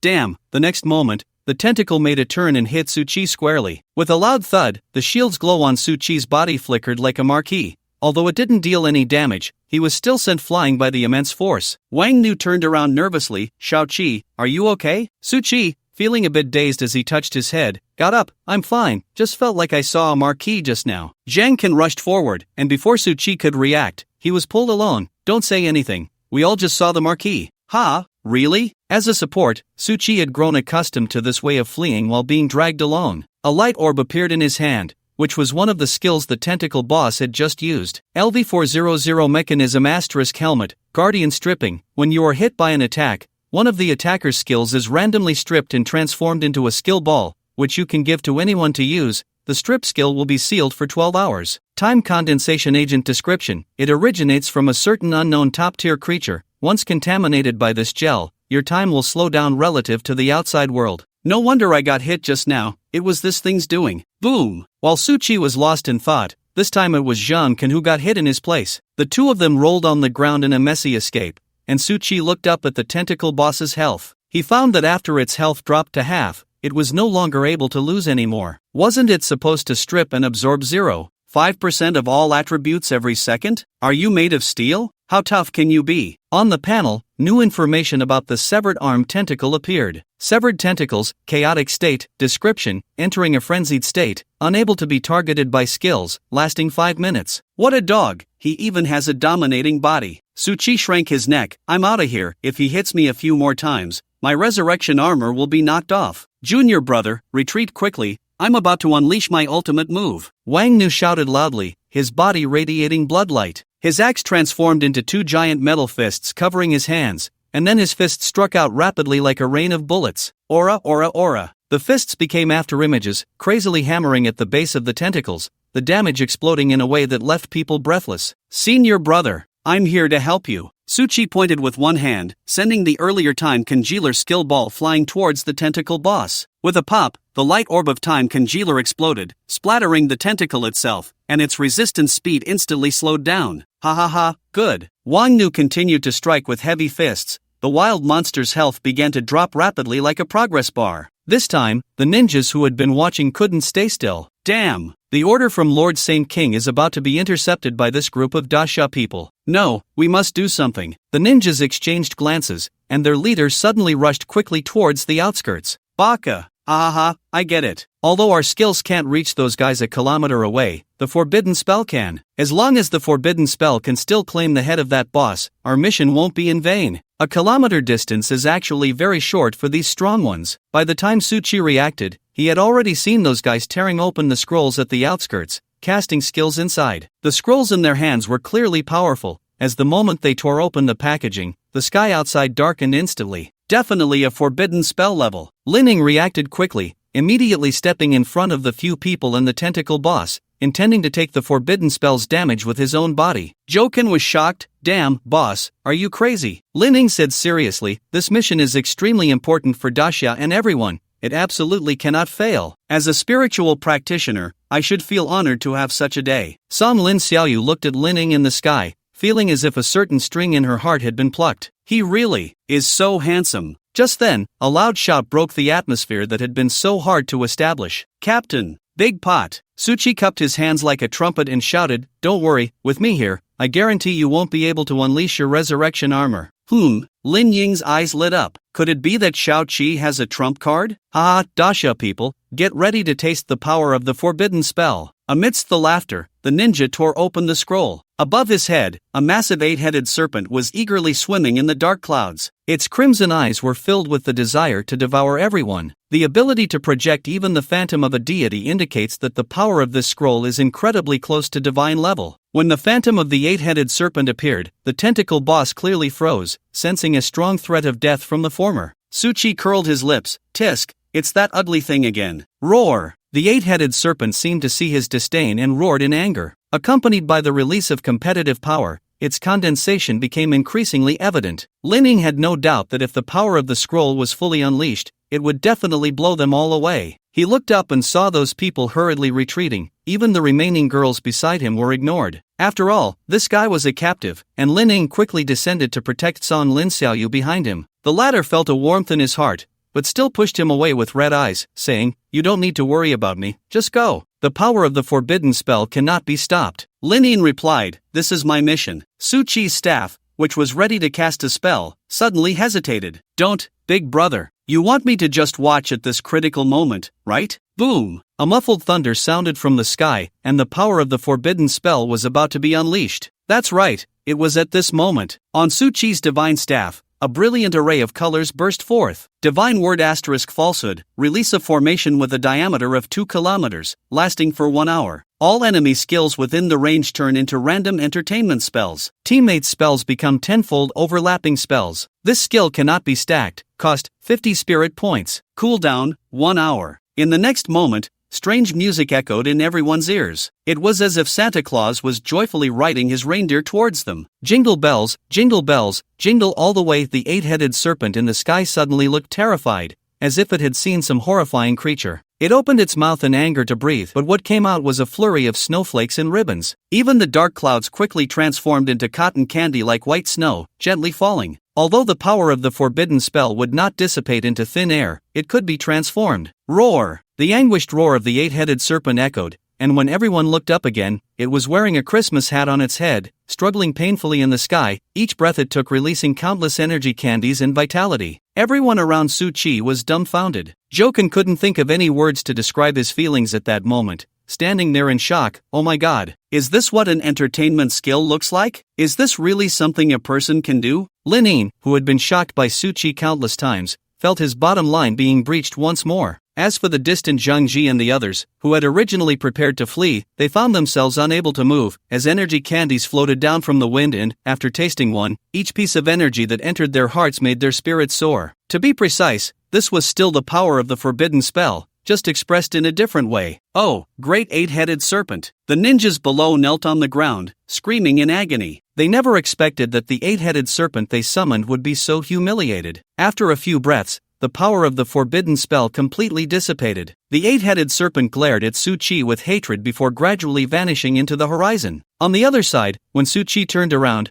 Wang Nu had somehow killed the severed arm tentacle and was lying on the ground, gasping for breath. The effect of divine word * balance had not yet worn off, so Su Chi was not afraid of being attacked by those ninjas. He walked over to help Wang Nu up and collected all the light orbs on the ground. Wang Nu gave him a thumbs up, saying, "Junior brother, awesome, hee, just a small problem. A skill I learned at level 40 finally has a chance to be used." After downing a special potion, Wang Nu finally regained much of his strength. He stepped forward and pulled out a black rusty sword that was stuck in the ground. It was this thing that had trapped the severed arm tentacle here. Damn it, that thing was still taken by the people of Daxia. The ninjas in the back gritted their teeth at this scene. "Holy Maiden, forgive us for not being able to save you today." Private Marseille. Sanglin Xiaoyu wished she could rush over and beat up these blind fools immediately. "If you can't fight, just run away. Why drag me into this?" "Retreat." A few ninjas said nothing and immediately turned to flee. Wang Nu was anxious upon seeing this. As a result, Su Chi smiled and held him back, saying, "Senior brother, it's fine, let him run 1,000 meters first. I still have a trump card." Wang Nu felt a twinge of fear at the mention of the words trump card from Su Chi. Who knows what other abstract skills he might unleash? Trapping the enemy? Su Chi had plenty of clever tricks up his sleeve. He raised his hand, and a milky white, sacred scroll slowly unfurled. Above in the sky, the familiar sacred prayer platform of the Liao Yuan battle team gradually appeared. Divine Punishment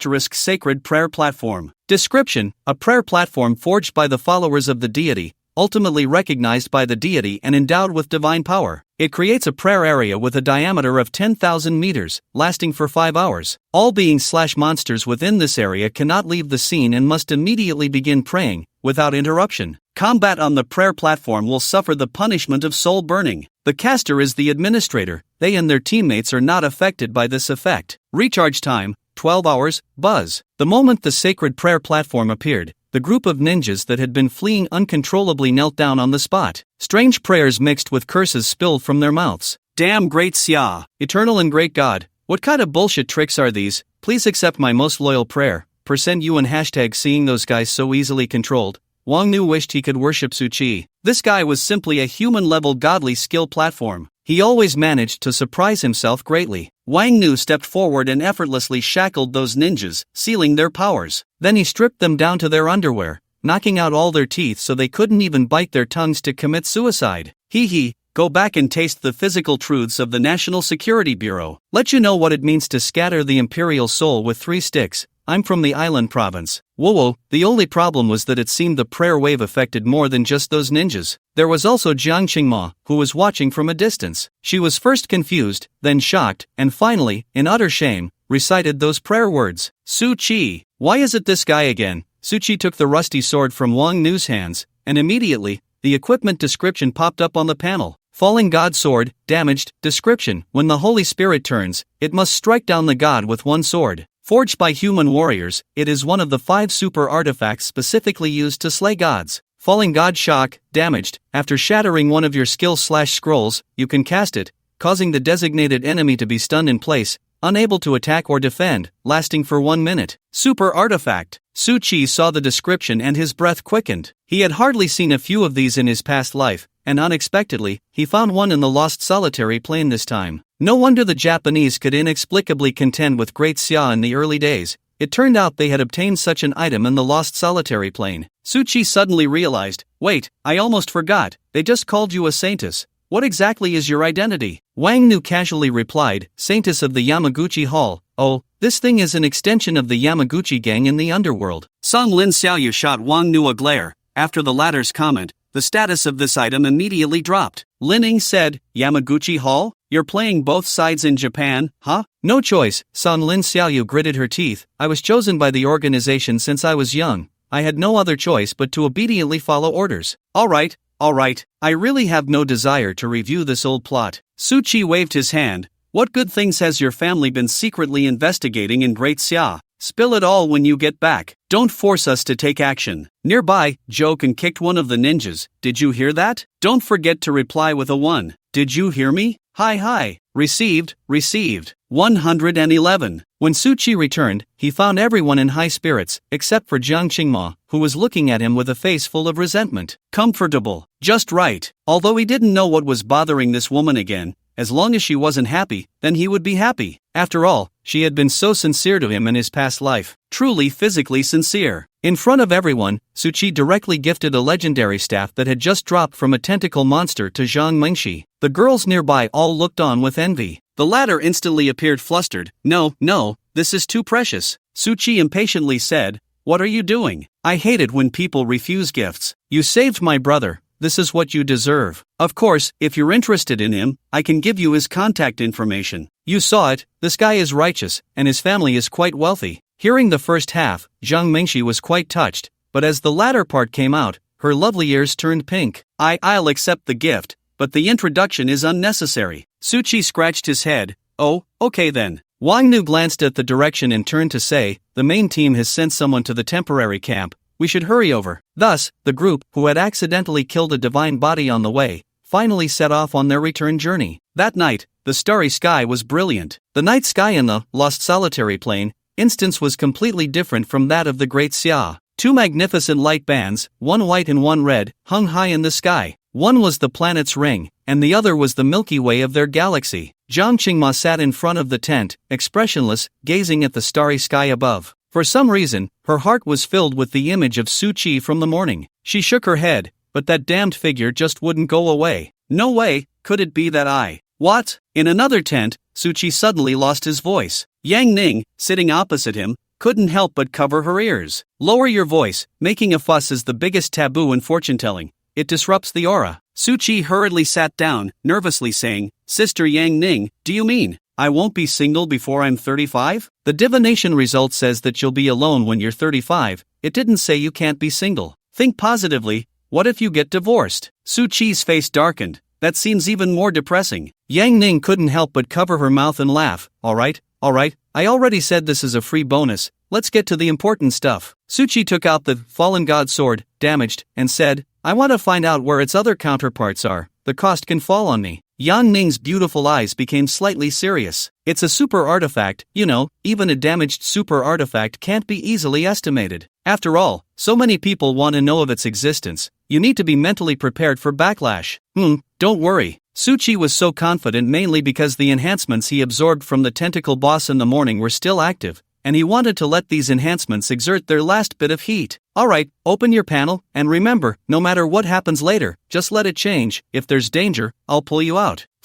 Yang Ning took a drop of Suchi's blood and closed her eyes to cast a spell. Mysterious light spread around the two, enveloping them in a small area of mist, their figures gradually becoming blurry. The panel that was originally filled with various buttons in front of Suchi was instantly cleared. Then, like a video playing, a scene began to unfold on its own. It was a battlefield strewn with corpses. Under a blood-red sky, a 1,000-meter-long sword was slashing at the giant octopus in the sky. The octopus's tentacle coiled around the giant sword, tightly wrapping it up, and then began to secrete a transparent gel that covered the blade, rendering it immobile. At that moment, from another direction, a staff was swung at a very sinister angle towards the back of the octopus's head. Suchi's eyes widened at this scene. "I'm familiar with this." Bang! An invisible ripple spread out, and the octopus turned in pain. Then, he exchanged a glance with the owner of the staff. It was a pair of beautiful almond-shaped eyes. The lovely gaze was exquisite, lively, and cunning. Suchi focused intently, wanting to catch another glimpse of the eye's owner,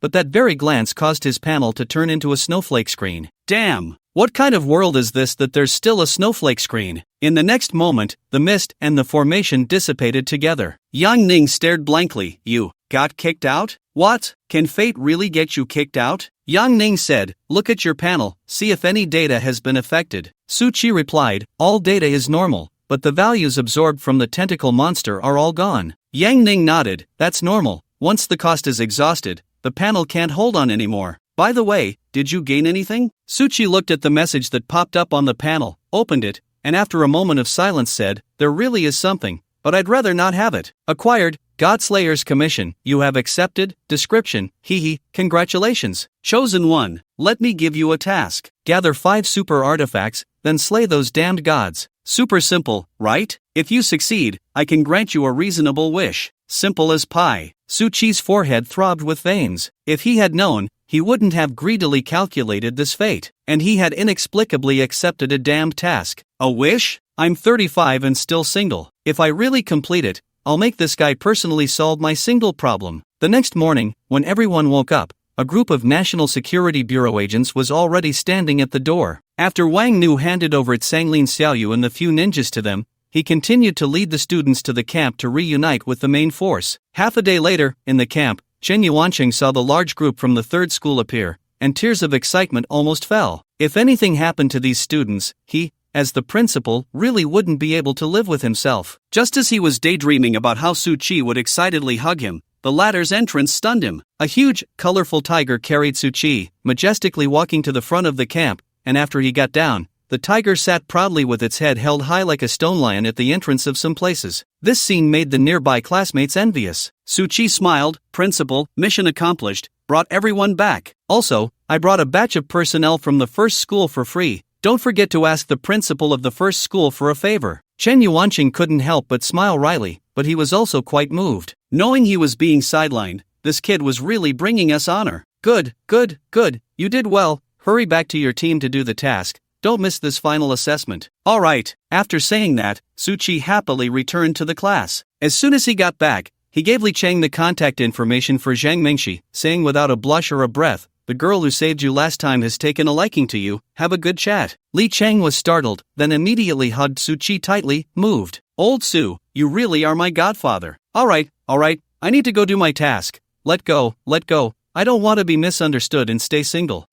Now, being 35 and single had become a knot in Su Chi's heart. He didn't want to be misunderstood by any girl regarding his orientation. The so-called graduation assessment was actually very simple. The students randomly formed teams based on their professions, and the teachers would attract wild monsters, allowing the students to demonstrate their teamwork in handling them. In the end, they would score the students based on their performance, making the choice of teammates crucial in this segment. Encountering useless teammates and being unable to showcase one's abilities was a common occurrence. Su Chi drew lots as a support class, and after his number was called, the students on his team quickly gathered at the preparation area under the teacher's guidance. "Hello everyone, from Class 1, Shui, Warrior Class." "Great, a warrior from Class 1. This is solid." "Hi, I'm Su Tiancheng from Class 2, a Life Class Summoner." From Class 1, Jiang Qingmo, Mage Class. Put. Su Chi, who was still watching short videos, sprayed his tea everywhere. The two boys, initially excited to be on the same team as the legendary goddess, stared at Su Chi in disbelief when they saw his rude demeanor. "Did you change your number secretly? How come you're everywhere?" Jiang Qingmo's cheeks flushed with anger. "Su Chi, I'm not that kind of person." Su Chi shrugged.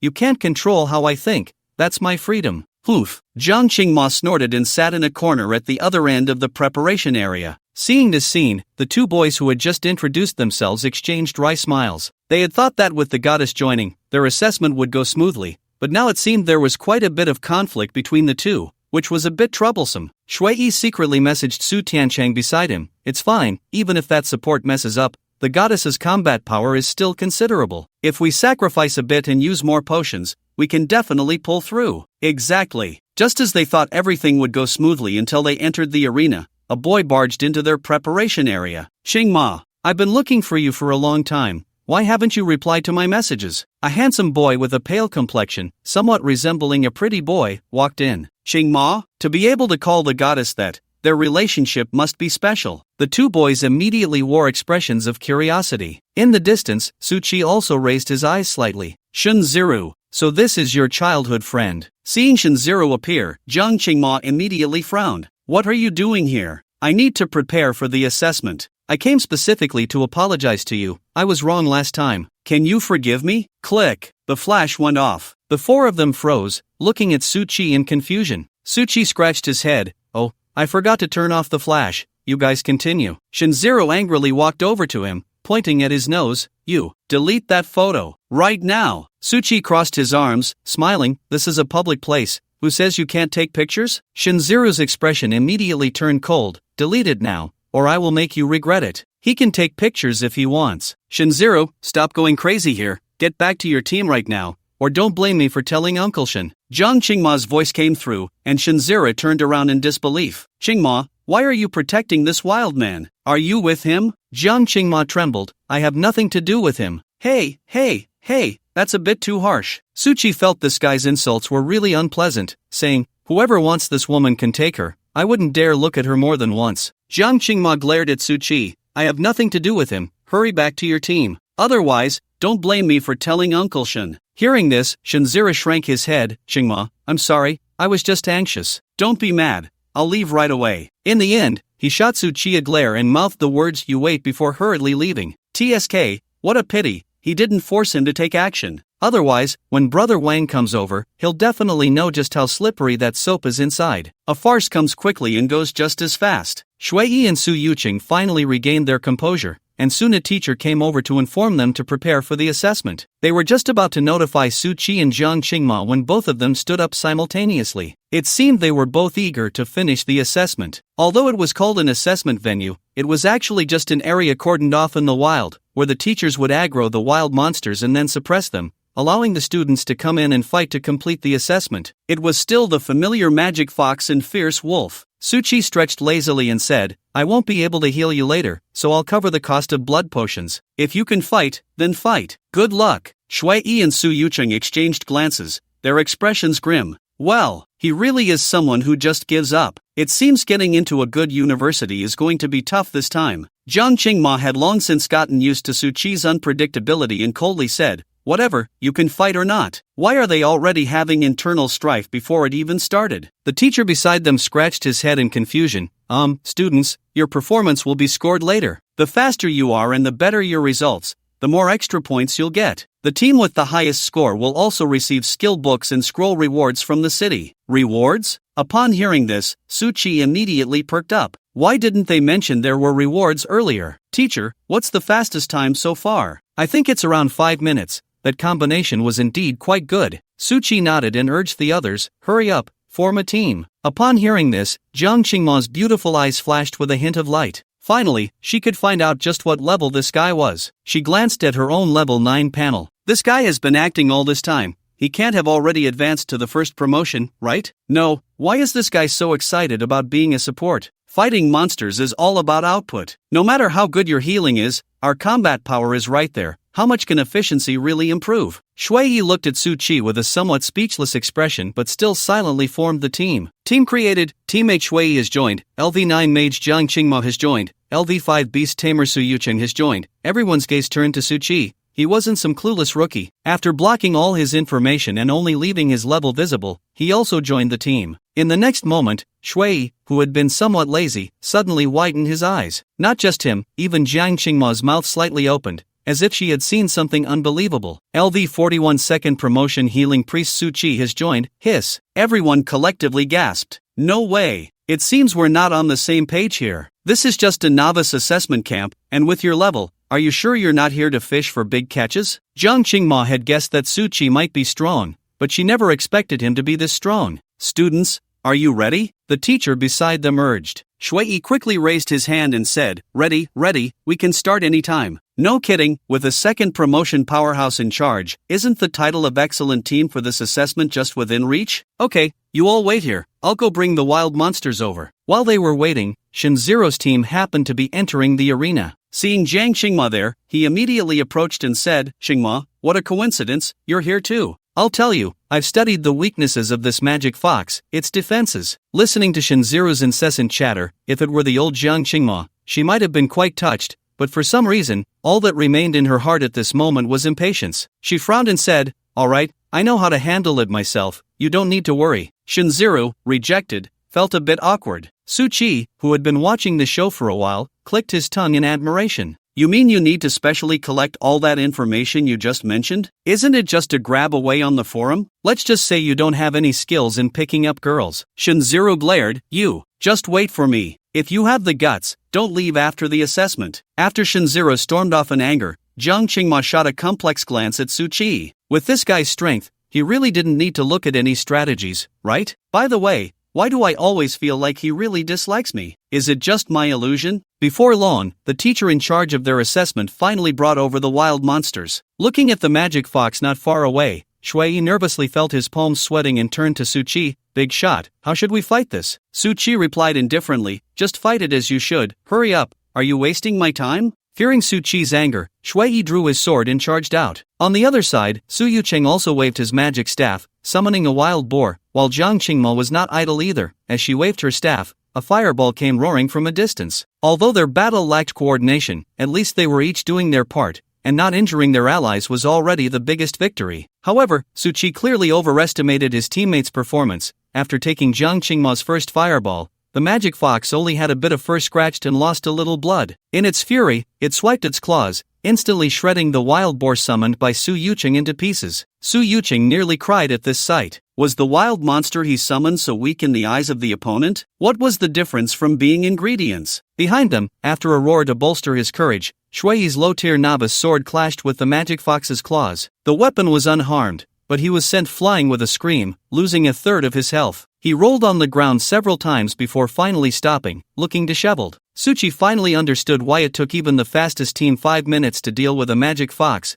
With these novices' combat power, if there wasn't a teacher nearby, they might have wiped themselves out. Woo woo. Shui rubbed his sore backside and turned to Suchi with a pitiful look. Big shot, aren't you going to make a move? Suchi said, did you forget what I said? I won't give you any healing. After all, if he used even a little skill, his life fate would be instantly exposed. Hearing this, Shui fell into despair. He almost forgot that a level 40 big shot like him didn't need to go through any assessments at all. He might even get a special admission to a spiritual university directly. Why would he need to go through the same grueling process as them? Meanwhile, Jiang Qingma bit her silver teeth lightly, her voice tinged with a hint of grievance, making one feel heartache just by hearing it. If you don't make a move, everyone won't get any results, let alone skill rewards. Suchi couldn't help but roll his eyes at her. Fine, just watch my operation next. The other three were delighted. Suchi took out his staff from his storage ring, walking forward as he said, I only said I wouldn't heal you, not that I wouldn't personally step in. It's just a magic fox, look at how pathetic you all are. It's just a matter of one hit. Saying this, Suchi walked to face the magic fox,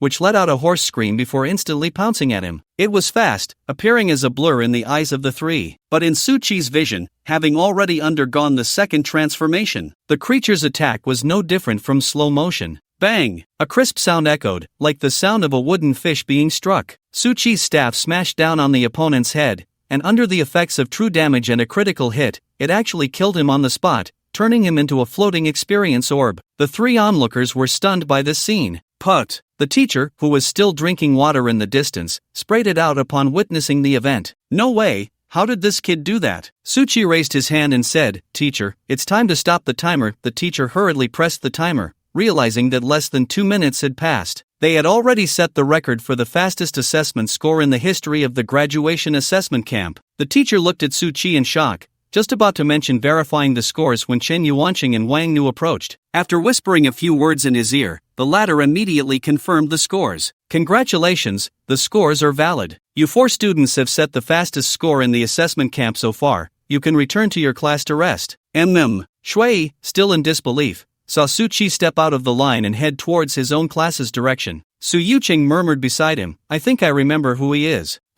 He's the one who was recently very popular, specially recruited by Shindu University. It's definitely him. Hiss, it's only been a short while, and he's already at the second transition? The speed of a great god. That's quite reasonable. Realizing that Su Chi was ignoring her and leaving, Jiang Qingma felt a bit disappointed. Hearing Shui's words, she walked over and asked, Did you just say that Su Chi has been specially recruited? Yes, he has been specially recruited by Shindu University. I remember it very clearly. Thank you. Jiang Qingma nodded and left, leaving the two behind looking at each other in surprise. Jiang Qingma actually took the initiative to ask someone where they were going. They suddenly felt like they had stumbled upon some incredible gossip. Wow, the goddess of Jiangchang No. 1 high school. has someone she cares about. It's a pity that it seems like the great god Suchi doesn't care about women, huh? A day later, the assessment results for the graduating class of spiritual practitioners in Jiangcheng were finally released. The team that included Suchi achieved an astonishing victory in less than 2 minutes. If nothing unexpected happened, this score would become an insurmountable mountain for the students of Jiangcheng in the future. Suchi also successfully received the reward scroll from the city. Black Eyes Dark Insight description. Can foresee the next 10 skills that the opponent will use. Charging time, 12 hours, can predict the opponent's skills? Suchi glanced at the relatively precious scrolls in his hand and decisively included it. Flowing Shadow * thousands of paths, summon up to 100 clones, each clone consumes 50 spirit points, and can last up to 12 hours. Clones can equip items for battle but do not inherit the main body's fate effects. Scroll charging time, 24 hours, Divine Charm * Dragon Painting, summon a Guardian Dragon, which will exist for 5 hours, granting you and your teammates a temporary level cap increase of 30 levels each, and during the dragon's existence, you are immune to all negative effects. Divine Taming Scroll, immediately tame a wild creature with a level not exceeding 20 levels above your own for 12 hours. During the taming period, the wild creature gains double health / power / defense bonuses. Currently tameable, level 61, Divine Punishment * Holy Altar. Create a prayer area with a diameter of 10,000 meters, lasting for 5 hours. All people / wild creatures inside cannot leave this scene and must immediately pray without interruption. Combat on the prayer altar will suffer the punishment of soul burning. The caster is the administrator, and they and their teammates are not affected by this effect. Charging time, 12 hours. Well, with my 7 basic skills right now, this should be enough to go to the Divine Capital University in this state. On the swaying bus, Suchi, still looking at the panel, felt someone tap him. Turning his head, he saw Yi Linglong drooling in her sleep, her head resting on his shoulder. Sister Linglong, it's time to eat. Yi Linglong suddenly sat up. Huh? Where? Is it time to eat? Noticing everyone looking back at her, Yi Linglong immediately realized she had been tricked, and sat back down, making a complete 180-degree turn on Suchi's arm. Ah, it hurts. That's what you get for tricking me. Watching the two making a fuss in front, Lin Yin and Joken exchanged a glance and shook their heads with a wry smile. Sitting in the back, Wang was furious. Xiaoqi, next week is the big exam for the 3rd year of high school in Dasha. If nothing unexpected happens, after the exam, I will take you to the special training camp for Divine Capital. Hearing this, Yi Linglong's beautiful eyes filled with curiosity. Are we still going to that place full of twisted bodies? Wang was taken aback. You've been there? Yi Linglong laughed. Isn't that obvious? I was expelled from Divine Capital University, so of course I know. Everyone felt as if they had been struck by lightning. Upon hearing this, Suchi felt as if his brain had been kicked by a donkey. He couldn't quite process it. Expelled from Divine Capital University? Goodness, this is quite a person. Thinking carefully, it seemed he had never really taken the time to understand Yi Linglong's past. Suchi asked, Sister Linglong, what do you mean by being expelled? Yi Linglong shrugged. Literally, you haven't seen my fate yet, have you? Once you do, you'll understand. Saying this, she sent over her fate. Divine Punishment, Pseudo-Divine Level Fate. When on the brink of death, all skills transform into divine level skills and gain the effect of Divine Madness. Divine Madness, immune to all negative effects, treats everything as an enemy, and falls into a state of madness, lasting 1 hour. Note, if there is no resurrection effect bonus, death will occur immediately after Divine Madness, use with caution. After reading it, Suchi took a deep breath. No wonder Yi Linglong was expelled, it must have caused trouble at school because of this fate. Yi Linglong smiled, I beat up a few short-sighted teachers' kids, and since resurrection skills are rare, I basically couldn't use this fate, so I left in a half-dropout, half-expulsion manner. Wang suddenly realized, no wonder, that red-haired witch from 2 years ago was you. Red-haired witch? Yi Linglong was surprised, then smiled brightly. I like that nickname. In his previous life, Suchi attended the regular class at Divine Capital University, not the special recruitment class, so he had never heard of the special training camp and curiously asked, what is this twisted body all about? Yi Linglong replied, inside, there are a bunch of non-human mutated bodies, all kinds of shapes, very strange. Moreover, the equipment and items that drop are quite abstract, seems pretty suitable for you. Anyway, you'll know once you go. Suchi nodded thoughtfully, but in his heart, he was quietly planning for the future. If the special training camp is really as talented as they say, once I get there, I should be able to unleash my potential. At that time, leveling up should be the top priority. Additionally, once I get to Divine Capital, I need to visit the headquarters of the Spirit Job Divine Corps to see if there are any clues about super artifacts from the job transfer mentor. Having long been accustomed to silently developing in his previous life, Suchi felt a sense of urgency about the future for the first time in this life. Just because of a few dungeon runs, he inexplicably accepted 2 tasks: the level 80 commission from Zero Machinery City and the damn collection of super artifacts. None of them are easy to deal with. Once I got to school, I had to start preparing to form my own adventure team. There was indeed a lot to do. After returning to school, Suchi handed over the artifact he obtained in the dungeon to Li Chang. After exchanging a few playful jabs, they each went home. At the foot of the building, the old Wuling was still there. "Shao-Chi, you're home." With a clang, the car door swung open. Suchi jumped down nimbly. Everyone watched Suchi's retreating figure with a hint of reluctance. Suchi was preparing to go to the capital. Who knew when they would next go into a dungeon together? Perhaps they would never have the chance to dive into a dungeon with Suchi again. In the driver's seat, Yi Linglong suddenly called out, "Shao-Chi, Suchi turned around. "When you come back next time, let's go into a dungeon together." Suchi looked at the few people in front of him: Yi Linglong, Linin, Joken, Shangxi, Yang Ning. Suchi waved and smiled. Definitely. When I come back, I won't hold everyone back. Who knows, maybe next time we'll challenge the divine race together. Ha ha ha. Let's go. Let's head back." The group watched as Suchi's figure disappeared into the depths of the stairs. The sky was dim, just like when they first met. Days passed in the blink of an eye, and the students of Daxia finally welcomed the day of the national exam. Although Suchi had been specially recruited, he still needed to have his own exam materials for the internal information of Daxia, so he sat in the examination room. To avoid a poor performance, he still put in a light effort these past few days. After all, the trading forum and the divine core space had all kinds of scrolls. What about the divine level memory scroll? Used it. The divine level luck scroll? Used it. The divine level prediction scroll? Used it. As the saying goes, luck is also a part of strength, and given my special fate, having an extraordinary memory is quite reasonable, right? Compared to before the fog descended, the subjects now only added spirit job theory. Once the last subject was completed, less than half an hour after the students left the exam room, the results for all subjects were already posted on their panels. It was that fast. There wasn't even time to be scared. Mainly, the current exam papers had the help of Spirit Job Divine Core,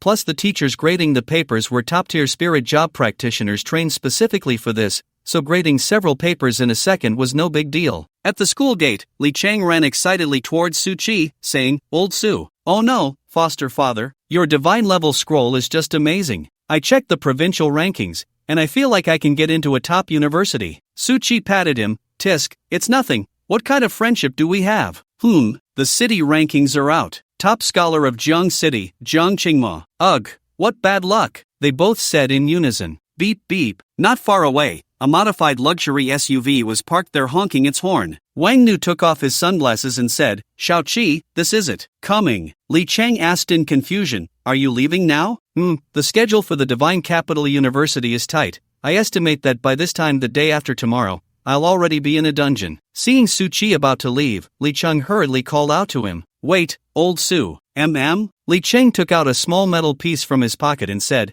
"This was left to me by my grandfather. He said it saved him in a dungeon before. It's his talisman. Your fate. Although it's quite impressive, you might encounter strange dangers in the future, so keep this for protection." Suchi didn't refuse, hugged him tightly with a smile, and accepted it. Thanks. See you. Li Cheng watched Suchi's figure as he got into the car, feeling reluctant but also happy for him. "This world is too small, old Su, you should go to a broader world." As soon as Suchi got into the off-road vehicle, Wang Nu drove straight to the bus station. "In a moment, you'll be mixed in with regular passengers, but it's fine, our people will blend in to protect you." Suchi was astonished. "So low-key?" "Yeah," Wang Nu said seriously. "Do you remember those ninjas from a few days ago?" Suchi nodded. "I remember. We've extracted quite a bit of information from them over the past few days. They have connections with terrorist organizations sponsored from across the ocean. During this time, they have hunted down quite a few geniuses from small countries." Suchi was shocked. "Are they really going against humanity? Are they that brazen? To be precise, they first want to take them in as dogs. If the other party refuses, they kill them directly. Wang Nu said gravely, that's why we need to be more vigilant. The competition among major powers is fierce, and the geniuses from all sides have already become the focus of attention. Su Qi frowned. By the way, senior brother, have these guys been coming through the mist instances recently? Wang Nu sighed and nodded. That's right. They come through some international instances or hidden multi-channel instances. After all, the territory of the Great Xia is vast, and there are many missed instances. This time, they came through the zero mechanism instance, which is nearly impossible to guard against. Before long, the two arrived at the train station. Under the operation of the National Security Bureau, Su Qi entered the waiting area without any verification. Wang Nu glanced at the station sign and said, this train is heading north to the divine capital. So there are actually more than just you from the special training camp on board. No way, I'm not that much of a social butterfly. Please don't make us introduce ourselves later. I can't handle it. Ha ha ha. Affected by the widespread mist, for safety reasons, trains now travel at much slower speeds than before. Instead, under the craftsmanship of spiritual practitioners, the train's defenses are now comparable to legendary great items. Once on board, Su Qi and Wang Nu stayed together in the regular carriage. It was clear that the National Security Bureau had truly taken low-key to the extreme this time. Su Qi sat in his seat, looking at the somewhat lively carriage, completely unable to tell who among them was from the National Security Bureau. Wang Nu seemed to understand his expression and confidently said, stop looking, the National Security Bureau doesn't only have young people. You can imagine there are old and young alike. Su Qi raised an eyebrow. So impressive that you can't even recognize your own people? Wang Nu proudly replied, can't recognize them. There's a saying that the best disguise is when you don't reveal your identity, and even your own people can't recognize you. Soon, the train departed again. The carriage remained lively. However, the effect of the divine level prediction scroll was still active, and for some reason, after more than an hour on the train, Su Qi felt an inexplicable sense of danger. He stood up and said, senior brother, I need to use the restroom. Okay. As soon as Su Qi stood up, that feeling of being watched surged up instantly. He continued walking, his gaze subtly scanning everyone in front of him, but unfortunately, he found nothing. Damn it, next time I definitely need a skill that can sense malice, otherwise, this feeling is too passive. At the restroom door, a girl happened to come out. Their eyes met, and both were momentarily stunned before quickly looking away. The girl wearing headphones seemed to be on a call, chatting even while washing her hands. Over the intercom, the conductor's voice came through. Dear passengers, we are about to pass through a mist zone, which may cause slight turbulence. Please fasten your seatbelts while seated, and those in the restroom should hold onto the handrails. Beep beep beep, buzz. The train began to pass through the mist zone. The scenery outside the window was soon shrouded in thick fog. Many passengers curiously looked outside. I heard that if you're lucky, you can see the wild monsters inside the mist. You call that luck? We have to pray that the wild monsters don't come to attack, right? Do you know the quality of this train? The defense of a top-tier legendary set can't even be broken by a level 200. Screech! Just as a few passengers finished their discussion, a sharp screech suddenly echoed from outside the train window. What the hell is that noise? It's a wild monster. I see it. Wang Nu, who was seated, instantly opened his eyes and turned to look at the restroom. A flash of light appeared in Su Qi's hand, and a plain-looking staff fell into his grasp. A message popped up on Su Qi's panel. Senior brother, quickly call for defense. It's coming. Attached to Wang Nu's message was a screenshot of a panel. Earthbound Demon USO, LV-201 description. Once a prisoner of the divine race, it escaped from the divine prison during a moment of negligence by the gods. Now, it has fallen to the point of feeding on mortals. Be cautious of its enraged state. When the earthbound demon is angry, its attacks will deal real damage. At this moment, a faint glow shimmered in Su Qi's eyes. Dark Insight description. Can foresee the next 10 skills the opponent will use. He discovered that under the effect of Dark Insight, he could see through obstructions and spot the malevolent creature lurking in the darkness. Perhaps this was an unexpected boon. In his line of sight, a creature nearly 100 meters tall, resembling an ostrich, was staring at the train passing below. Wang Nu had just notified all safety personnel, including the train conductor, and the next moment, the attack from Earthbound Demon USO quietly arrived. A massive beak lunged toward the train, and a brilliant light erupted from the train's body. Legendary item Guardian's Radiance. Boom! The beak's attack did not strike the train's body. An invisible shield unfolded, blocking the assault, but it still caused the train to shake violently. the speed then became extremely slow. However, Earthbound Demon USO was already charging for its next strike. Wang Nu instantly realized that the train might not withstand it. After exchanging opinions with the train's conductor and members of the National Security Bureau, he quickly led everyone to reveal their identities. Some calmed the passengers, while others went outside the carriage to intercept Earthbound Demon USO's continued attacks. Then, the train's announcement rang out. The train's power system has encountered a malfunction and is undergoing urgent repairs. Please return to your seats, passengers. Members of the National Security Bureau on the train will soon take action,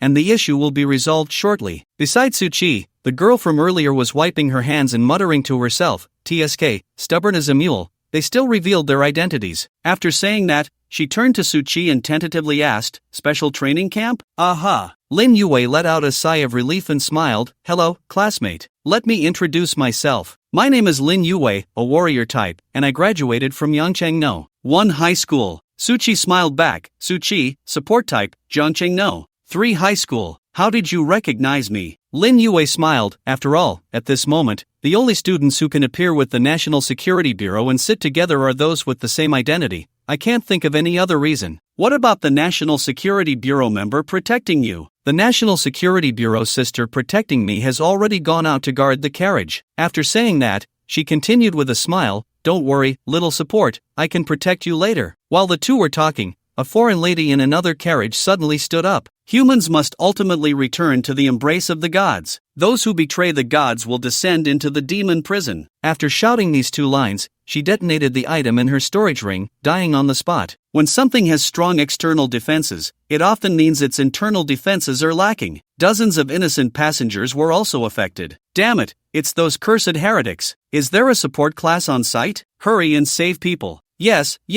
I'm from the support class, and I'm also a doctor. We need a warrior class. Help guard the gap in the carriage. I'm a retired member of the spiritual military, let me handle it. At this moment, the effectiveness of the Great Xia's universal spiritual education was vividly demonstrated. When danger struck, there was no need for the train conductor to call out. Everyone immediately sprang into action, ready to save themselves. No matter what type of spiritual practitioner you were, there would always be a time when you were needed. Suchi let out a sigh of relief upon seeing this, his gaze shifting to the window. The second attack from the earthbound demon Uso soon arrived. With a howling sound, the bird's beak continued to peck at them. But this time, the attack wasn't just from wild monsters. The previous explosion acted like a signal, and a dozen spiritual practitioners who had long been lying in ambush rushed out from the darkness. Suchi's first reaction was to use Divine Punishment * Holy Altar, but then he realized it wouldn't work. He couldn't pull an entire carriage of people to be his teammates. Instead, if everyone entered prayer mode together, wouldn't that just hold up the train? The key was that this LV-201 giant might not be affected by Divine Punishment * Holy Altar. Then I'll use this. Suchi raised his staff high. The light of the skill fell. Divine Healing, Heal and Shield, Divine Fury, True Damage and Critical Hits. The members of the National Security Bureau first let out all sorts of strange sounds, their legs going weak. But then they instantly became incredibly excited. No way, is it the legendary one? Wang Nu nodded heavily, that's right, he's right in the carriage. Everyone, do your best. Okay. Lin Yue looked at Suchi in surprise. Without teaming up with the National Security Bureau members, she couldn't see their panel changes, but from their current state, it was clear they had received a significant boost from Suchi's skills. Hey, Suchi, can you give me a heal too? I want to fight. Lin Yue patted his shoulder. Suchi frowned. Why don't you ask that big sister who manages you if she'll let you go? Lin Yue was momentarily speechless. She pouted, forget it, you hurry and cast your spell in the bathroom. I'm just sitting here doing nothing. I'll cover you. Thanks. At this moment, the members of the National Security Bureau were already fighting alongside those black-clad spiritual practitioners, with a few even trying to block the earthbound demon Uso. Of course, even with Suchi's boost, they were still struggling immensely. It could even be said that without the early application of Divine Healing to stack health, failure was only a matter of time. Suchi looked at everyone outside the train window. No, if this continued, something bad would happen. He knew that the biggest trouble was definitely this giant, so he looked at his remaining skills. Divine Word * Falsehood, release a formation with a diameter of 2 kilometers, lasting 1 hour. All enemy skills within the range become random entertainment spells. Allies' spells become tenfold stacked spells. Divine Word * Scales, release a formation with a diameter of 2 kilometers, lasting 1 hour. All enemies within the range must pay something of equal value to fight. Let's try divine word asterisk scales and see if we can stop this guy. Thud, thud. Suchi slammed his staff on the ground. A massive scale shadow, towering 1,000 meters, unfolded in the sky. This scene left Lin Yue's beautiful eyes wide open in shock. She had guessed that Suchi, being a student from the special training camp, would have some skills, but she never expected it to be this grand. Interesting. There are indeed geniuses everywhere. If Lin Yue had burst into the bathroom at that moment, she would have witnessed an extremely comical scene. Suchi was holding his storage ring high, facing the shadow of the scales. The earthbound demon USO seemed to see something extremely repulsive, and its eyes immediately turned blood red. It shifted its gaze to the carriage where Suchi was, and in a fit of anger, it tore off its own wings to offer to the scales as a token to initiate battle. The cost was that its health immediately dropped by a third. In the sky, Wang Nu's eyes lit up at the sight. Good, little Chi, well done. Before he finished speaking, a piercing cry echoed through the sky. The earthbound demon USO's massive beak lunged towards the carriage where Suchi was. An overwhelming sense of crisis made Suchi's hair stand on end. Earthbound demon USO, status angry. Not good. This is really not good. Suchi pulled open the bathroom door, grabbed Lin Yue, and ran towards the back of the carriage without looking back. Lin Yue's face showed no sign of fear. Instead, she excitedly asked, "Wow, that's an LV-201 wild monster. You actually managed to draw its aggro. Impressive. Sister, get this straight. Our levels combined don't even match its decimal point. We should hurry and escape." Where to? Outside the carriage. This was the first time Suchi felt nervous since his rebirth. That stupid bird is angry, and its attacks are real damage. If it hits us, everyone in this train car is done for. Outside, Wang Nu also guessed the earthbound demon USO's intentions and shouted, "Get a few people to help me block this guy. Buy some time for that one." Yes. As soon as he finished speaking, Wang Nu and 4 National Security Bureau soldiers charged towards the earthbound demon USO. They burned their powers to the limit. In the sky, various terrifying attacks descended. Meteorites, ice, phantom blades. One after another fell in front of the earthbound demon USO. The terrifying explosions were shocking, but it was all in vain. Level 100 against level 200. Such a terrifying level gap was no different from a group of kindergarten kids trying to block a high school student. Woo! The beak ignored all attacks, breaking through the billowing smoke and swiftly swooping down. The sound it made like the call of death. Wang Nu gritted his teeth and stood in front. Captain Wang! Captain Wang! What are you doing?" His teammates shouted beside him, but Wang Nu smiled calmly. "It's fine. If I can use my life to save that kid, it's worth it." Suchi, running, saw the scene and suddenly stopped. "Senior brother." With a thud, Wang Nu was struck by the beak, immediately spitting blood, his body falling like a kite with a broken string. On his friend panel, his health plummeted, but the earthbound demon USO's attack did not stop. It changed direction and continued to swoop towards Suchi. In the sky, the National Security Bureau soldiers seemed to have figured something out.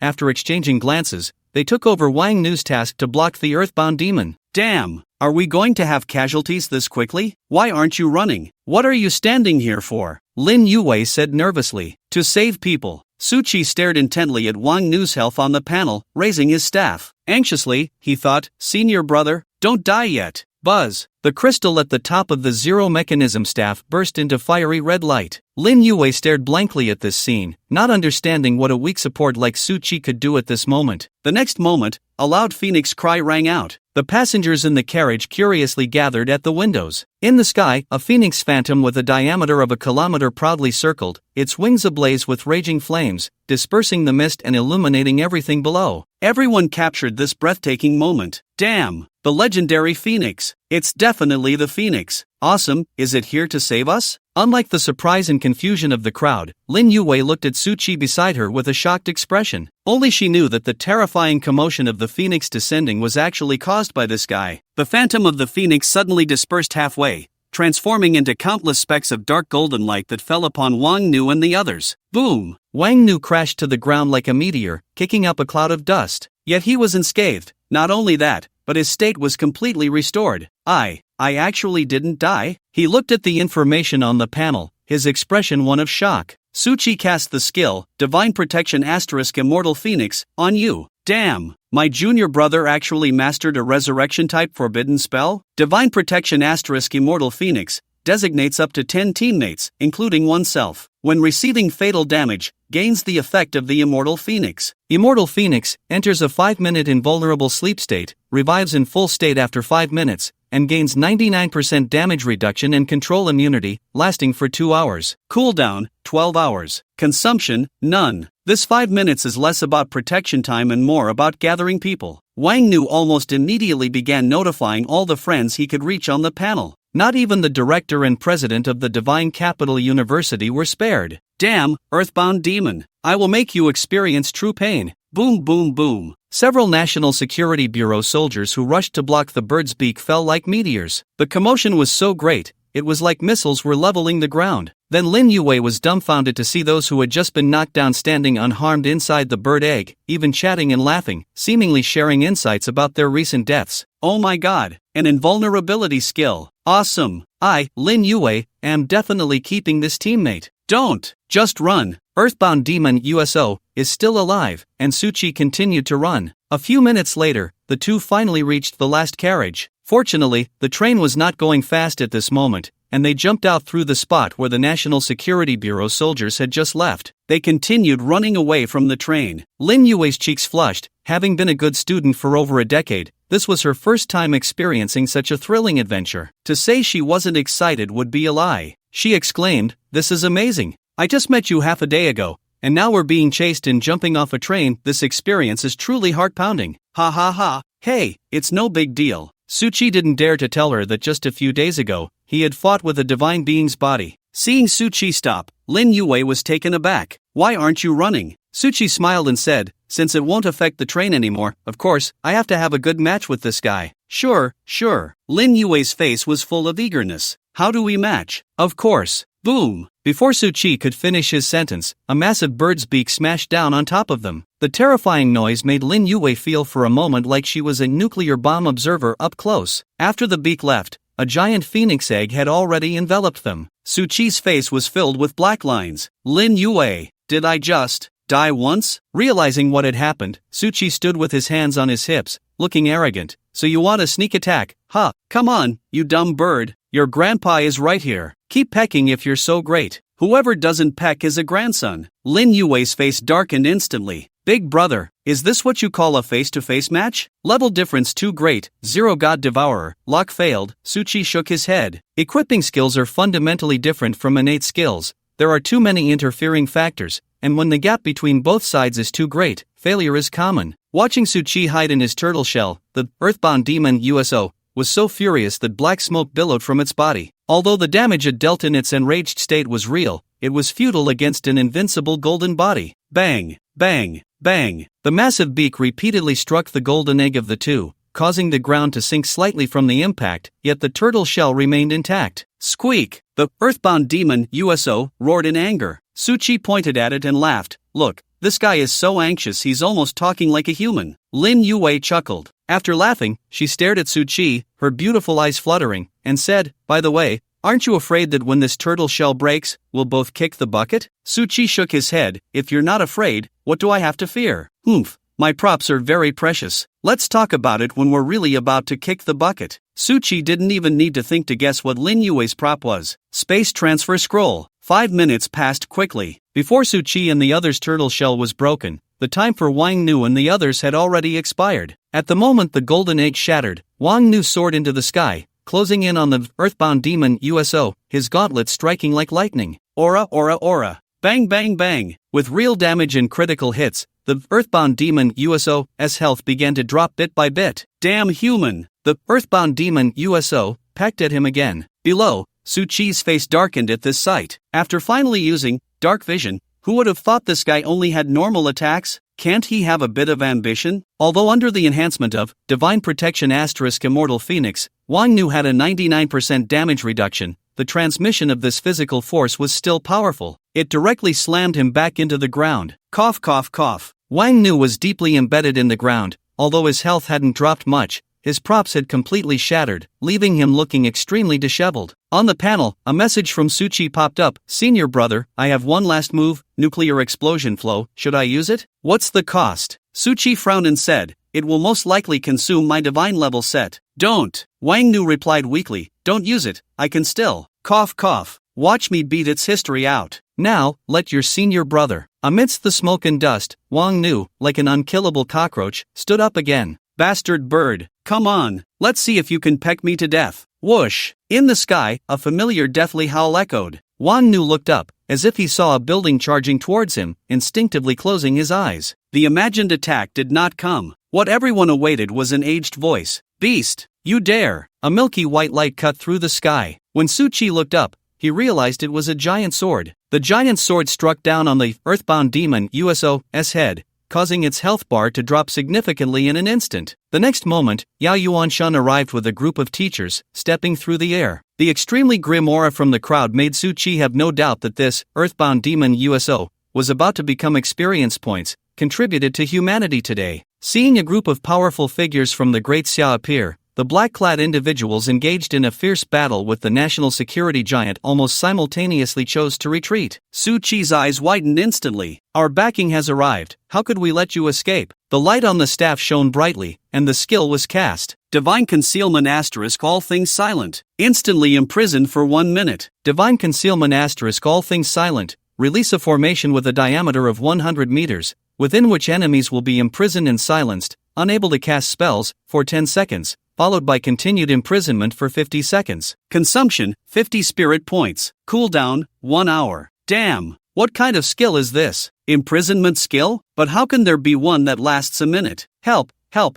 I don't want to commit suicide. A man in black, seeing this, decisively activated a special item, while others simultaneously succumbed to poison and died. Su Chi, damn. Physical operations really can't silence them. Next time, I should prepare an antidote scroll. Otherwise, these guys will poison themselves without a second thought. Who can withstand that? Back on the battlefield, the earthbound demon USO saw so many humans and immediately wanted to flee, but the teachers from Chengdu University would not let it have its way. The teachers each cast their spells. The sky suddenly changed color. Divine slash. Beast. Die. Various attacks fell, and the earthbound demon USO was instantly exploded into countless items and experience points. You have abandoned picking up. You have gained experience points. A flash of light passed, and Su Chi leveled up 5 times. Su Chi was stunned. He didn't expect the teachers to be so generous, directly giving him the experience. Seeing Yao Yuanshan and a group of teachers descend, Wang Nu hurriedly stepped forward to greet them. The former waved his hand directly. You handle those spies, I'll go check on Xiao Qi. Oh, okay. Thus, a large group of people marched towards Su Chi. He and Lin Yue were suddenly taken aback. It should be noted that the effect of the golden egg was still active,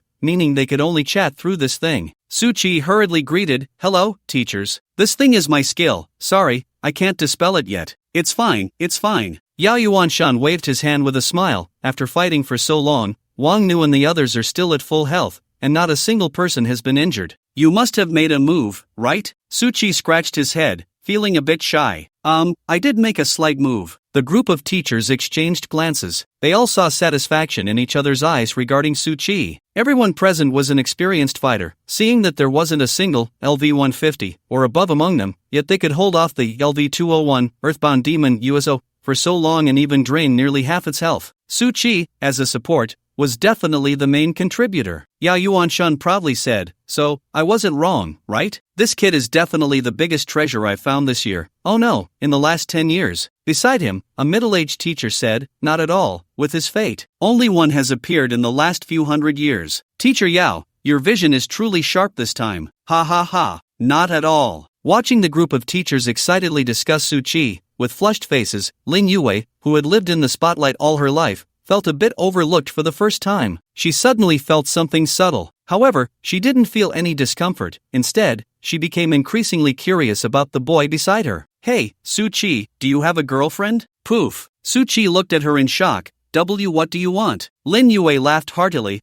Ha ha ha, why are you so scared? I just wanted to ask if you want to team up. It would be good to have someone to look out for when we go to the training camp. Su Chi pondered for a moment before nodding. Okay, let's team up. After the Earthbound Demon USO died, the train could finally be repaired in peace. Soon, it regained power and continued towards Chengdu with the passengers. However, this time, there were also over 10 Chengdu University teachers who hadn't paid their fare on the train. The train passed through the mist, and bright sunlight suddenly poured down, spreading over a field of good farmland, creating a scene of tranquility and harmony. Once again feeling the beauty of the human world, the passengers couldn't help but feel a sense of nostalgia. After the mist descended, the Blue Star world fell into a stark contrast of two sides. On one side was the scene of destruction and death within the mist, while on the other side was a safe and prosperous world outside the mist. I can only say that the safety and prosperity outside were bought at the cost of countless sacrifices. It seems we need to notify the Spirit Duty Army to come and sweep through again,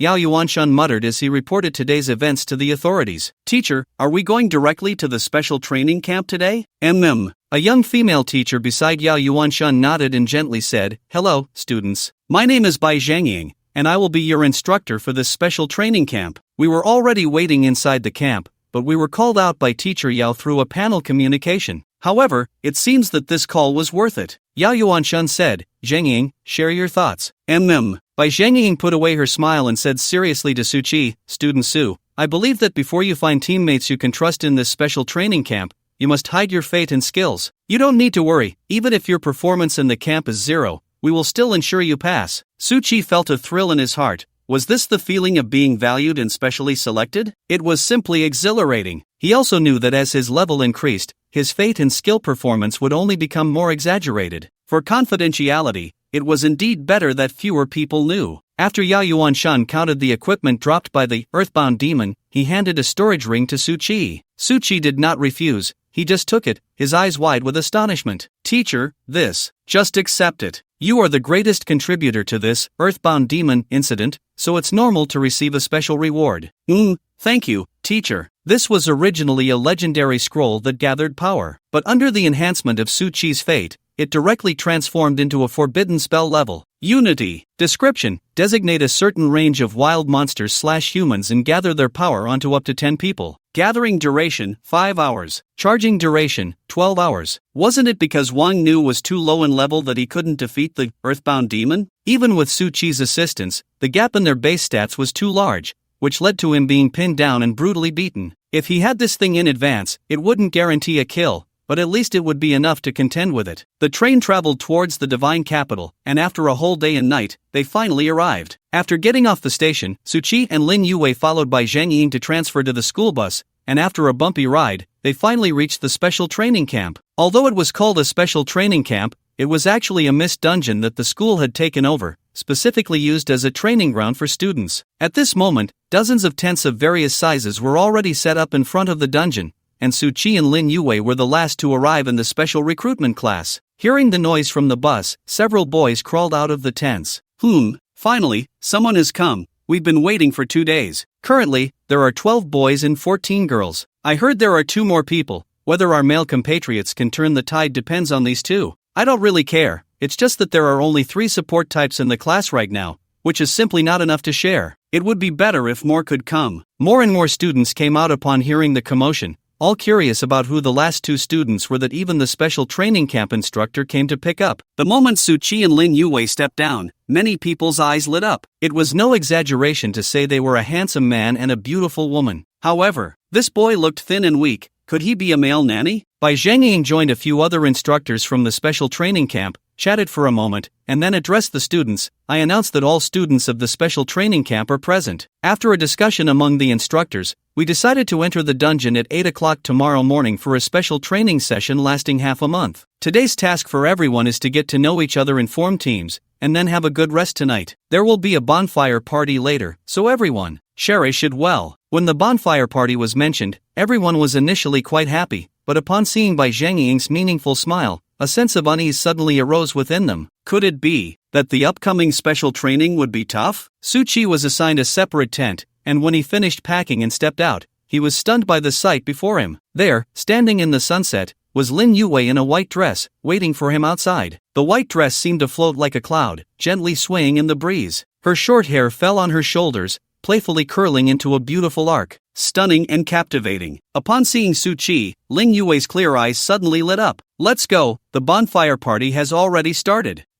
Ahead, a small square had been cleared in the mist, with a bonfire blazing in the center. The sound of music was deafening, and before they got close, they could already hear a group of boys roaring like hungry wolves. They could vaguely catch a few lyrics from the roars. As soon as Su Qi and Lin Yue sat down, they heard the discussions of those nearby. Brothers, I have a plan. Let's form a 4-warrior lineup. fill our storage rings with health potions, and whenever we have the chance in the dungeon, let's poach the healers from other teams. Our speed in clearing dungeons will definitely be super fast. Isn't poaching other people's healers a bit unethical? Someone raised their hand and said, I think. One tank with 3 mages. The damage output will be explosive. And then the sustainability will collapse, right? Lin Yue couldn't help but chuckle, munching on snacks by herself. A boy with a square face approached them and said, Hello, let me introduce myself. I'm Yun Kong, level 14 warrior. What are your names? Seeing that someone finally greeted Su Chi and Lin Yue, everyone quieted down and turned to look. Lin Yue said, Hello, I'm Lin Yue, level 13 warrior. Yun Kong was taken aback. He didn't expect this girl in a white dress, who looked incredibly gentle, to be a warrior. Then everyone's gaze fell on Su Chi. He smiled and said, I'm Su Chi, support class, level 46 healer. A support class? Great,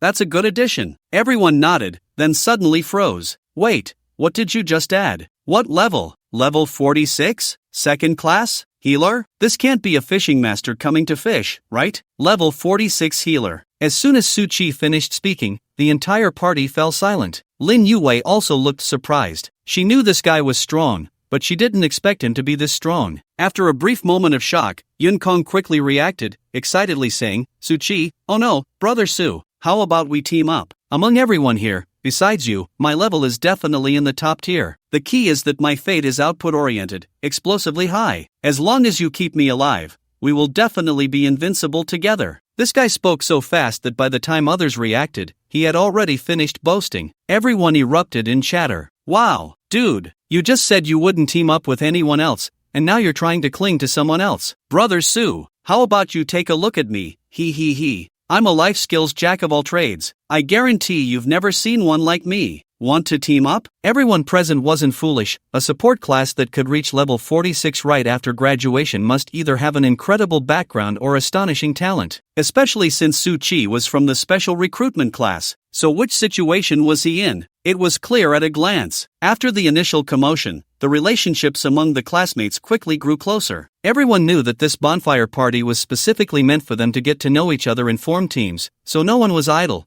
They exchanged information and chose teammates that suited them. All present were of legendary fate, and unless someone was particularly important like Su Chi, there was nothing to hide among them. Of course, Su Chi also claimed to be of legendary fate. Soon, Su Chi formed his own team, which consisted of 4 members. In addition to Yun Kong and Lin Yue, there was also a rather gloomy boy from the warrior class. The reason Su Chi insisted on choosing him was precisely because they knew each other, though it was from a past life. He said quietly, my surname is Dongfang, and my given name is Ji. You can just call me a Ji. My fate is reverse and forward dual realms, which means the more health I have, the stronger my attack. Conversely, the less health I have, the stronger my defense. Yun Kong murmured, high burst in favorable conditions, high defense in adverse conditions. Impressive, buddy. My fate is, continuation, the damage inflicted on me by enemies will be stored and then gradually deducted within 5 minutes. When it was Lin Yue's turn, she smiled and said, my fate is, quirky spirit. I can use any weapon and scroll from any profession, and besides that,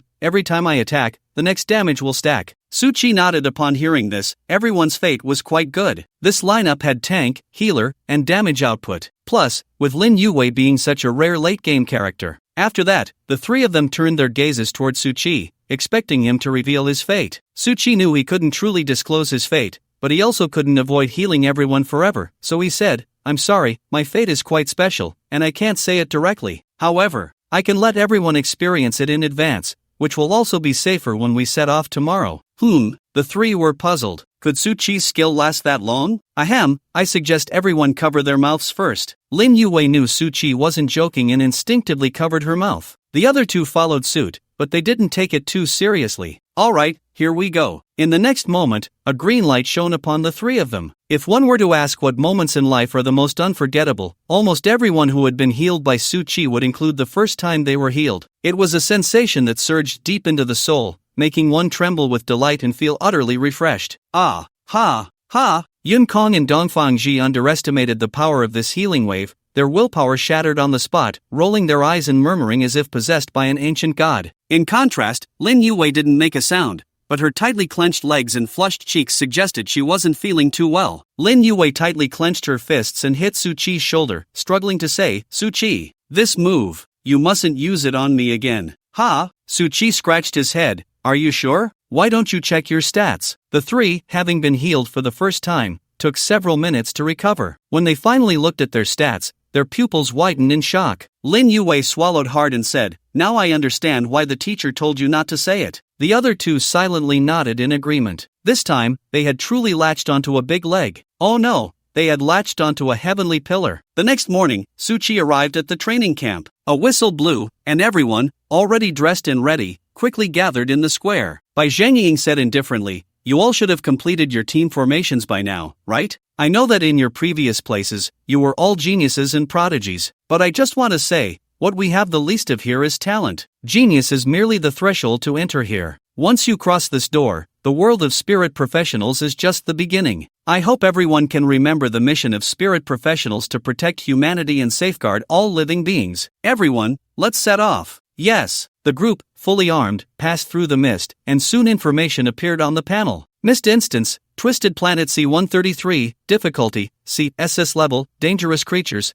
twisted beings, composites, mutants. Instance description, this is a polluted planet where the indigenous people have undergone irreversible twisting. After twisting, they mutate, fuse, and even cross-species hybridize, becoming extremely bizarre. I hope you can maintain your normal consciousness here, commonly referred to as a Saiyan value. The panel gradually faded away. As the mist around them dissipated, everyone found themselves standing in a deserted city overgrown with vegetation. Bai Zhengying's drone quietly ascended, and she said, "In this special training, the team that kills the most twisted beings will each receive special rewards from the school, including forbidden spell scrolls, legendary skill books, and more." Everyone was delighted to hear this. It was clear that Bai Zhengying had intentionally saved the announcement of rewards for now, not only to ease everyone's tension but also to motivate them. I hope everyone can perform seriously, don't just survive for the sake of survival. Ultimately, venturing into the instance is to strengthen yourselves. Now, we can set off. The group nodded, and after each team chose their direction, they quickly departed. Suchi opened the panel, and the teacher had already marked the levels of wild monsters on the public map to prevent students from accidentally wandering into the territory of a big boss at the start. After marking a point on the map, Suchi smiled and said, "Let's go directly to the Kang district and take down a boss to warm up." Bai Zhengying, Su classmate, can you show some respect for the other newcomers? Is the healer really that fearless? The four of them walked through the street named Capture City. Compared to the caution of other teams, they appeared much more relaxed. Yun Kong and Dongfang Ji led the way, wielding large swords and shields, striding confidently at the front. Suchi and Lin Yue walked side by side behind them. Seeing this small team boldly walking down the main road,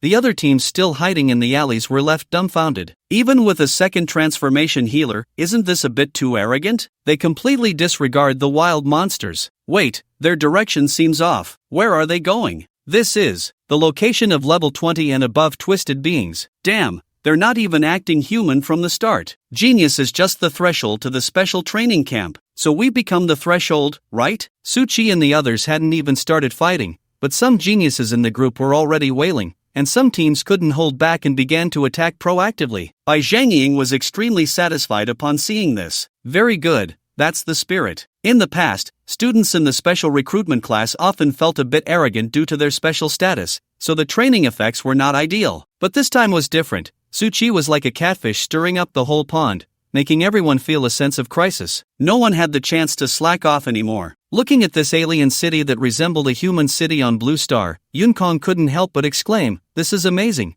It's completely like a parallel world. Even their pictographs are so similar to ours." Because of the striking resemblance, they felt as if they were walking in a deserted city on Blue Star. Perhaps due to his 3 generations of military service, Dongfang Ji carried a natural aura of righteousness. He frowned and said, "What caused the pollution on this planet? How could it spread so rapidly across the entire planet?" Suchi picked up a rotten magazine from the ground, and information popped up on the panel. Hot Cloud Star Magazine, content translating. Translation successful. The eerie fog has breached the 3rd line of defense of the planetary coalition, and a large number of soldiers have been infected and mutated into twisted beings. All citizens are urged to immediately head to Central City for refuge. Twisted beings have appeared in Central City, and half of the urban area has already fallen. The twisted set powered by the strength of the planet has been completed. However, we regret to announce that the last awakened one on the planet has fallen. After Suchi posted the information from the panel to the team group, everyone couldn't help but sigh. Lin Yue's beautiful eyes dimmed slightly, Perhaps this is what the teacher meant by the outcome of being breached by the instance world? Suchi nodded. The magazine ends here. I estimate they won't have another issue. Yun Kong squinted, the twisted set crafted with the strength of the entire planet. This thing sounds really impressive. It shouldn't be in that central city, right? It should be, but the number of twisted beings inside should be extremely large. With our levels, it's better not to think about that for now. Just as Lin Yue finished speaking, a creature, swollen and covered in various tumors and limbs, crawled out onto the street not far ahead. Twisted being C23, LV25, description, a twisted being that possesses self-explosion and combination abilities. Its thick layer of fat gives it terrifying defense and explosive power, but one must be wary of its ability to summon other twisted beings for combination. TSK, it looks really disgusting.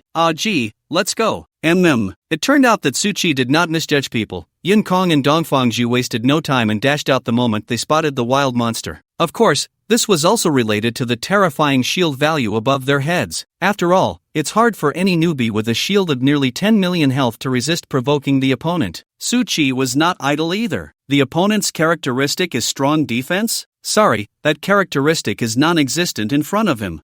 God's Fury, fell, and the two in front received true damage critical hits. Another, God's Charm * Heavenly Treasure, descended, and their critical hit rate was maxed out. With a thud, Yun Kong slashed horizontally at the twisted being. He initially thought the thick layer of fat on the opponent's surface would pose a significant challenge, but he effortlessly cut through it, even seeing the internal organs inside. Seeing the astonishing white numbers popping up above the opponent's head, Yun Kong was somewhat startled by himself. Wow, is this the damage I dealt? A dull crashing sound came from beside him. Dongfangji also looked confused. He was merely using his shield to ram into the enemy, so how did he also deal true damage critical hits? From behind, Lin Yue shouted, "Stop dawdling. Other twisted beings have been summoned. Finish this quickly." The two received the order, their attack speed increased, and even Dongfangji abandoned his shield, picking up a sword instead. In just a few breaths, the twisted being was easily slain before it could even self-destruct. On the students' public leaderboard, 5 teams had already made the list, with the top team having killed 3 twisted beings, leading in points by a wide margin. Yet, even so, the moment Suchi's team killed the level 25 twisted being, they instantly topped the leaderboard with a single kill record.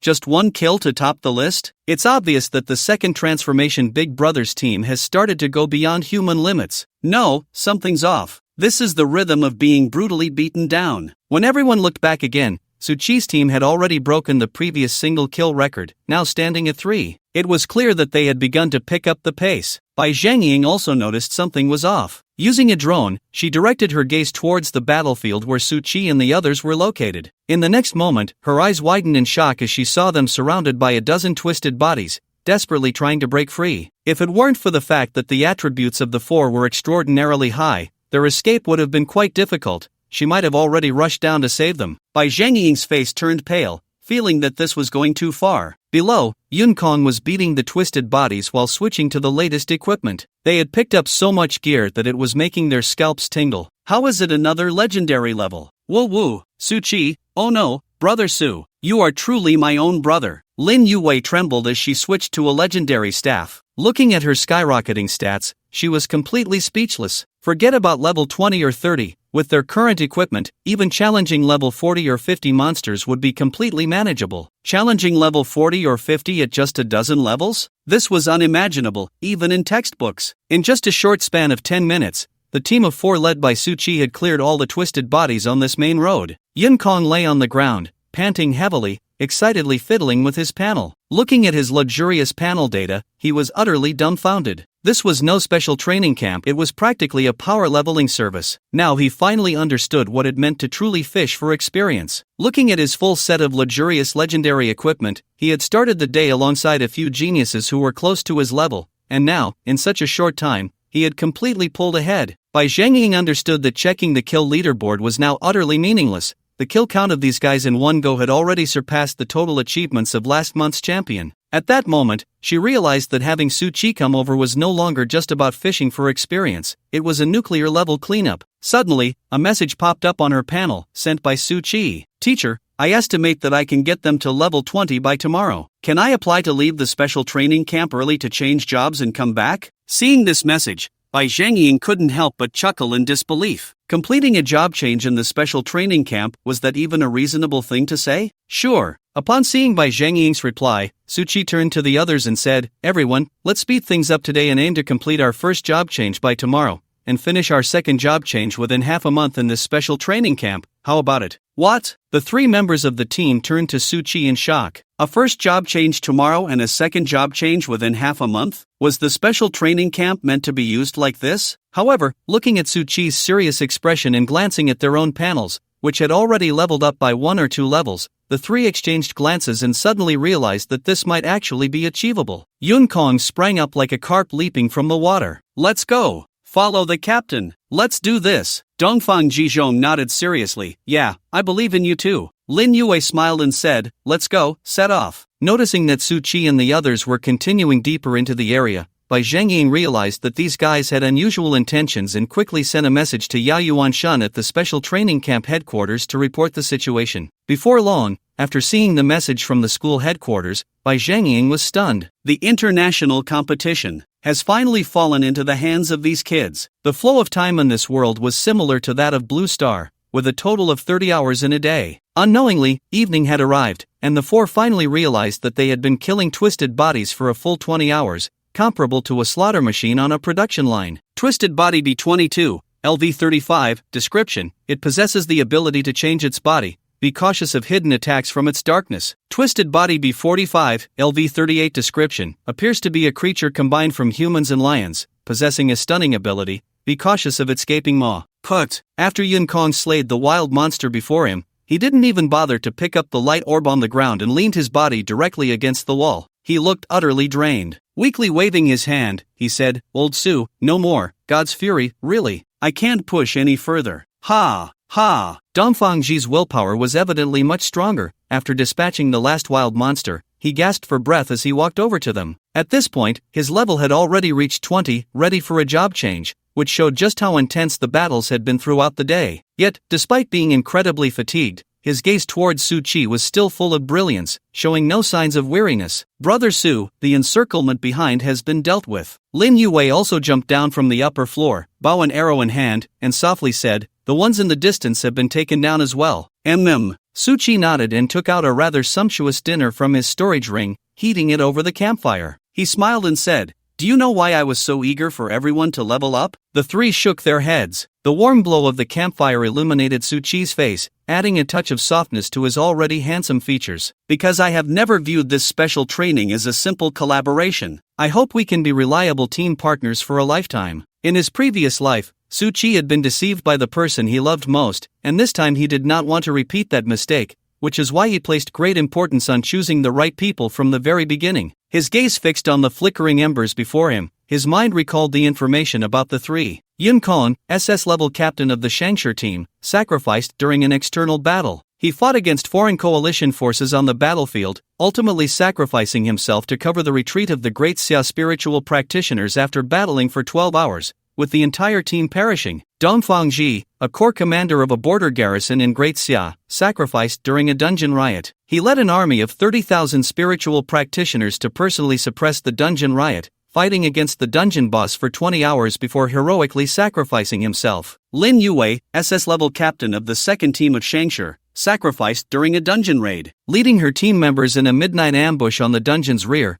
she killed several bosses before exhausting herself to death, tragically sacrificing herself. Without a doubt, all three were absolutely reliable human heroes. It was precisely because they knew each other that Su Qi, upon first meeting Lin Yue, casually and unhesitatingly admitted his identity, and agreed to her request to form a team without any prior understanding. Lin Yue tilted her head and smiled. "Do you trust us that much? You know, we haven't known each other for long." Yun Kong also looked at him nervously. After all, he didn't consider himself particularly outstanding in the special training camp, and he worried that Su Qi was just caught up in the moment when he said that. Su Qi smiled and said, "If I said it was intuition, would you believe me?" "I would." The usually silent Dongfang Ji nodded seriously. "My grandfather said that the world is reversing, and the stars are about to emerge. I think you are one of them." Su Qi nearly choked on a piece of bread. "How could you look so honest and still believe in such things? Let's not talk about that anymore. Everyone hurry up and eat, rest well, and strive to complete your job changes tomorrow." While eating, Suchi glanced at the class group chat on the panel, and without a doubt, it had been buzzing all day. Since their small team took the first place, that score had never dropped, and not only that,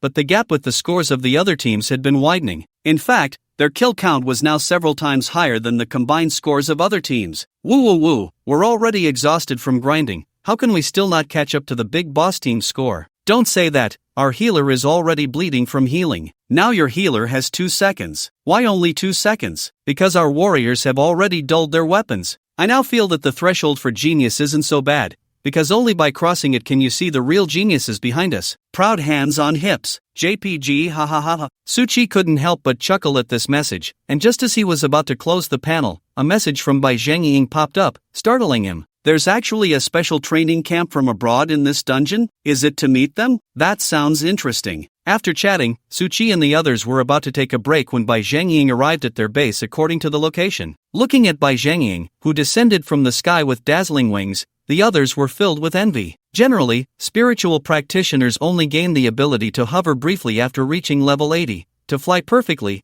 one still needs this innate flying skill. Suchi asked in confusion, Instructor Bai? Why are you here? Bai Zhengying smiled. Because there's a new directive from the school, I thought it would be better to come in person. The other three were puzzled. Bai Zhengying continued, according to the news from the National Security Bureau, a new city dungeon has opened in Tanghai City, with a level cap of 50. Many countries have also noticed this dungeon and plan to develop its resources. The Tanghai City dungeon will probably open in a week, and the school intends for you to participate in the resource competition. Yun Kong exclaimed, other countries also have twisted body dungeons? Bai Zhengying nodded, of course, just like the famous Zero Machinery City dungeon, this dungeon is also a global multi-channel dungeon, but the passage in this area has been designated as a special training camp by our school. Below level 50. Suchi nodded, understood, instructor, will strive to reach second transfer or above within this week. Bai Zhengying greatly appreciated Suchi's serious attitude, saying, by the way, it won't just be you four participating, you'll be mixed in with the senior students' teams, so remember to keep a low profile.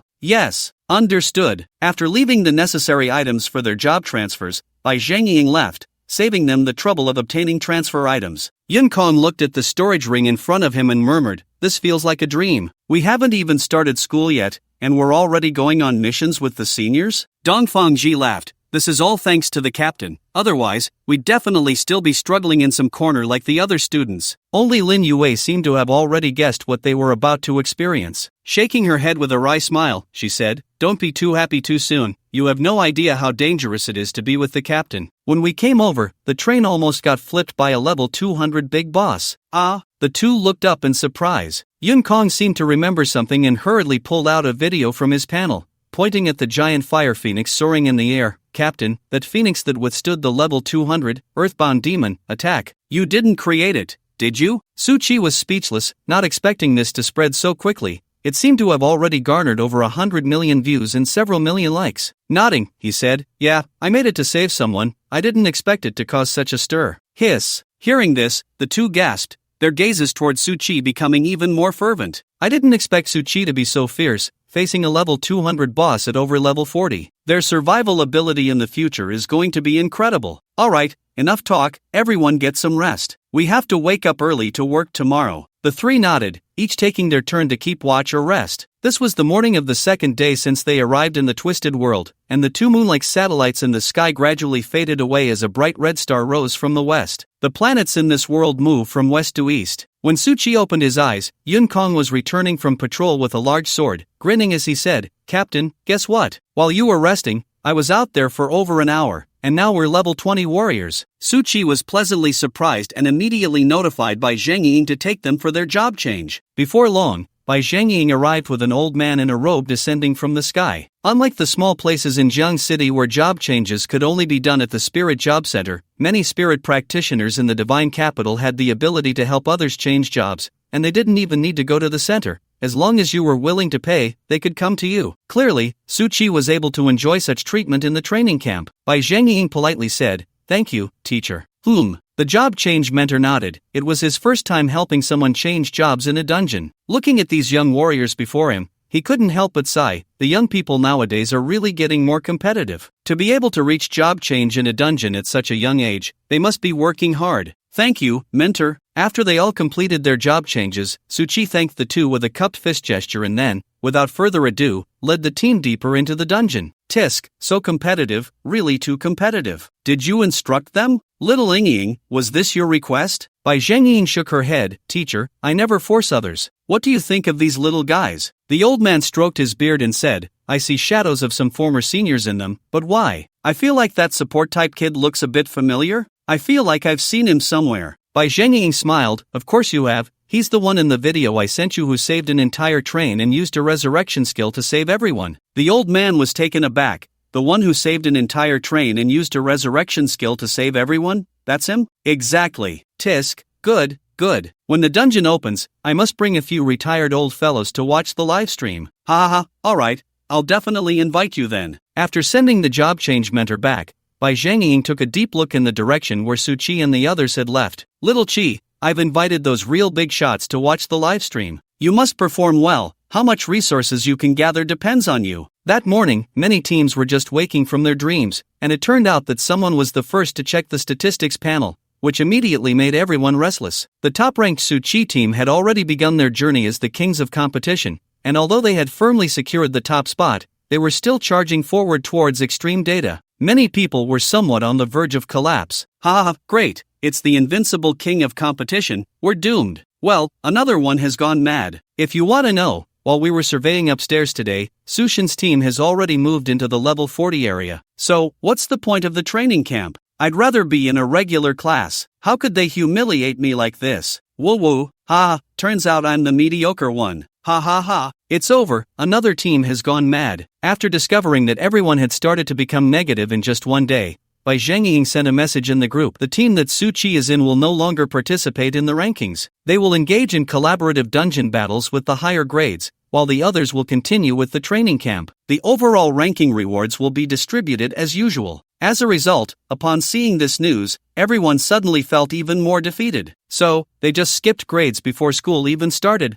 Is the life motto of those geniuses to completely disregard others? This was the 5th day that Su Chi and his team had delved into the Twisted Body Dungeon. After 5 days of relentless fighting, all the team members finally reached level 40. With the LV-60 Twisted Body boss collapsing before them, a burst of light appeared. LV-40 Mutated Helm, armor from the LV-40 Legendary Variant Set, health 20,000, defense 400. Extreme Mutation, passive, when the Legendary Variant Set is complete, base health asterisk 500%. Yun Kong picked up the item panel and nearly cried on the spot. They had finally gathered the Legendary Set. At this moment, under Su Chi's leadership, everyone had a full set of legendary gear. Lin Yue even had 3 different divine artifacts in her possession, a divine level bow, a divine level spear, and a divine level shield. Thanks to her unique fate of clever spirit, she could use any weapon and was now multi-talented within the team, ranged, charge, and defense. However, despite this, Lin Yue had no complaints at all. Instead, every time she fought beside Su Chi, she stood straight like a spirited young man right next to him. What captain? Su Chi was now her golden patron. As long as Su Chi said a word, she would chase dogs and never chase chickens, go east and never west. After all, her current worth was already more terrifying than her family's decades of accumulation. Just those 3 divine artifacts, if any one of them were thrown in her hometown city, would cause a huge sensation, not to mention Lin Yue now had all 3, plus a complete set of legendary gear. There were still 2 days until the Tanghai City dungeon opened. Su Chi glanced at the planetary map he had obtained a few days ago. The legendary central city was right in front of Tanghai City. This meant that when they went to the dungeon, they would have to pass through the central city or go around it to reach the area where Tanghai City was located. Su Chi pondered for a moment and said, since we have to pass through there anyway, why don't we make a trip to the central city first? Lin Yue immediately understood his meaning and said, Captain, you want to get that world's only divine level set, right? Su Chi nodded seriously. Yes, after all, it's the only set on the planet, definitely worth a lot. If we can have it used by a legendary figure from our great Xia, it would surely strengthen the country's combat power significantly. I agree, Dongfang Ji was the first to respond. I agree too. Yun Kong and Lin Yue also voted in favor at the same time. However, at that moment, an old laugh came from behind them. Having ambition is a good thing, but to do a good job, one must first sharpen their tools. You should at least change your class first. Everyone turned around to see Bai Zhengying with the class change teacher from last time appearing behind them. They already knew that this was the retired teacher from Shindu University, who had once been a retired legion commander of a certain army in Great Xia. "Greetings, old Chen." Su Qi was the first to speak. "Grandpa Chen," Dongfangji said respectfully. "Hello, Teacher Chen." The last two also greeted him respectfully. Good kids." The seal in old Chen's hand glowed, and the three of them immediately completed their class change. He scanned the few of them up and down, his expression quite surprised. "In just a few days, you've grown to this extent, and even your equipment has completely changed? TSK. You remind me of those 10 legends from the past." Seeing Su Qi's nervous expression, old Chen laughed heartily. There's nothing to be afraid of. I see in you a hope and destiny that I have never reached before. The expectations that my former teachers bestowed upon me, today I will pass them on to you. Do not be timid, have the courage to change the fate of the world. Learn from him, become him, and then surpass him. Thousands of twisted bodies, over 100,000 points. The other trainees in the special training camp looked at the almost terrifying numbers on the leaderboard. A few days ago, they might have felt fear, but as time passed and they got used to it, only admiration remained in their hearts. The teachers said that each session must have an exceptionally brilliant genius. Everyone now understood that there was no need to wait for the school year to find out who that star-like figure was. It was already beyond doubt. After a long silence, Su Qi's team began to surge upward in points again. At this point, everyone had lost any desire to challenge. They just wanted to witness this group of people create history. Central City, according to that magazine, should be the last fortress on this planet. But when Su Qi and the others entered, they realized they had underestimated this fortress.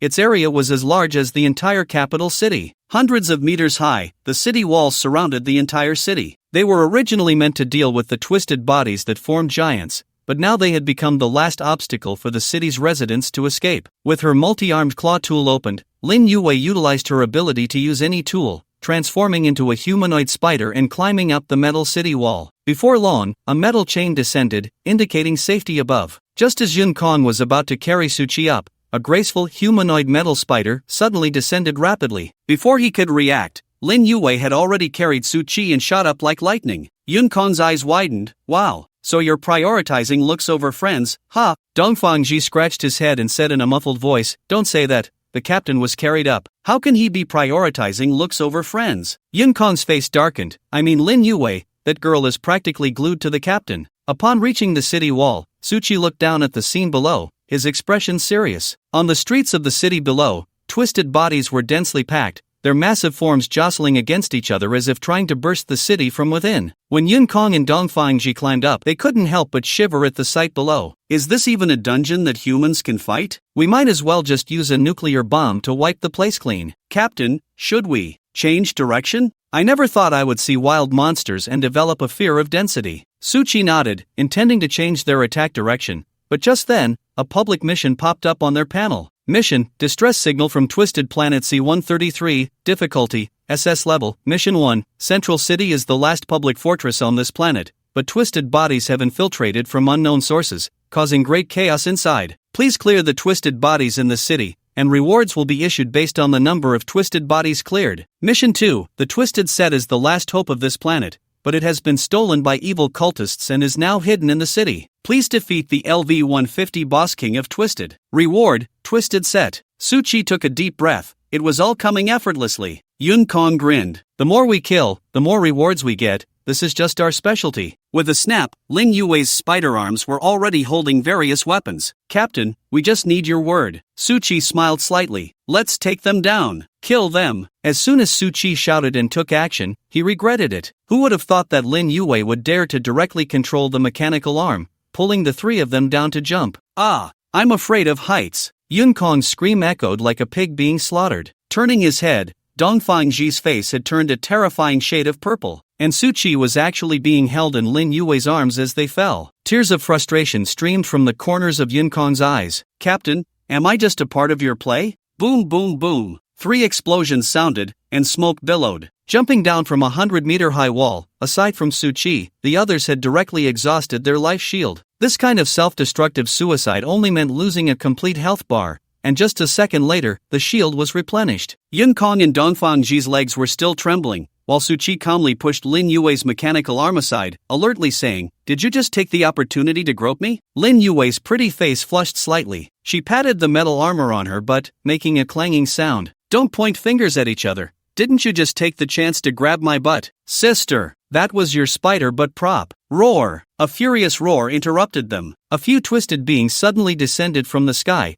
and the originally dazed twisted beings began to stir. Roar! After a few days of cooperation, everyone's reactions were quick. The legendary set on Yun Kong shone brightly, and with a horizontal slash of his big sword, he immediately swept away more than half of the twisted beings ahead. Awesome! They're all level 30 to 40 wild monsters, great for farming gear. Let's fight! Lin Yue put away her playful expression, took out several scrolls from her storage ring, and without a word, unleashed them. In the past few days, they had collected nearly 1,000 various types of scrolls, enough to rival the annual harvest of many teams, so now, throwing them out was without any hesitation. Under Su Qi's God's Wrath boost, they unleashed a full-screen true damage critical hit. A large number of twisted beings dropped dead on the spot. Boom boom boom. A clearing was made in front of the group, but soon a large number of twisted beings gathered again. Before they could take any further action, a deep, mournful dragon-like roar came from the back of the city. Woo! On the panel, the light representing the LV-150 boss, King of Twisted, lit up. Su Qi's expression brightened. Here comes the big guy. Yun Kong laughed. I thought we would have to go find it ourselves. I didn't expect it to be this simple. Dongfangji looked at the densely packed twisted beings in front of him and frowned. But without mastering flying skills, it's impossible for us to fight our way over in a day, and in this situation, there's no place to rest. Fight our way over in a day? Su Qi looked at the map. Suddenly, a thought struck him. It might not be completely impossible. Everyone, no need to worry, I have a way. As everyone looked at his bright smile, a hint of unease rose in their hearts. Just as Su Qi and the others were still exploring Central City, not far from this scene, a foreign expedition team was rushing over. This was an expedition team from the United States of America, and since they were in the area near the Great Xia to seize resources, they had brought an unusually large number of people, 20 in total. Ivda was the leader of this team. In the Federal Spirit Profession University, her strength wasn't the strongest, but among the level 50 spirit professionals, she was an absolute standout. Therefore, the school designated her to lead the team in resource acquisition. Ivda's fate was Flower Spirit. Under the influence of her fate, her outstanding appearance since childhood became even more exquisite as she grew up. With her stunning features and emerald green eyes, combined with the innate charm and allure of her destiny, no boy had ever been able to refuse her from childhood to adulthood. However, Yvna never deigned to use her destiny, for she had always believed only in her own strength. Her deputy captain, John, leaned closer to her again and said, Yvna, you know our family's power within the Federation. If you agree to marry me, I can guarantee that you will have no worries for the rest of your life. What do you think? After being harassed so many times, Yvna finally couldn't hold back and coldly replied, Sorry, senior, but I'm not interested in men right now. I actually prefer girls. John's face darkened completely. Before he could explode, a terrifying explosion suddenly erupted from the front of the central city. The group looked up at the tall city wall, only to see brilliant golden light spilling out wildly. Even from such a distance, they could feel the overwhelming power. Roar! With a resounding dragon's roar, a golden dragon soared into the sky, finally breaking through the clouds and transforming into a mysterious dragon pattern formation hovering above Central City. Yvna and Deputy Captain John exchanged a shocked glance before simultaneously ordering the team to head towards Central City. Inside Central City, countless twisted beings had been physically shocked to the point of being unable to approach. Divine Charm, Dragon Painting Description, Summon a Guardian Dragon. The giant dragon will exist for 5 hours, granting you and your teammates a temporary level cap increase of 30 levels each. During the dragon's existence, you are immune to all negative effects. Everyone looked down at themselves, their bodies shimmering as if coated in gold, sparkling with golden light, almost blinded by the brilliance. Yun Kong glanced at his current level 70 panel. Wow, Captain, how many amazing things do you have that we don't know about? Dongfangji was equally shocked. Super Saiyan? Su Qi laughed. So, what do you think? Isn't it impressive? Impressive, but I'm already itching to go, Captain. Lin Yue couldn't wait to see her abilities at level 70, and with her 10 sparkling golden spider arms, she charged out immediately. Average level 70. Tenfold critical hits plus true damage. Tens of billions of shields. This was Su Qi's greatest confidence in completing the task in 5 hours. Su Qi nodded, satisfied. Very good, I think we. Before he could finish his sentence, he vanished from his spot. By the time he realized it, he was already wrapped in Lin Yue's spider arms, rushing madly towards the distance. The four of them charged like a derailed train towards the boss Twisted King. On the city wall, Yvna and the others exerted tremendous effort and finally climbed up. Seeing the golden lightning charging forward below, a look of horror filled their faces. Yvna was lost in thought. That outfit, Are they students from the Great Xia? A nearby student adjusted his glasses. According to the data, it looks a bit like their special training camp uniforms. But how is that possible, huh? Yevna herself also felt it was impossible. After all, which special training camp would treat such wild monsters in this dungeon as a beginner dungeon? They should be powerful individuals from Great Xia passing by. Just not sure if these few will intercept us outside Tanghai City and take that item. Yes. She took the telescope prop handed to her by her assistant and looked towards Su Qi. Spirit peering mirror. Description: can peer into the information of spirit practitioners below LV 200. Current target: Su Qi, LV 77, Destiny. What the hell are you looking at, Yevna? Why does it even have insults? Below, Su Qi unconsciously shivered. Why do I feel like I'm being watched? Something's off. Thud. A loud slap sent the twisted figure beside him flying. Captain, look, there are several black dots on the left wall. Those are people. Su Qi squinted at them for a moment, noticing that they seemed to have no intention of moving. He said, ignore them, let's keep moving. Even if they attack from that direction, it will take them some time to arrive. Let's take down the boss first. Alright, the four continued on their journey. Su Qi sifted through the dense messages on his panel and finally found the message about being spied on. Fate reminder: you are being watched. Would you like to activate self-defense? Response failed, self-defense activated, look at your mother. Fate deterrence completed. Seeing Su Qi and the others continue forward below, Yafuna finally recovered from the shock she had just experienced, shivering involuntarily. She still couldn't forget the killing intent that emanated from Su Qi when he looked at her from afar, a deterrence that seemed to come from the depths of fate. An unintentional peep seemed to have etched that handsome Eastern face into her fate and soul. Yafuna's face turned pale as she said, retreat, retreat. John did not refute her order. After glancing warily at the four below, he led everyone to withdraw. Su Qi and the others were unaware that just moments ago, the golden dragon they had summoned had already been spotted by many members of the training camp and student expedition teams from other countries. After all, dragons are legendary creatures, and the dragon pattern array that assisted everyone was still hovering above the city. It was hard not to notice. On the forum of the Divine Core Space, many people uploaded the scene of the golden dragon soaring into the sky. Within just an hour, the post went viral globally. Many spiritual practitioners were seeing such legendary creatures for the first time, eager to zoom in and scrutinize every detail. To everyone's shock, they discovered that this thing was indeed real, just like the phoenix ascending from a while back. Many foreign spiritual practitioners were left defenseless.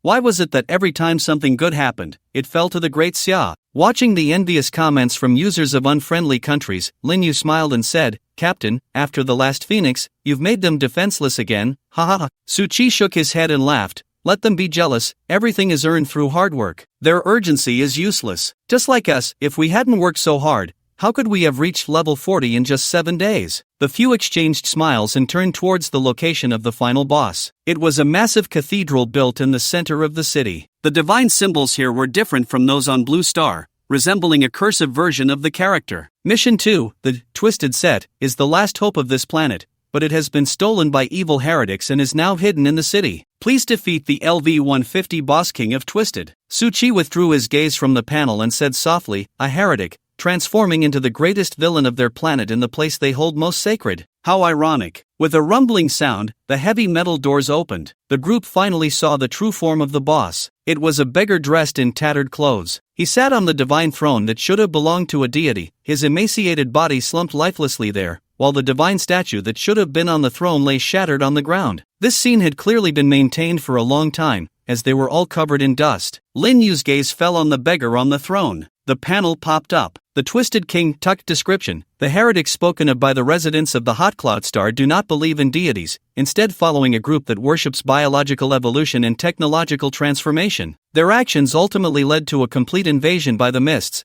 and the enraged deities refused to free them from their pollution, watching helplessly as this planet was turned into a hell on Earth. The Twisted King has 5 health bars, so please be cautious when challenging him. Yin Kong wondered, this guy clearly looks like he's been lying down for a long time, so who made that noise just now? Because the internal space was too large, Yun Kong's voice echoed throughout the church. Maybe there's a second boss? No worries, we can just take them down together, Su Qi said, stepping inside first. Inside the church, torches were lit one after another, and when they all ignited, the Twisted King, seated on his throne, slowly awakened. To think, there are still normal humans. Tuck's gaze was sharp and cold. He stood up slowly, staring at Su Qi. I sense an extremely annoying aura from you. You came for the Twisted Set, didn't you? Su Chi frowned. An annoying aura? Was this guy referring to the deities? Had he faced them directly? Yun Kong shouted, "What a waste of breath. We didn't come to save you, did we? Hurry up and come down to die." "Ha! A few little clerics, if I can't handle them, how could I not handle you?" After saying this, Tuck stepped forward, his muscles and skin rapidly swelling until he transformed into a twisted giant standing in the church. Seeing the data on the panel, Yun Kong exclaimed, "Wow, this guy's health bar is like that of a blood cow. Less talk, let's fight," Lin Yu said, revealing 10 spider arms behind her, darting left and right alongside Dongfang Ji. Tuck was clearly a rational boss. After a cold laugh, he swung his fist, as massive as a truck, towards the two. With a dull thud, Dongfang Ji was hammered into the ground, but the next moment, he burst out as if nothing had happened. Seeing the opponent unscathed, Tuck was quite puzzled. When he looked at these guys' data, his eyes widened in shock. "Wait, are you the boss or am I? How can someone have billions of health points? Are you sure you're not a reincarnated deity? In that case, take my skill. Twisted blood. Description: spray polluted blood within a designated area. Injured ninjas lose 1% of their health and shield per second, and healing effects are reduced by 50%. As an intelligent boss, Tuck had a good plan. But unfortunately, having been a villain his whole life, he encountered his greatest enemy in this lifetime. Su Chi was so moved he wanted to cry. The dark gaze he had held onto for so long was finally coming into play. "Old man, die. Take this, divine word * falsehood. Divine word * falsehood, release a formation with a diameter of 2 kilometers, lasting for 1 hour. All enemy skills within the range become random entertainment spells. Ally spells become tenfold overlapping casts. This skill cannot be stacked, cost 50 spirit points. Cooldown, 1 hour. As a level 150 boss, how powerful was the skill released by the Twisted King? The moment the skill was cast, heavy crimson clouds began to gather in the sky above the church and the central city outside. They nearly covered the entire city. This apocalyptic scene seemed to threaten to overturn heaven and earth completely. The trainees from the special training camp were still discussing who had created that golden dragon. No one expected that the sudden thick blood clouds would cover them on the spot, leaving everyone stunned and speechless. What on earth is happening in that city today? Is Ultraman fighting monsters? The commotion comes and goes in waves. In the live stream of the Divine Core Space, foreign netizens, who were previously wailing, suddenly shifted their tone and began to mock. "I thought it was something impressive. What golden dragon ascending? More like a little snake flying. Ha ha ha. It seems the strong ones from Daxia are being directly suppressed by the other side. The power difference is so vast, there's no saving them. Everyone, don't rush to leave. Let's see how Daxia's spiritual practitioners break through this defense. He he he." At that moment, inside the church, Su Chi watched calmly as the King of Twists unleashed his abilities. "Clerics, this is the power I obtained from your corrupted deity. The annihilation covering the entire city. Let's see how you hide." Boom! After the blood-red thunder, rainwater began to coalesce with a metallic taste. "What do we do, Captain? This skill is our natural enemy," Yun Kong shouted, and the three of them instinctively returned, firmly protecting Su Chi behind them. Su Chi felt a warmth in his heart. He truly hadn't misjudged them. "Don't worry, everyone, I've been waiting for this move." After Su Chi spoke, he slammed his staff down. Divine word * falsehood activated. In the sky, blood-red raindrops began to fall. Red thunder and lightning crackled intermittently. The world changed color, presenting a scene of apocalypse. "It's over, it's really over for Daxia's golden dragon." Just as the Divine Core Forum's livestream was filled with wails, a flash of colorful light suddenly appeared in the livestream. Various strange sounds echoed from the sky. Back in the day, Chen Daozi could win 37 million with just $20. Lu the broadcaster, won 5 million with 200,000. "No problem. I've never touched money. I'm not interested in it." Vini 50, let's see the strength. Just as everyone looked confused, the blood rain from above transformed into coins and gold falling down. The sound of clinking coins rang out, and with the paper bills drifting down, Lin Yue and the others could no longer hold back. It was truly a massive money shower. Ha ha ha, this was the legendary entertainment skill. Not for anything else, just to amuse everyone. In the live stream, the audience from Daxia broke down, not because of the foreigners' mockery, but after that skill completely failed, they couldn't even utter a word of ridicule. What truly broke them was that they could only watch the money shower skill, unable to reach out and grab any. Just watching and not being able to take, this is too hard to bear. Where's that loudmouthed American spiritual practitioner from earlier? Speak up, who's the one with the funny skill? Ha, they must be so furious they're breaking down. Unlike the cheerful barrage of comments, the atmosphere inside the church was somewhat awkward. Taker glared angrily at Suchi and the others, unleashing one skill after another, only for them all to turn into entertaining, comedic attacks. One moment he conjured peace doves like magic, the next he flung magical cherry blossoms at them. It was as if the battlefield had turned into a magician's feast. I'm not fighting anymore. What the hell? This is boring. I didn't expect you damn clerics to resort to such lowly tactics. Taker angrily sat back on his divine throne. His body began to shrink continuously until he returned to his original beggar-like, frail form. At this moment, everyone could see that he wasn't actually unattractive, it was just that he was excessively thin and haggard, making him look like a beggar. Through his sharp bone structure, one could vaguely discern his past handsome appearance. Suchi stepped forward and said, "We're not clerics, we're just ordinary humans." Taker coldly glanced at him and said, "You're talking nonsense. You carry the aura I despise the most, and you dare say you're not the lackeys of the deities. It truly was a matter of fate." Suchi pointed to the others and said, "But they don't have it on them. Have you ever thought that the reason I carry their aura is because our ancestors achieved what you once wanted to do but couldn't?" Tak's pupils suddenly constricted at these words. He looked up, staring intently at Suchi. "Impossible. I have reached the pinnacle of human power, yet I still cannot defeat them. How could your frail bodies possibly do it?" "Of course we can. Otherwise, do you think, with the gods' cruelty, how could they possibly grant their own power to humans?" Suchi thought, as a spell of divine concealment, silence of all things fell upon Tak. Tak trembled in shock, his beggar-like clothes swaying slightly. "That's right. It's them. It's the power that belongs solely to them. How did you achieve this?" Suchi sighed. "I can only say, great ambitions often come with sacrifices." Tak understood what Suchi meant. He lowered his head in silence. Suchi was fortunate because at least the humans in his world understood unity. But the tragedy of the hot cloud star was that Tak realized the threat of the gods, yet the common people regarded him as a heretic. In the end, the gods replicated the method Tak was most proud of to deal with himself, mutation, and then they spread it back to humanity, initiating a mutation that belonged to the hot cloud star. Tak ultimately failed to challenge the gods, only able to watch helplessly as the hot cloud star moved toward a twisted demise. "You are right, they are all cruel. They are, after all, living beings, but they were born with more extreme powers, which is why they fear the covetousness of lower races." "Ha!" Tak smiled bitterly. "Unfortunately, I was too radical, which led my people to incur their wrath." As he spoke, Tak looked at Suchi and said, "I can see your information. Your name is Suchi, right?" Suchi nodded. "Yes, hello, Tak. To have survived under their dark rule until now, you are fortunate," Tak said slowly as he rose. "My planet is gone, and I have nothing left to cherish. Now, let me give you my last two gifts." The four of them widened their eyes. They saw Tak reach behind and pull out his own heart. In terms of appearance, it would be more fitting to call it a power core rather than a heart. Tak smiled gently. "Take it, and you will know how to use the twisted set. For the sake of being human, carry the belief of our planet, and live on, please." As soon as he finished speaking, the world before Suchi and the others suddenly went dark. When their vision returned, they found themselves standing outside the city walls of Central City. A message popped up on the panel. "You have been expelled.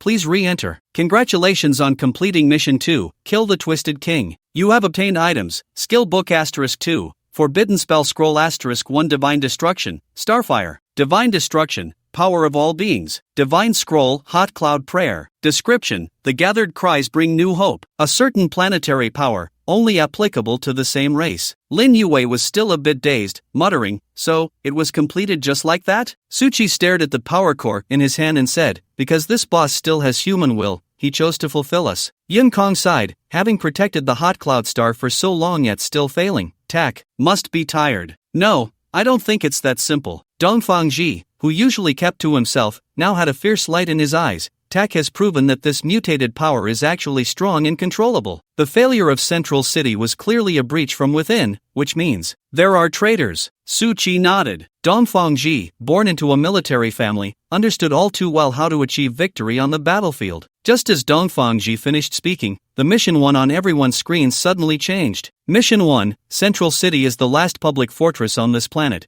but the twisted beings have infiltrated from an unknown source. Option 1, eliminate all twisted beings. Rewards will be issued based on the number of twisted beings eliminated. Option 2, contain the twisted beings using the twisted suit. It might be useful? So the keyword traitor triggered the containment. Suchi intended to turn and ask for everyone's opinions, but they all unanimously said, "Captain, you decide. We'll follow you no matter what." Suchi smiled knowingly and said, "Then let's contain them." Yu Tianqing was a third-year student at the Divine Capital Spiritual University. Just a few days ago, he received orders from his teacher to lead the second-year students and the trainees from the special training camp to the Twisted Beings instance to seize resources. Seeing that there were even complete novices from the special training camp in the team, Yu Tianqing didn't take the mission too seriously. However, today's sudden golden dragon ascending and heavenly generosity completely shattered their expectations. Watching the blood clouds gradually dissipate above Central City, Yu Tianqing said gravely, "It seems someone has already stirred things up in the instance." The vice captain from the second year asked, "Could it be an exploration team from another country?" "Unclear. Let's first pick up those 4 trainees from the special training camp and secure a favorable position outside Tanghai City." All right. In less than half a day, Su Qi and the others finally met up with the Great Xia exploration team outside Central City, and the group of 12 continued towards Tanghai City. Along the way, Yu Tianqing walked alongside Su Qi, remembering that Ya Yuanshan had specifically instructed him to protect Su Qi, and hurriedly said, "Sorry for making you wait so long in the core area. Everyone's unhurt, right?" "No," Su Qi shook his head. "Good, that's a relief." At this moment, the small golden figure effects on the 4 had already faded, but without actively activating the legendary suit and artifact suit effects, they were indistinguishable from ordinary special training camp students. Yu Tianqing and the vice captain glanced at the special training camp gear they wore and tentatively spoke, "You guys, we won't pull you into the battle team. After all, if it really comes to a fight, you might not be able to help. How about just observing and learning from the side? Hey, our combat power." "Alright, thank you, senior." Yun Kong was about to speak but was interrupted by Su Qi, so he had to retract his head in disappointment. Su Qi's caution was not misplaced. The senior team leader said this out of concern for their safety, indicating that Ming Beiying had not shared their true situation with them. On the other hand, it also meant that seizing the opportunity in Tanghai City would rely more on their adaptability,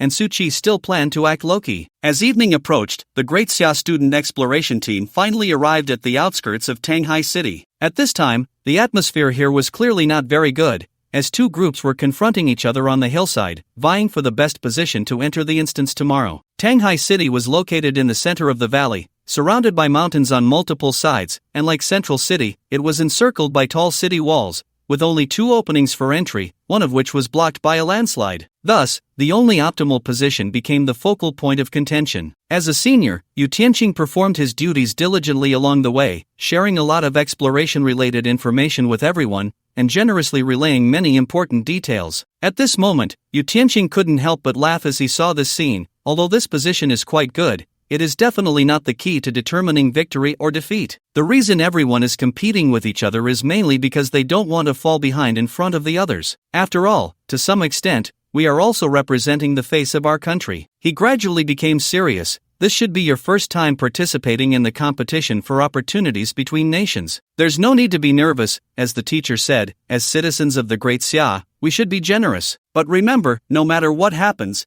don't be timid. Don't forget, we have a powerful motherland backing us. Everyone nodded earnestly. On the mountainside, the moment the Great Xia expedition team appeared, the small country expedition teams that had been arguing suddenly fell silent. The bright red worn by the Great Xia students was so eye-catching at this moment. Among them, one wave of teams was mainly centered around the American Federal Expedition Team, while the other wave consisted of some smaller countries that had good relations with Great Xia. They were also confronting these major expedition teams, resembling the current international situation. Seeing the Great Xia expedition team appear, the members of the small country expedition teams looked delighted, their backs straightening instantly. "Hey, the big brother has arrived." As Yu Tianqing and his team approached, the 2 groups automatically parted. Yu Tianqing stepped forward, cupping his hands in a smile towards everyone. "Everyone, I am Yu Tianqing, the leader of this Great Xia expedition team. Although this instance is located on the Great Xia side, we will always adhere to international conventions and share opportunities openly with the world." As he spoke, his gaze flicked towards Ivna. The implication was obvious. The American Federal had previously monopolized instances and even shared them only with allies multiple times. Such selfish behavior had drawn widespread resentment internationally. Ivna snorted lightly upon seeing this. Yu Tianqing continued, "According to the rules, once we enter the city, we will rely on our own abilities, not using area poison gas, nor using group formations to encircle each other. On behalf of Great Xia,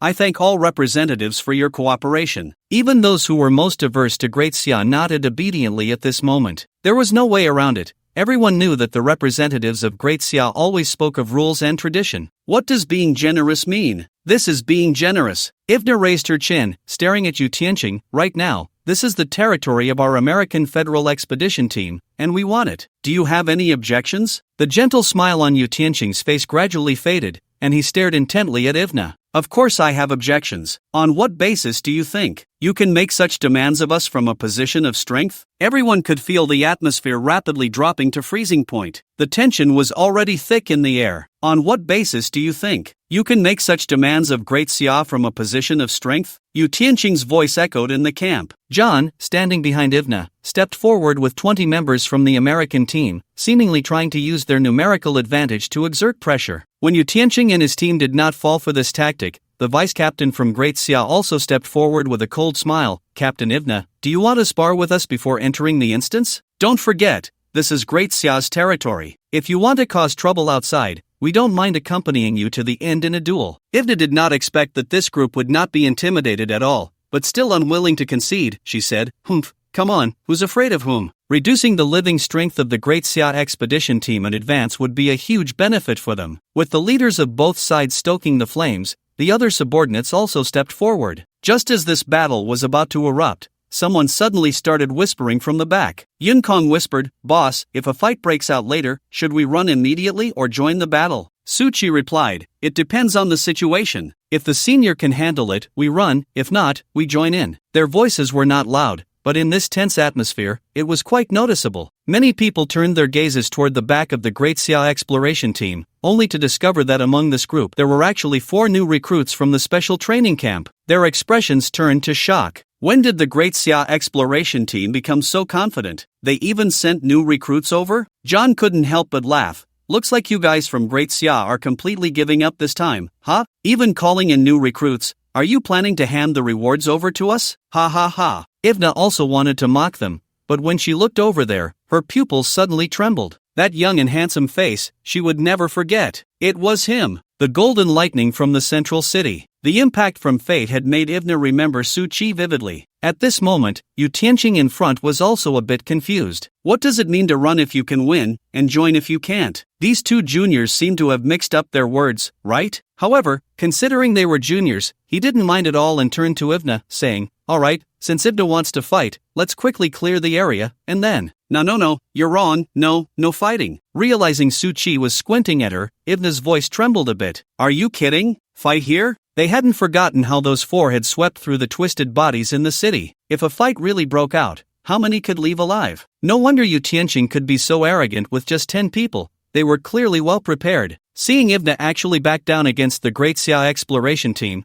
John felt a bit dissatisfied, but after Ivna shot him a glare, she waved her hand and said, "Everyone, listen to me. As the team leader, I order you to retreat immediately. Anyone who disobeys will be kicked out of the scene." The sudden change left everyone a bit stunned. Just a moment ago, everything was fine, so why back down now? However, since Ivna issued the order as the team leader, everyone had no choice but to comply and retreated, leaving the area to the Great Xia exploration team. Yu Tianqing was also surprised by Ivna's change. After the group left, he scratched his head and said, "Strange, this woman wasn't like this during our previous encounters." "Whatever, just be more cautious tomorrow when we go in." In fact, Su Qi didn't recognize who this Ivna was either. After all, when they were on the city wall, they only saw a few small black dots. The expression he had was mainly to see if this person could correspond to someone from his past life, but he found it didn't match. It seemed she should be some minor character, not worth paying too much attention to. Back in the tent, Ivna's back was completely soaked. John shouted angrily, "I don't understand. 20 against 10, the advantage is mine. Why did you retreat?" Ivna was tired of this fool and took a deep breath, saying,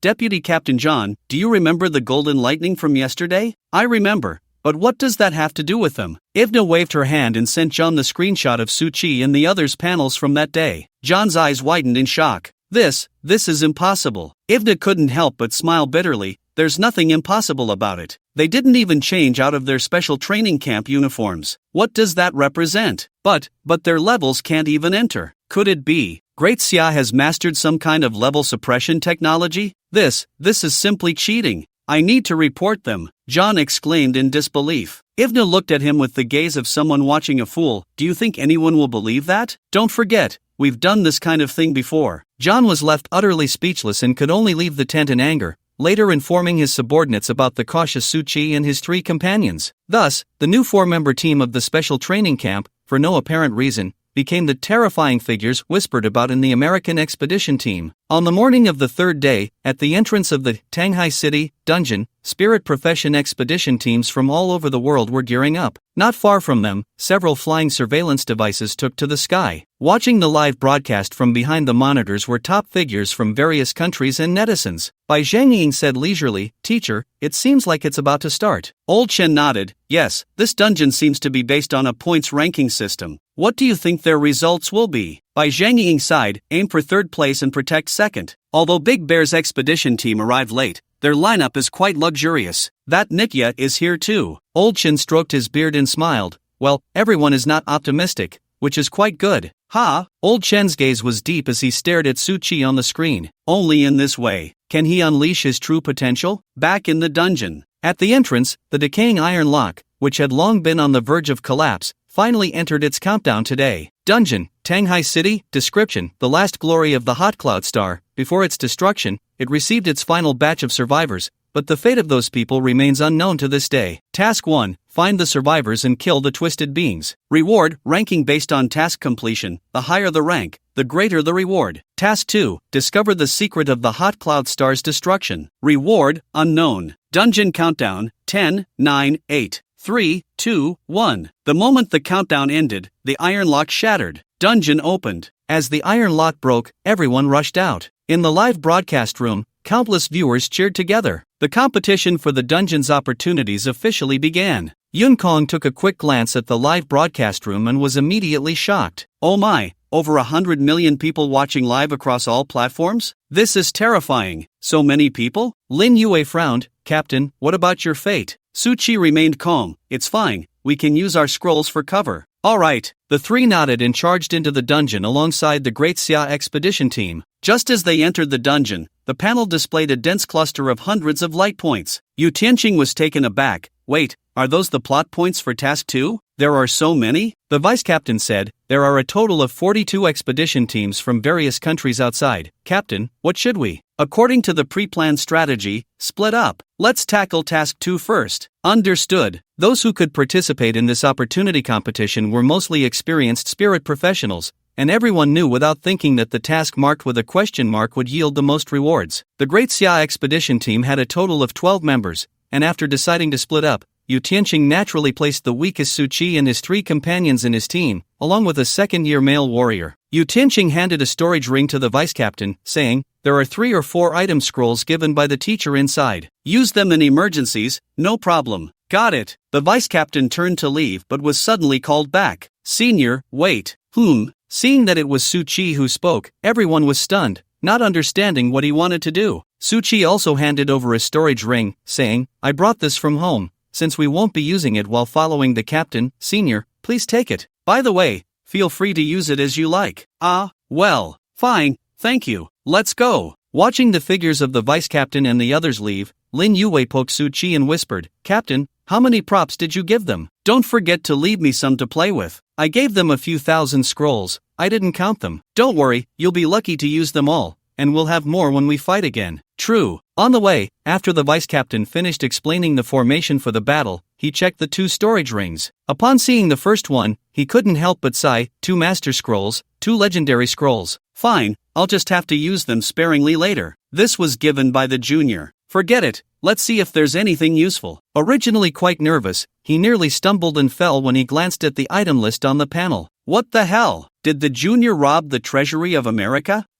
Vice captain, what's wrong? Everyone looked at him in confusion. The next moment, the vice captain's face turned red. Make sure to hit them hard later. When have we ever fought such a rich battle? I want them to know in the dungeon what the fear of insufficient firepower feels like. Roar! various twisted creatures roared throughout the city. It had been 2 hours since the Tanghai City dungeon opened, and the surrounding storyline scenes had basically been taken down by various countries' adventure teams. The wild monster level distribution in the Tanghai City dungeon ranged from level 40 to 80, with a huge span. The deeper you went, the higher the monster levels. So after occupying the outskirts, everyone's speed slowed down. Anyway, since he didn't need to take action, Yun Kong started watching the livestream. It was a good thing he looked. As soon as he did, he couldn't help but curse. Damn! America really has no sense of martial ethics. They have double our numbers and have already taken down 6 storyline points? Suchi asked curiously, what about the second place? The Bear Country, their leader seems to be quite popular. They've taken down 5, just behind America. Suchi nodded. Daxia had only taken down 3, so it seemed they really needed to pick up the pace. It wouldn't be good for Yu Tianqing to think they were just dragging their feet. Suchi said to Yu Tianqing, Senior, we want to apply to take action and give it a try. This, fine. Yu Tianqing nodded, but if you feel like you can't handle it, don't push yourself. They had just started, and America had already pulled ahead by nearly double the progress. Yu Tianqing was actually a bit anxious. It was a good thing for Suchi and the others to grow up quickly. Another storyline point appeared ahead, and dozens of twisted creatures refreshed simultaneously. Finally, they could take action. Yun Kong and Dongfang Ji charged to the front. Yu Tianqing was originally quite nervous watching this scene, but the next moment, Yun Kong and Dongfang Ji each struck with a knife and an axe, and the twisted creatures before them instantly collapsed. Ha! They just died? Faster than us? Yu Tianqing and his classmates were stunned. Is this a new student? No way. Could it be that the wild monsters are in a bad state? Boom! Behind them, Lin Yuwei tore open several scrolls, summoning thunder, meteors, and hail to crash down. The twisted creatures at this storyline point had only roared a couple of times, still not reacting, before they were all turned into experience orbs and killed. The entire process took less than 3 minutes. Yu Tianqing and his classmates looked at each other in shock. You call this a new student? By now, if Yu Tianqing still couldn't guess the teacher's intention in sending Su Qi and the others over, then he really didn't need to be in this line of work. What new students? These juniors were clearly here to be the trump card. He walked over with a somewhat awkward smile and said, Sorry, Junior, I kept thinking of you all as freshmen back then, so. Su Qi waved his hand and smiled. It's fine, Senior. We understand your intentions. We were just hoping to make it into the top 2. But it seems the situation has changed this time. The strength of the exploration teams from various countries has exceeded expectations. No problem, let's work hard together and aim for first place. Seeing that Su Qi didn't seem to mind, Yu Tianqing also breathed a sigh of relief. So, shall we invite you to join our team? Sure. When the 4 joined the team, Yu Tianqing was completely speechless, not knowing how many times today he had been surprised by them. All of them were above level 40. Su Qi was even at level 49, incredibly close to level 50. No wonder the teacher could send them over. It wouldn't be a problem to say they were students of the same level. Just as they were about to set off again, angry shouts came from behind. Damn it,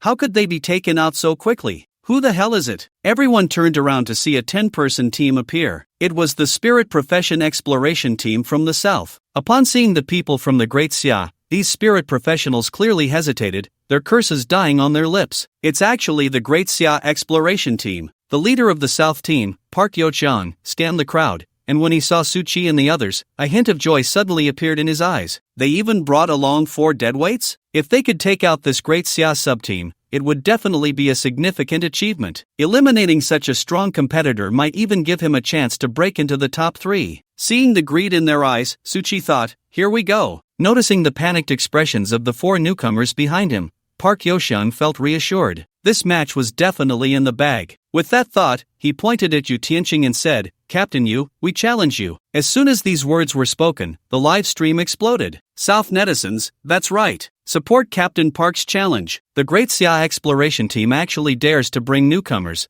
Let's make them eliminated early. Netizen 2, ha ha ha, let the Great Xia feel the pressure. This time, we must make them suffer. Show our cosmic power. Great Xia netizens, oh no, Captain Yu, hurry and lead everyone to retreat. Great Xia netizens, here they go again, taking advantage of the situation. How shameless. Ha ha ha, the Great Xia people are panicking. Many netizens from other countries also joined in the excitement. Compared to the enthusiastic comments, the atmosphere on site suddenly became heavy. Yu Tianqing glanced at Su Qi, and seeing him nod slightly, he immediately had his answer. Alright, Captain Park, we accept your challenge, but since it's a battle, the loser should bear some consequences. Park Yo-chiang had been waiting for this line, saying, how about using the storyline points we've already obtained, Captain Yu? Hee, that works. As soon as Yu Tianqing finished speaking, both sides simultaneously took up their battle formations. The brilliance of various summoned weapons illuminated the entire area. This time, the South team clearly came prepared. The various sets of gear on their team members were quite dazzling. In comparison, the 4 newcomers from Suchi looked rather ordinary in their dull gray equipment. Ha, as expected, for deadweight rookies. Yu Tianqing, it seems your great Xia is going to be eliminated early and embarrass itself in public. Ha, damn those guys. In front of the live stream panel, countless great Xia netizens couldn't help but clench their fists, but Suchi narrowed his eyes. How dare they curse the great Xia in front of us? They must be eliminated in the most humiliating way. Yu Wei. Suchi tilted his chin towards that group. It's up to you, make it quick. Lin Yue smiled brightly. Alright, go! Loyalty. As the captain's voices fell, the team members charged out simultaneously. Yu Tianqing, as the captain, naturally charged to the front, but he didn't expect that halfway through, a dazzling golden spider figure suddenly swept past him. At this moment, Lin Yue showed no restraint in her, clad in a legendary set and equipped with the divine artifact, Divine Prison Spider Arm, each spider arm grasping various weapons. She shot into the South Bang team like a shining little golden man, rocketing in like a rocket. It was as if she had entered a no man's land. What's going on? What is that thing? My master level weapon. She took it away. The captain flew out. Bang bang bang. Accompanied by the lightning-fast swings of the spider arms, people flew away, weapons shattered. The team structure was instantly obliterated. The moment Lin Yue charged in, Park Yochang felt as if he had been hit head-on by a speeding train, and then he was lifted off the ground. When he finally caught his breath from the pain, he was horrified to find that his health had dropped to less than 1/5.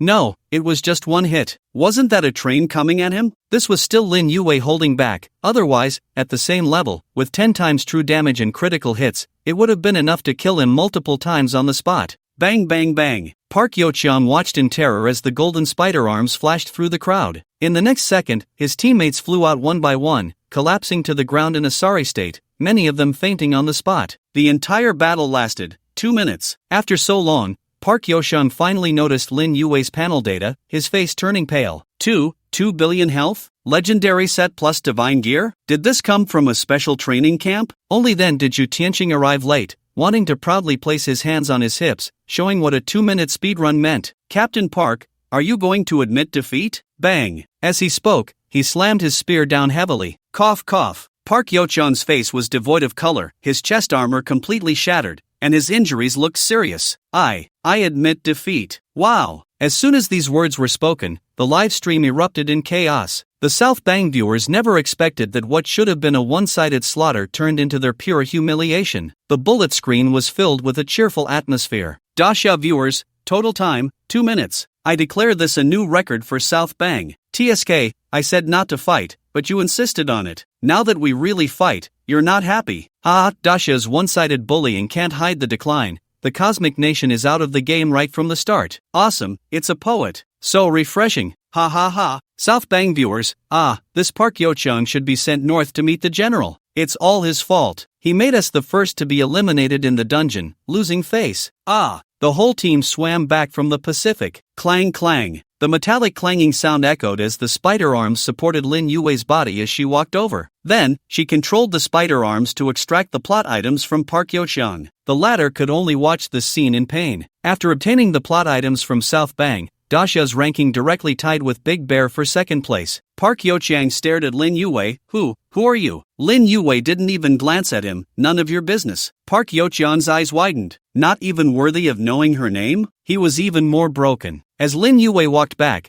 she removed her stylish golden mask, and no one expected that beneath the mask was a delicate and cute face. Too cool. Wow. Strong and beautiful, definitely a rising goddess. Woo woo woo, mom, I think I'm in love. Countless viewers were captivated by Lin Yue's graceful and stunning appearance, each one starting to investigate her identity. Before the netizens could take action, the next scene shocked them. Lin Yue had just walked back when, in a flash, she playfully hugged Suchi's arm. Captain, I did what you asked. Can I choose the next artifact? Suchi pinched her soft cheek, his face darkening. Don't even think about it. Your entire outfit is worth more than Yunzi and Aji's entire fortune. If this continues, aren't you afraid of the wealth gap in our team? The two protested together. Exactly. Woo woo woo, Captain, you're such a good person. The netizens were left in shock. No one expected that the goddess they had just encountered was actually someone else's devoted admirer, treated so dismissively. Goddess, no. What do you want? I'll get it for you. Upstairs, can't you see the goddess is decked out in legendary gear and artifacts? What are you thinking? Damn. Sorry to interrupt. What? Nanbang challenged Daxia on their own and got crushed in 2 minutes? Ivda's beautiful eyes widened slightly, unable to believe what she was hearing. How can they be so weak? Even 10 pigs could last them 10 minutes. A teammate nodded. That's right, the battle ended in 2 minutes. Daxia rose to second place because they got Nanbang's storyline artifact. Ivna's face turned serious. 2 minutes to end the battle. This intensity. It must be golden lightning that made the move. Captain, what should we do next? Hearing her teammates' questions, Ivna felt a bit irritated. What else can we do? Just keep hiding. We need to gather more scene artifacts and absolutely cannot engage them. John, who was nearby, immediately became defiant. Ivna, how is this any different from bowing to Daxia? Where do you want us to put the face of the American Federation? I've decided, I'm starting a democratic vote within the team, impeaching you as captain. Ivna sneered. Go ahead, John, try it. I want to see how many people will believe you. As she spoke, her gaze swept over everyone, and the more she looked, the more shocked she became. One by one, the group instinctively turned their heads, clearly swayed by John's words, their thoughts no longer with Ivna. John smiled triumphantly. See, Ivna? Everyone is fed up with your foolish leadership. You're still too young. Your fear of Daxia is truly ignorant. So what if Nanbang was defeated in 2 minutes? With the artifacts we brought, we can make them surrender in a minute. John, you. Ivna was left speechless. The internal vote began, and John undoubtedly became the new captain. Ivna thought he might have some clever plan, but the first thing this guy did as captain was to gather the other allied expedition teams scattered throughout Tanghai City. Using the excuse of Daxia resolving Nanbang in 2 minutes, he wildly exaggerated the security threat posed by the Daxia expedition team to everyone, then incited everyone to gather. Many teams echoed their call, including the Australian expedition team, the Canadian expedition team, and the Indian expedition team. Out of over 40 teams, 10 responded to their summons. At this moment, the Little Days expedition team, which had been keeping an eye on Daxia's movements, immediately shared the whereabouts of Yu Tianqing and his group with John. So foolish, they dare to split up. I, John, captain of the American expedition team, demand that you immediately head to the church to surround Yu Tianqing. They will ultimately pay the price for their bullying of Nanbang's hegemony. Yes. 11 teams gathered from all directions on the map, converging towards the location of Yu Tianqing and his companions. This scene appeared extremely conspicuous under the aerial view of the live broadcast. It was a hunt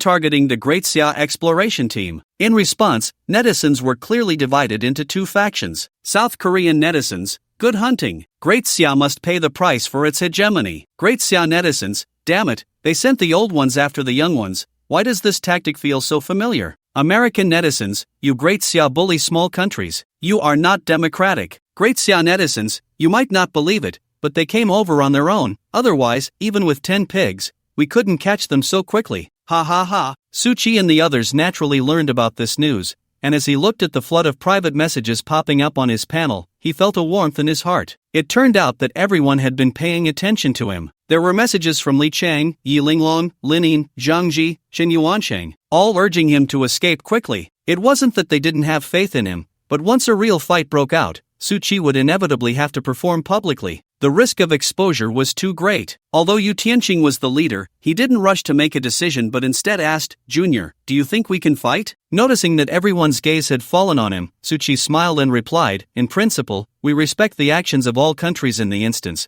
but the premise is that they must respect the rules of international spiritual law. Since they have taken the lead in violating the rules and started this factional nonsense, then we have the necessity to remind them who the real principle is. In a word, fight. This time, in the competition for the instance, we must eliminate all these rule breakers. Good. Everyone listened, their blood boiling. Suchi pointed towards the scene of Chishui town and said coldly, now, we enter the city, hide and seek, it begins. They actually didn't escape? Ha ha ha, good. John looked at the messages on the panel and ordered, notify the live media to hide the positions of all exploration teams. We must not give the Great Xia people any chance to send warnings. Yes. As this hunt against the Great Xia exploration team fermented online, more and more people began to notice the situation. As the number of viewers soared towards 1 billion, international media certainly didn't want it to end so quickly. So soon, netizens discovered they could no longer see the positions of the various battle teams. Instead, close-up shots of the teams replaced them. Now, even if Great Xia netizens wanted to help, they were powerless. Captain John, 3 exploration teams have already arrived at Shishui Town. Good. John, seeing his high popularity online, couldn't stop smiling. If he could take down the Great Xia exploration team in this instance, he would surely gain more importance in his family. The future looked bright. John said, notify them to wait until everyone is gathered before setting off together to encircle Great Xia exploration team. Your chance for this opportunity ends here. Ha ha ha. Half an hour later, a total of 185 members from the 11 exploration teams gathered at the entrance of Shishui Town. John stood on the rooftop, waving vigorously. Everyone, set off, close the door, and beat the dog. Yes, the exploration teams spread out like a large net, moving towards Shishui Town in a grand manner. At this moment, on the other side of Shishui Town, while netizens and media were unaware, the Bear exploration team led by Nitya had already assembled 5 teams, with over 80 people stationed at the side of Shishui Town. Dressed in a snow-white combat uniform, Nitya put down her binoculars. Her delicate face was filled with indifference. Has Yu Tianqing responded? Captain, one of the team members named Su Qi replied, saying we don't need to help. He also said. What did he say? The team member forced a smile and said, he said this time it's not 180 people against 6, but 6 people defending the rules. If we bring people down, that would violate the rules. Nitya was slightly taken aback, her thin lips curling into a smile. Interesting. Defending the rules requires strength. I want to see how hard their fists are. In a certain house in the center of Shishui Town, 2 strange voices echoed, and Yu Tianqing and his companion were left red-faced, taking a long time to regain their composure. Looking at the content on the panel, the 2 were stunned. You have received healing from Su Qi Divine Healing Technique. Current bonus, restores 100% of total health per second. Any excess healing will convert into a shield that lasts. Still duration, 12 hours. He had guessed that Su Qi would be quite powerful, but he didn't expect it to be this exaggerated. Yun Kong waved his hand. Senior, don't rush, there's more. Ha, more? A few minutes later, Yu Tianqing felt exhilarated, thinking he could go out and kill them 7 times over. Junior, tell me, what's our plan? I can't wait to blow them up. Su Qi then saw that all the team positions in the live broadcast room had been closed, so he smiled and said, 2 seniors, we need to act separately. Yue will be responsible for taking me to pretend to escape, while the 4 of you will focus on taking them down one by one. Remember, don't act too ferociously, and take out the weak ones first to prevent anyone from escaping early. Okay. Seeing Yu Tianqing lift his leg to leave, Su Qi hurriedly said, Senior, wait, you haven't received your equipment yet. Ha? Yu Tianqing was momentarily stunned. Are your supports also responsible for distributing equipment? Su Qi handed over a storage ring. There are thousands of scrolls inside, 2 sets of fairly average legendary gear, plus 2 artifacts that are nothing special except for having a bit higher output. You can make do with them for now. Yu Tianqing was left speechless. What niche lines? What does except for having a bit of output, nothing special mean? And thousands of scrolls? Is this a wholesale market? Su Qi, you are way too extravagant. The senior, who had been silent for a long time, said, Su Qi, are you still looking for a partner? My sister is quite good looking. Lin Yue's beautiful eyes widened in shock. This senior, your thoughts are very dangerous. Enough of that, senior. I'm taking Su Qi and leaving. After saying that, she quickly activated her spider arms, grabbing Su Qi and running towards the town, leaving everyone else in the room in disarray. Meanwhile, in various locations of Shishui Town,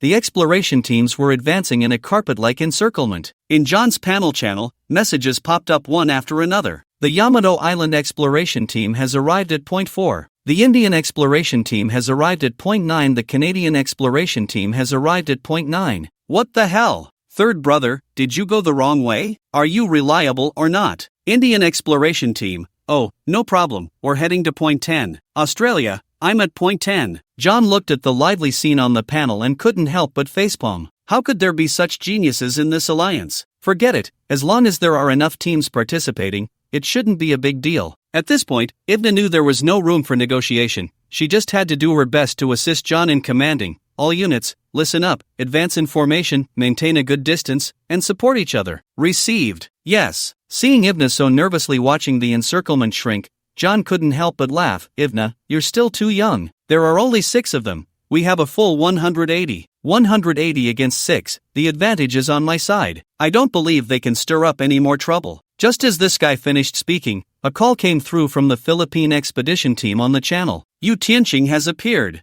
They're coming to kill us. Don't worry, Mr. John, we have 15 people. They only have 4, this way by. The content on the panel abruptly stopped mid-sentence. John was stunned. Can messages be sent like this? Boom! An explosion sounded from the other end of the town. Ibna's expression changed. Oh no, they might be in serious danger. Quick, call for nearby support. Although John was reluctant, he ordered the nearby Turkish expedition team to provide assistance. Just as one wave settled, another rose. The third brother and the Australian team messaged, "We saw 2 Dacia people trying to break through here, but they've run away now. They've split up again, ha." John squinted. Big circle cut into 2 small circles, surround them. Yes. A few minutes later, in a school, the entire Philippine expedition team had lost their combat capability and had been completely looted, lying heavily injured on the playground. Their leader's face was swollen like a pig's head, lying there in shorts, looking aggrieved. Whoa, Captain John, we couldn't intercept them, they were just too brutal. Captain John, you must avenge me. The Philippine expedition team withdrew from the instance. This scene made the Philippine viewers in the live stream curse loudly. With this level,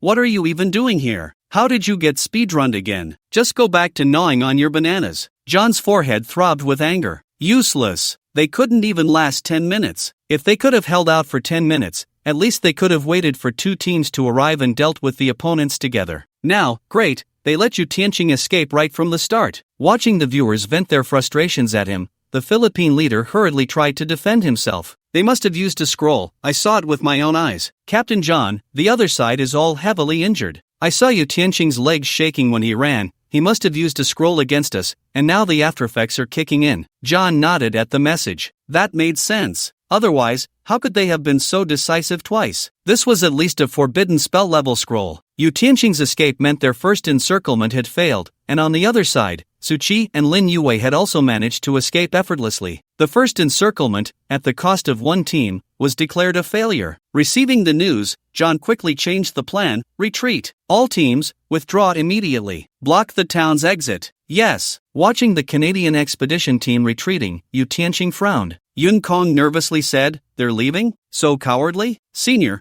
what if they're going to encircle old Su and the others first?" Yu Tianqing also thought of this possibility. After all, from the opponent's perspective, it was clear that he was the main force here. No, Su Qi must not be exposed to danger. So he raised the artifact and said, "Follow my orders, counterattack, draw them back." Okay. The leader of the Canadian expedition team was humming a tune as he walked back. They were just here to pass the time, so they had been slow to respond when they came to assist. Just listening to a few words from those old men, running here and there, was enough. Ridiculous, they were only getting paid a little. Why risk their lives? Everyone, the old rule, when you see Dacia people coming, immediately shout for support and that they're heavily injured. Quickly draw the other teams over. Let them think about coming to steal kills, and we can reduce our losses as much as possible. The team members all laughed. Captain, you're so smart. The Canadian leader smiled proudly. Just kidding, I study the spring and autumn annals. What do they call it in the ancient texts of the Great Xia? Oh right, driving away wolves and swallowing tigers, that's it. Ha ha ha. A mocking laughter came from behind. The crowd hurriedly gathered,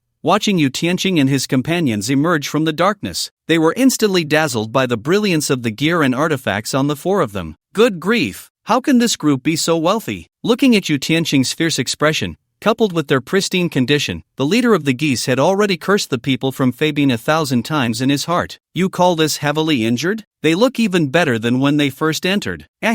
Captain Yu, long time no see. Well, let's talk it out. Boom! Yu Tianqing was too lazy to chat, tossing a scroll backhandedly. You should keep it for talking to those guys outside. The geese leader was instantly furious. Alright, you want to fight? Ha! I'll show you our strength. Show your props. As expected from a country with some foundation, the geese's expedition team also pulled out numerous scrolls, the skills from their various equipment shining brightly. If he had encountered the previous Yu Tianqing, there might have been some hope. But unfortunately, there are no ifs. After meeting with Su Qi, Yu Tianqing, in his own words, had undergone a complete transformation. Better gear? The artifact violently slashed down, true damage plus critical hits, breaking through all methods with sheer force. Better scrolls? 1,000 against 10, overwhelming numbers, making a fool of themselves. Boom! Boom! Explosions rang out one after another. A few minutes later, the geese expedition team was out. John had been looking at the map 1 second, and the next, messages popped up on his panel in quick succession. There was no time for him to react. This is impossible. Buzz. Thick smoke obscured the live broadcast equipment,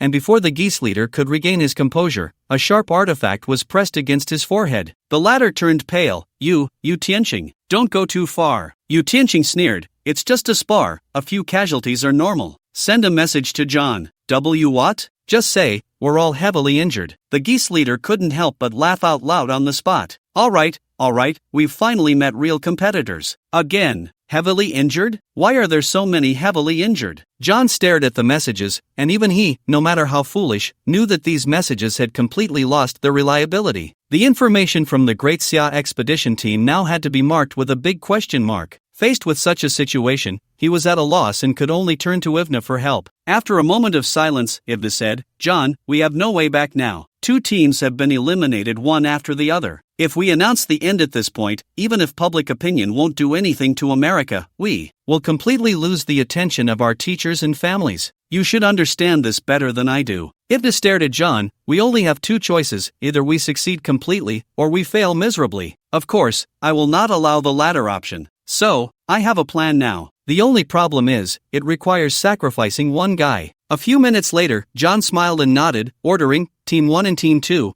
all units move out to surround Yu Tianqing. Other teams, act simultaneously to capture the other 2. Yes, received. America's team also sprang into action. The teams that received the news were simultaneously invigorated, quickly surrounding the position where the geese expedition team had just been. Yu Tianqing put away the chat panel with Su Qi and smiled. Get ready to set off. They're surrounding us. We need to meet up with Xiao Qi. Yun Kong nodded excitedly. Okay, senior, which direction are we heading? Yu Tianqing's eyes sparkled with the light of revenge. Go to the little sun. This time, both new grudges and old debts must be settled. Ha ha ha. The leader of the Yamato nation knew well the century-old enmity between his country and the Great Xia, so even though they were mingling with America, they dared not act too arrogantly. Even now, as they surrounded the area, they only dared to hide far behind. Behind the encirclement, the leader of the Yamato team said to his deputy, Miyamoto-kun, we must not make our actions against the Great Xia too obvious. When the Great Xia expedition team is nearly finished off later, we will make our move and deliver a fatal blow. Rest assured, Tanaka-kun, I understand. Dozens of minutes passed, and just when they thought they were safe at the back of the encirclement, news came from the Indian expedition team ahead that they had not found any trace of the Great Xia expedition team. At this moment, everyone suddenly panicked. No one knew how they had broken through the layers of encirclement. Impossible. Could they really have crossed the encirclement and reached the back? The leader of the Yamato team said nervously. Boom! As soon as he finished speaking, a gigantic golden spider descended from the sky, startling everyone. Upon closer inspection, they realized it was not a spider but a person using a prop. The spider's arms were carrying Su Qi down. TSK, you really know how to hide, making us search for a long time. The Yamato leader frowned, finally remembering Su Qi. You are from the Great Xia Special Training Camp? That's right, but unfortunately, there are no rewards, Su Qi said, clapping his hands as Yu Tianqing and the others emerged from behind. It was clear that the Yamato expedition team had unknowingly been surrounded in reverse. Of course, if 6 encirclements could be called a surround. The Yamato leader asked gravely, have you been looking for us from the very beginning? Why? Su Qi smiled, because I am a conservative of the Great Xia. Is that strange? The Yamato people were puzzled. Conservatives shouldn't be like this, right? Only the students of the Great Xia expedition team exchanged smiles. Given the relationship between the two sides, the radicals were bound to overturn the Yamato in the instance. The conservatives only felt that the radicals were too conservative. It would be best to lock onto them as soon as they entered and take down the Yamato. Yu Tianqing didn't want to waste more words and stepped forward, saying, now, it's your turn to be eliminated. Seeing him draw his weapon, the Yamato leader's expression suddenly changed. Split and retreat. Seeing that group of people scatter like birds and beasts, Yun Kong couldn't help but curse. Damn, do they really think we're here to catch pigs? Lin Yue sneered, don't worry, they can't escape. 10 spider arms shot out with her, and the Yamato leader hurriedly turned to counterattack. But the next second, the data on the panel left him utterly despairing. Tens of billions. Baka, is this still human? Boom! Lin Yue didn't even look at his fate. With a swing of her arm, she sent him flying and continued toward the next person. Bang bang bang. The members of the Yamato team fell one by one like cut straw. Just as Lin Yue was about to deal with the last person, a massive hammer, as large as a bus, came crashing down toward her. I knew you would come looking for the Yamato expedition team. Now, let's see where you can run. Boom! The hammer struck down, collapsing the building, burying Lin Yue along with it in the ruins. Ivna, along with the Americans, appeared at the front of the road. Meanwhile, on rooftops and streets all around, members of various national expedition teams emerged. In the end, they were still surrounded. In John's imagination, Suchi and the others should have looked desperate. Instead, they exchanged smiles with Yu Tianqing. Senior, this game within a game is really useful.